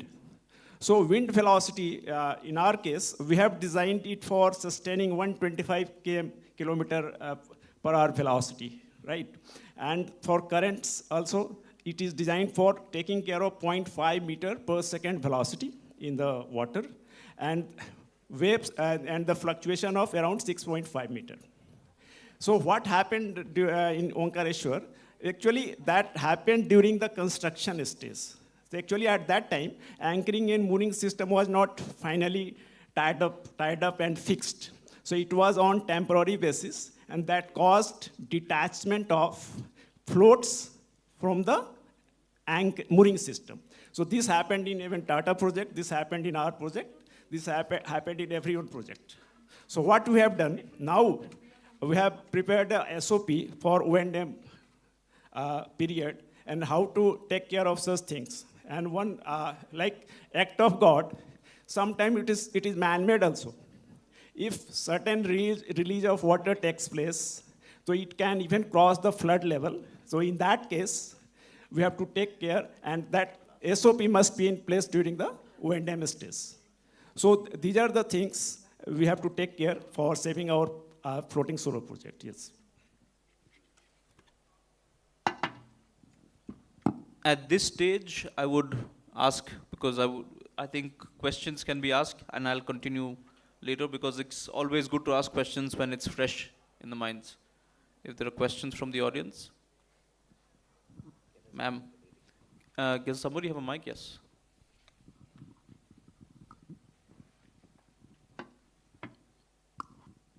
Hello, good evening. My name is Caroline Gassner. I'm from KfW, Development Bank too.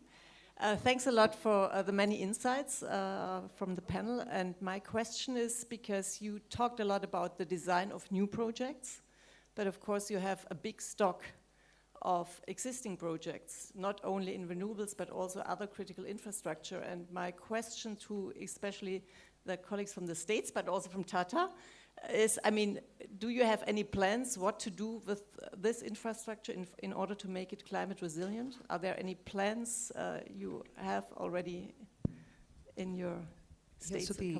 Thank you for the question. Our maintenance teams at the sites are always in that ready mode, anticipating an event. So if you take a solar site, for example, the tightening of the module structures and the checks that we would carry out on a periodic basis and the logs that we would maintain is important. While you will be caught by surprise when there is an event, but there is a pattern that's available. And with that pattern for that particular geography, there is a maintenance practice that goes in. The diligence with which we do that is one example. I've talked about our plant in Dholera. Rajasthan plants, where we have issues on temperature, for example, there is always this effort to make sure that how do we protect our equipment from very high temperatures. Normally when you look at a solar plant as an example, the inverters are out there in the open. It might sound very simple, but then giving temperature protection for inverters is a maintenance program that's carried out across the year. And this again is a trade-off between the economics, what you can afford, which is why it costs us 0.85 paise rupees or a rupee to maintain the plant, is because of these aspects that you would do. When it comes to wind turbines, I think there is enough technology available in terms of how do you align the wind turbine blades during a cyclonic storm. What do you do at the site? What can you do through your remote control system? As long as you have the control measures available and the electronics is in place to make sure that you have protected your system. How do you gear the turbine? How do you align the wind blades such that it doesn't oppose the storm? It is aligned with the velocity or the direction in which the storm is going to hit. How do you free up the turbine such that there are no loads that apply? Those are some methods that you constantly, and this is actually true of most maintenance teams. Lastly, when you have an event that has happened, I think the restoration of those plants and how fast you can go back and get those plants back into action is an important element that we constantly do. even simple things like, for example, information exchange. So when it comes to philosophy around safety, quality, there is no hierarchy in the organization. Information will be made available instantaneously to the entire organization, and hence the resource mobilization there is fast. These are the things that you can do at times to make sure that you keep your plants in good health. I think he has answered from maintenance of individual plant. What as a state, what we do is that we keep projecting, in the sense, because state has a lot of resources to project, analyze the weather events, and of course cyclone events. So we keep projecting this weather and cyclone event on various frequencies, a 3 years weather event, 5 years weather event, 25 years and 50 years. And we superimpose it all over the plants, because now Tamil Nadu has a lot of wind and area. So, and we give it to, if sub plant becomes vulnerable because of the, let's say 3 years weather event, because last 3 years extreme weather events are more. Then we inform them and saying that you have to take precaution measures, because most of the plants have been developed on PPP mode, so as an individual developer. But what as a state we do is that we basically point out, we measure the risk and inform them that this has become risky now, so that they can take the preemptive measures.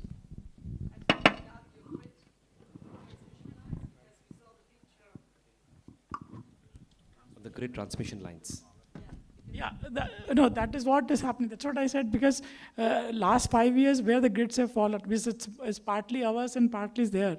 So there also we tell them that these grids are weak, so we keep changing the design. If the towers was designed for 110 km/h speed, now we make it 150, or maybe the redundancy, the standard formula is there. So wherever the fault takes place, it is upgraded when we improve upon it. And more than that, we actually find out which are the locations which are vulnerable. Every year after the cyclone, or after this is the extreme flood event, that exercise is done and it is mapped on all the thing, and everyone is informed about it.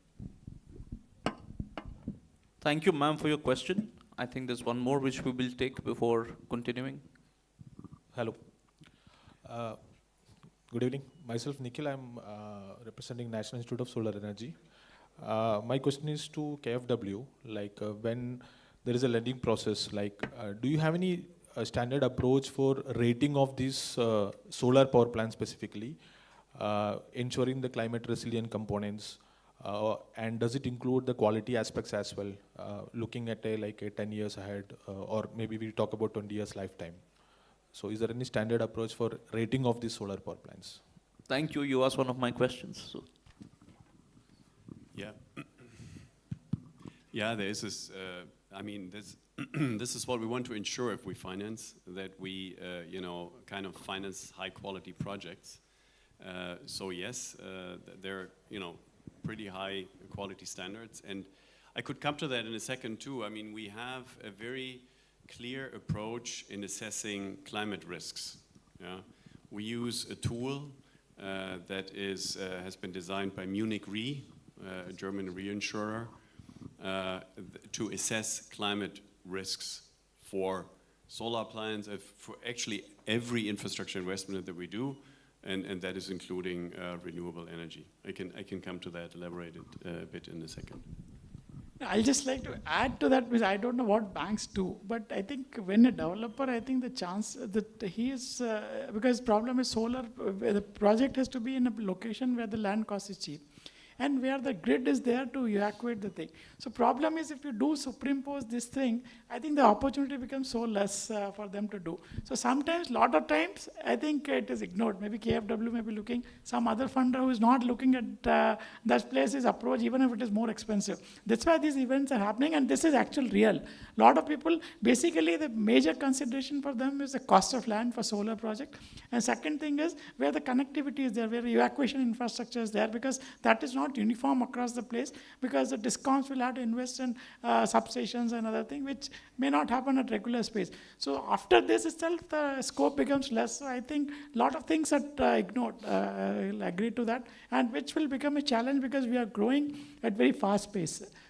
Let me add a quick point on rooftop solar. We've talked a lot about land-mounted solar.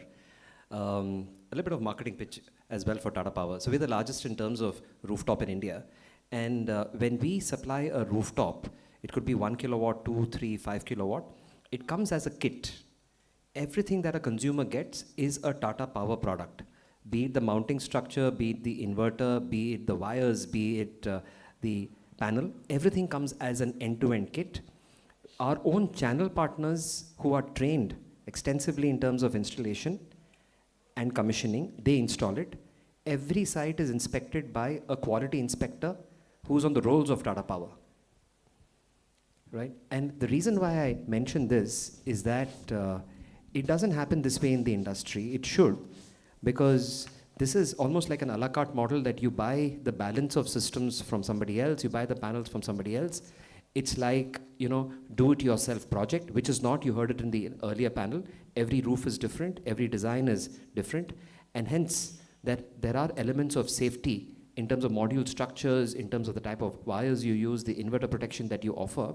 And if it comes in from the OEM who has tested all this in their shop factory before it goes for installation, you might take 2-3 days extra time. It might cost you a little more, but those systems will last for the design life of what it is built for. That's what I think this is extremely important, because I just remember, because he's Tata, so Tata Sky, that advertisement used to be the isko laga dala to live janna lala something, jinga lala. So solar also, they should come out with some tagline that this is, in the sense, I think you should say that this is very important. Maybe think if you were to put a bigger solar, 5 kilowatt or 10 kilowatt, which is not required for most of them, most of who are sitting here, 1 or 2 kilowatt is more than sufficient to bring your bill down to zero, almost zero. So I think if that ready-made panel is there, it really will solve the problem. So Tata should come out with some nice tagline so that we can market PM Suryagrah more efficiently. One question before we start. We'll hold them because we're running out of time. So there's one behind. He had his hand up. Okay, thank you. My name is Atul Dev. I work for Total Energies here in Ahmedabad. So my question is mainly related to floating solar. When we talk about various design aspects on the floating solar, I'm interested to understand if the studies are done for the aquatic life when we talk about floating solar, and if environmental assessment is done for floating solar, and if there are any restrictions that are put while you design the floating solar. Thank you. Yeah, floating solar, I think the environment impact assessment is a must. Roughly, we take only 10% of the area of the reservoir. Second is the data about water level for 1 year we need to analyze. Bathymetric study, geotechnical, geophysical investigation, all these things, environment assessment, all has to be done. It may take minimum 1 year for you to even finalize where it can be done, how much megawatt can be generated. I think it's a Herculean task. One more solution I will say, there are now, like last time we saw in the Norway, see there's a company called Worldwide Wind, which makes a floating windmill so that the anchoring cost is minimal. Second is there is a ocean sun, just like a puppet you can put on the sea, and you need not worry much about, so I think the damage will be minimal even if there is a cyclone. So I think the technological solutions are also emerging. Thank you. Sir? Yeah, while designing, as you know, there is an area on the top level, highest HFL, and the area on the MDDL. So while designing, what we do, we take 30%, only 30% area at the MDDL. So 70% area is left open for aquatic part and all things. And also studies are carried out. Is there any adverse effect of basically what is the problem? Problem is the floats. Floats is made of SDPE, high density polyethylene. So whether the SDPE has any inverse impact on the aquatic life, so this test is done. Second thing is whether if the water is used for drinking purposes, whether the floats has any impact on the drinking water quality. So that is also tested, and these are the mandatory requirements, and we all developers do this. As far as the sir was telling regarding the membrane-based, the technology is called membrane-based floating solar technology. That is designed for taking even 20-25 meters of sea waves. So this is floats are not used. Thin membranes are used, and over thin membranes, these panels are mounted. So this can be placed anywhere in the sea, but the challenge is the evacuation of power. So that is the real issue with the membrane-based technology. We have signed one MOU, Norway-based company, Ocean, and we are in touch with government of Goa for allocating one place for going for this pilot project for membrane-based technology. Thank you, sir. Just continuing from Caroline ma'am's question. So we're a think tank and we like to think, sometimes observe things. So I just wanted to check that, for example, if there are a lot of projects, so if there's a project or a developer who owns in the Kusum Sea maybe 20 plants of 2 megawatts each in a district, and it's not one of the big developers, and now more and more climate events occur on a annual basis. So what if that developer now wants to do some retrofitting, wants to reinforce some of the things, wants to change some of the designs of existing plants? So does KFW look at something like a mezzanine financing or do additional financing already to existing plants? So Mr. Stefan and KFW, that's a question for you. Mezzanine financing we don't do, not in this context. We do some equity financing, but not for this kind of retrofitting. It wouldn't make any sense. So usually we are involved in financing the construction of new renewable energy or retrofitting of hydropower plants, because then the volume is big enough, for giving a loan and for doing all the assessment. So for hydropower, yes, but for things like solar plants, we have not yet done that. I think one way to handle that is to make sure that in your initial project pro forma, have a contingency baked in. It could be 4-5% if it's a solar plant. And then based on that contingency, you have won the project. That's the assumption. So that if there is an outage and there are replacement costs, your financial returns are still protected, because that becomes the decision point when you have an event that occurs. Second is insurance. Right? Have robust insurance, including generation loss covered. And I've seen that it always keeps you in good stead, other than the first 14 days where outage costs are not paid, but the replacement costs are paid. If you don't have the financial backstop in your model when you have bid on day one, you will erode your returns, and hence those projects will get into a limbo. Of course, I'm not saying, but what you have mentioned is a very important point, because now we are talking about distributed solar, because we can't achieve this 500 gigawatt target without this utility scale solar, because now the distributed scale solar are very small, in the sense maybe 100 kilowatt to 500 kilowatt, and small farmers or individual people are going to put it. So I don't know to what extent they'll be able to mitigate all those risks. That's why I think in the design, and when we are giving a subsidy, part of what kind of sub-insurance, and we'll have to talk to ICRA and other agencies to come out with that kind of ICRA. So I think the C-step, I think I'll request you to do a study. I mean, I'm not worried about big utility scale solar plant, because they get funded internationally and nationally, and they do all those analysis. But I'm worried about a sub 1 megawatt plant, which is going to be the driving force in coming 2-3 years for this solar revolution. So that, how do we take care? And how do we take care? Because now, because the PM Surya people are thinking solar is important, so they're putting 10 kilowatts on rooftop and 5 kilowatts on rooftop, when they actually require 1 or 2 or 3. And those people will really suffer suddenly if it doesn't work. So I think C-step, I don't know, I don't have solutions. I just want C-step because you're a think tank and you do a lot of evidence-based research. So I think that can be one agenda for you to take it forward. Thank you, sir, for having thoughts resonating with ours. CW also take note that this request has come from a stakeholder like Tanjetco and everything. So now we move on to a very, very important aspect, especially because it's already a nascent topic of discussion. And I think that the more modeling you do, the more data you have, the more trends you build, the more granular your model becomes, the better your predictability becomes. So in terms of artificial intelligence and machine learning, sir, what do you suggest that AI and ML can do when it comes to predicting climate catastrophes on a scale which can enable small and big developers to take preemptive action?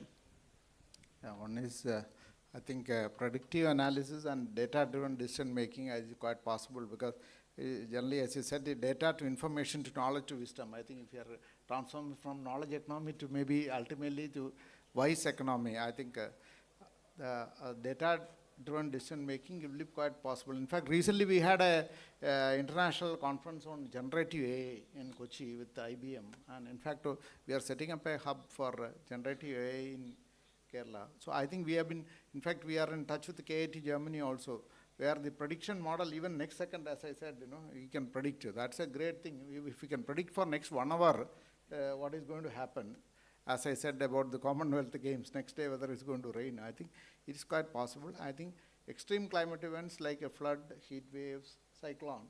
And if you see cyclone, earlier it used to be only one cyclone once in a while in the Arabian Sea. Now minimum 5.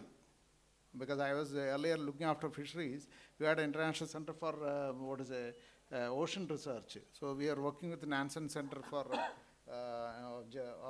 Norway. They have been telling that this is on the increase. So that means extreme weather events are on the increase, is going to be increased. So we are almost sure. And like last heat wave was one great thing, how much the impact of 1 degree change or the number of sale of the air conditioners gone up like anything, and 15% growth rate in power consumption. I said it's a good thing. Average growth, if energy consumption goes, it's a good indication that people are able to afford, and GDP growth, better indicator than GDP growth rate. Because actually because GDP sometimes the figures may be cooked up, or somebody writing some figures. But I think in one way we have to think in the positive way. At the same time, we can use this data. We will be able to inform the developers or in advance, much ahead.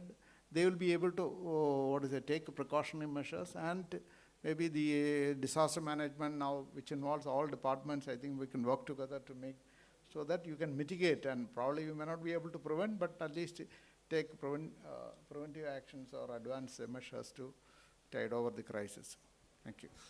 But the challenge is not that whether AI can predict.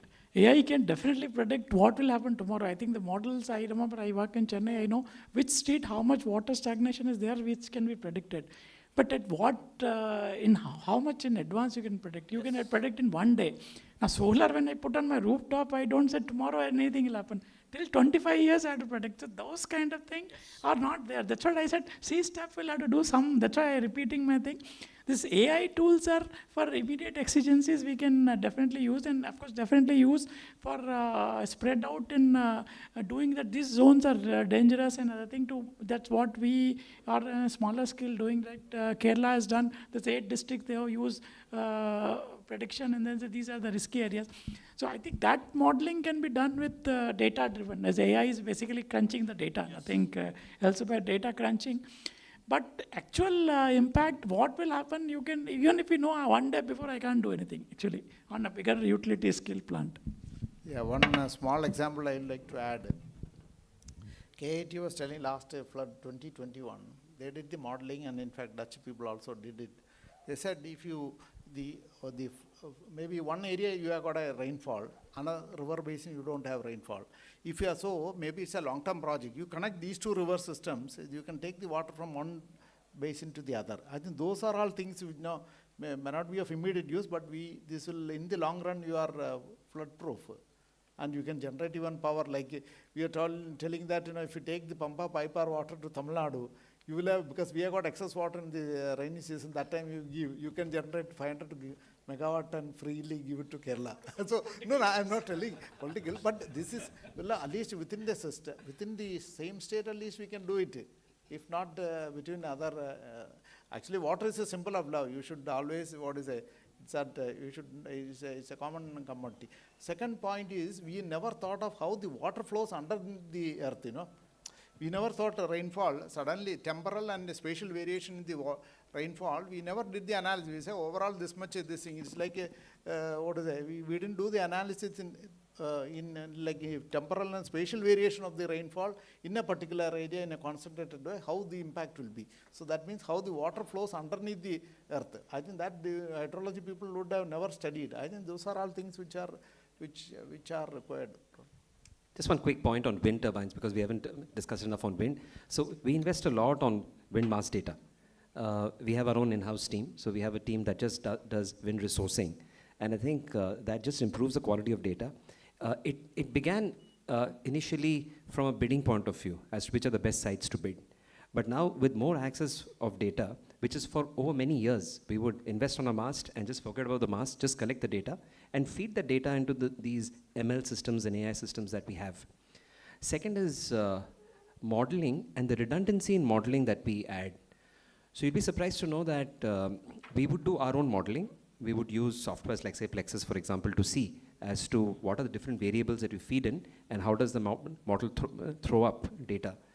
And then of late, with more and more complex tenders coming up. So you have these FDRE tenders coming up, where we are engaging, in addition to the work that we do, multiple third parties for the same project.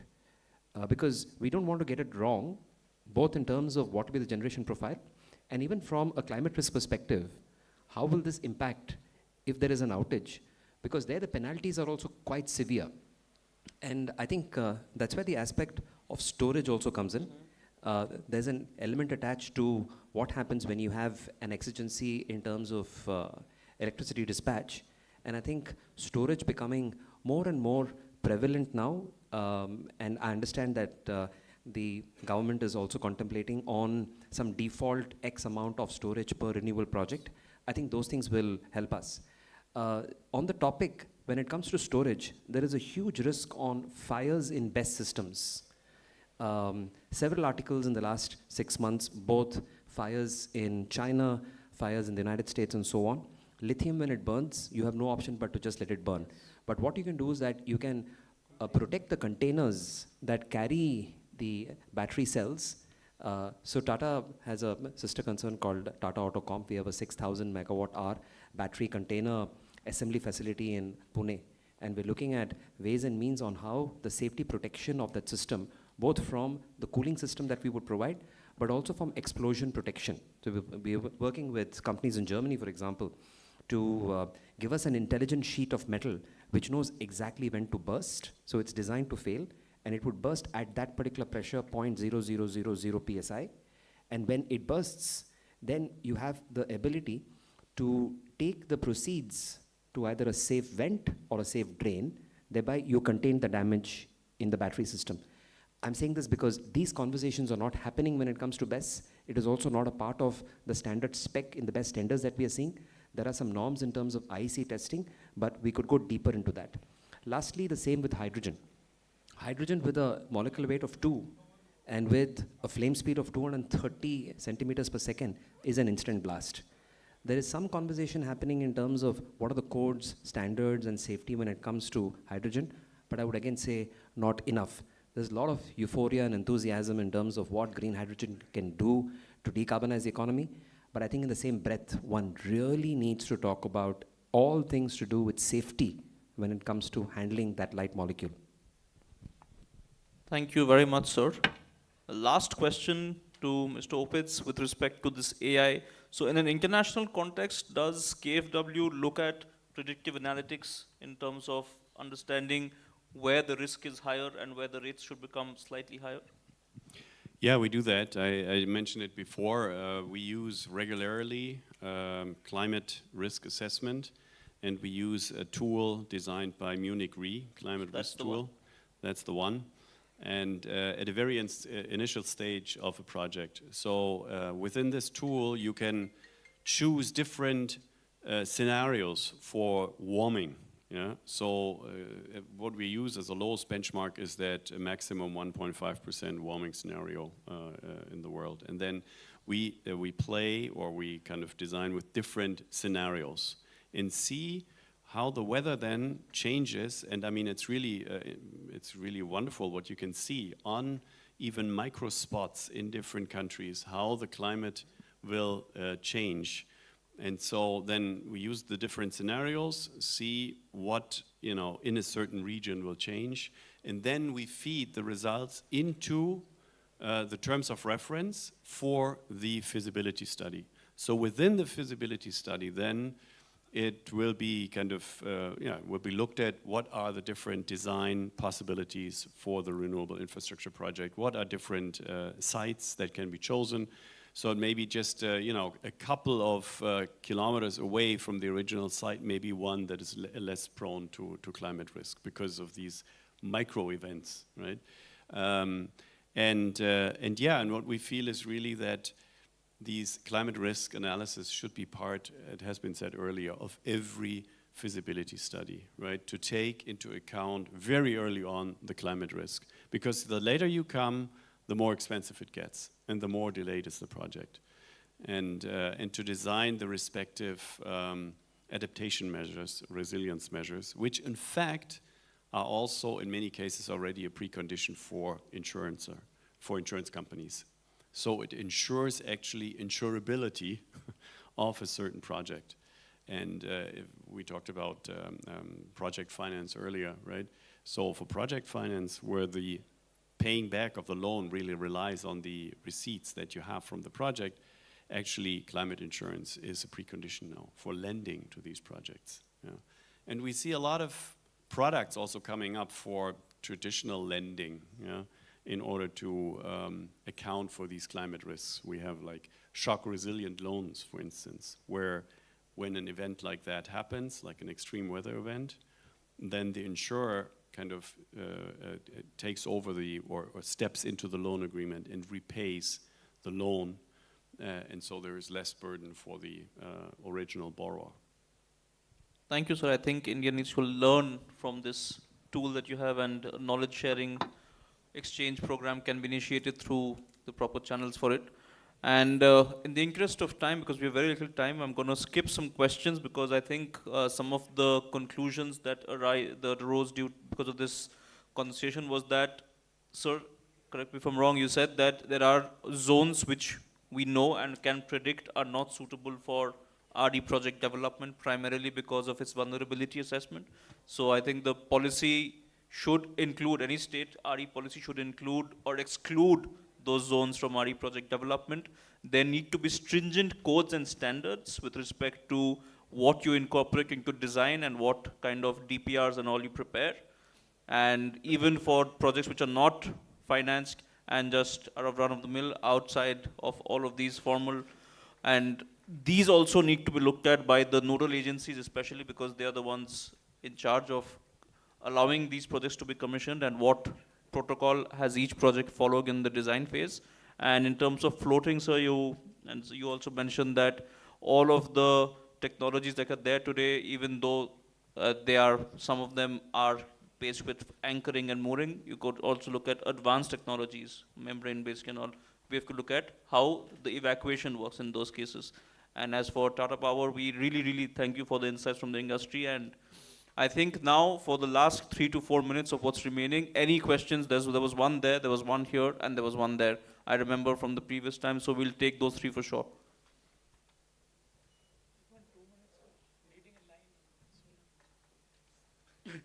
We'll get it. Yes, please. Hi, I am Shiva. I am from Solil. We are a asset management platform for distributed energy resources. So I was wondering if we have DERs. So one of our customers in Australia, they manage DERs and they actually invest in those assets. So they have like 20 megawatt of DER at 10 kilowatt. So will it actually reduce the climate risk? So there are other benefits, like there is no transmission and distribution losses because you are spreading it across maybe multiple regions. What you're saying is just because you're distributing your assets across the place, it will reduce the climate risk. Is it that question? Yeah, I mean. But it doesn't necessarily, it doesn't do, because if you've done the vulnerability assessment of those areas which is there, means for example, some of the state like Karnataka, Tamil Nadu, and maybe Kerala also, that assessment is done and the map is available online. So if you superimpose that map on this distributed assets, you will find out. Otherwise, one single asset on a non-vulnerable area is safer than 10 assets whom you don't know which is in vulnerable area or not. So distributing assets is not a guarantee that the risk has come down. Understood. Thank you. Another counter to that is concentration risk. So the concentration risk is lesser, but as Sir said, that if you've done your analysis and if you've got a site where you have mitigated the risk, then I think it nullifies. Thank you. Good evening, everyone. I'm Akanksha. I'm representing Council on Energy, Environment and Water. My question is on a slightly different my understanding of impact of climate change on RE assets. So far, we have looked at what is the physical damage to assets and building resilience there. But what are your thoughts on the resource variability that is induced by the impacts of climate change? Because that's not a physical risk, but that's again a risk, let's say changing wind patterns or solar irradiance. So maybe from developers and investors' point of view, if you can share your ideas on solutions to manage the resource variability induced by climate change. I think that's a fantastic question, and this is something that we grapple with every day, every month, every quarter. So the way we go about it is that we look at what's the generation number for a plant that we have earmarked for the month. There is enough data available to predict, or at least to estimate, what should be the generation in that month. But as you said, these patterns are undergoing massive change. And that's the real impact of climate change that a developer is facing. Not so much, as you said, in terms of the catastrophe that the climate change causes. Those events do happen. Now, how do you mitigate this? I think the way to mitigate this is to have a higher probability number in terms of what will be the generation for that month. And again, go upstream, look at bids when you are planning to make a bid. Earlier, we were working on an industry standard of a P50 number, for example. That means there's a 50% probability that you will do the number.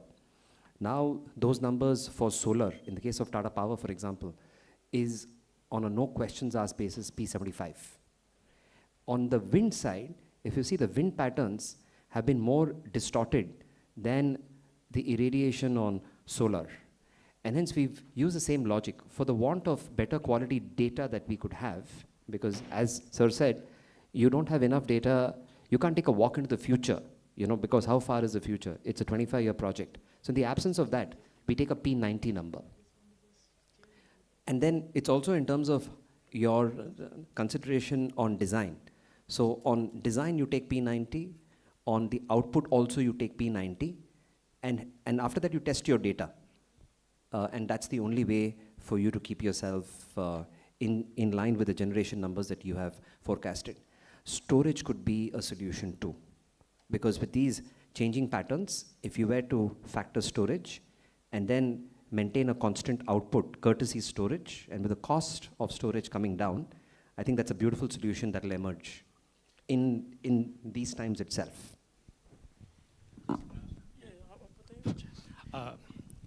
Apart from these technical measures, what Mr. Nanda said, now the insurance company has also come up with parametric insurance cover, right? So in case of solar projects, so what GHI we anticipate, normally we doesn't get.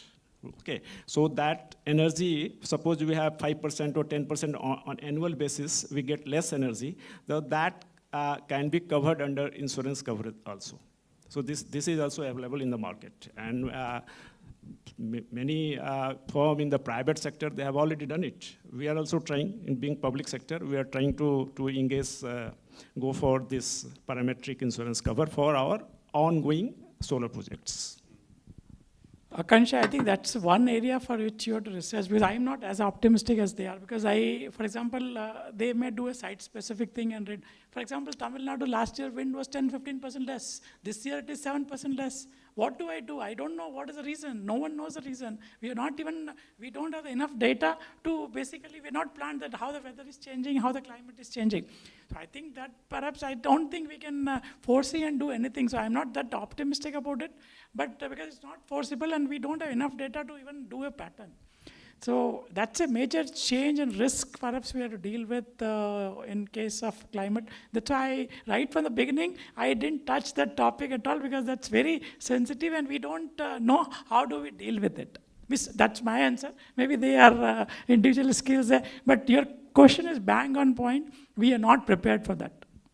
And that's why you should do more research on this. I think maybe one of the research topic. Last question for the day. I am Subrato from Torrent Power. Actually, my question is answered, but still I was searching from the similar kind of instrument or insurance but it's still not probably not that much popular to instrument available.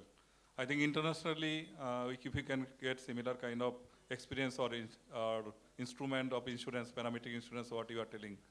But this is not still not popular. I think I don't know how it can be made popular in industry.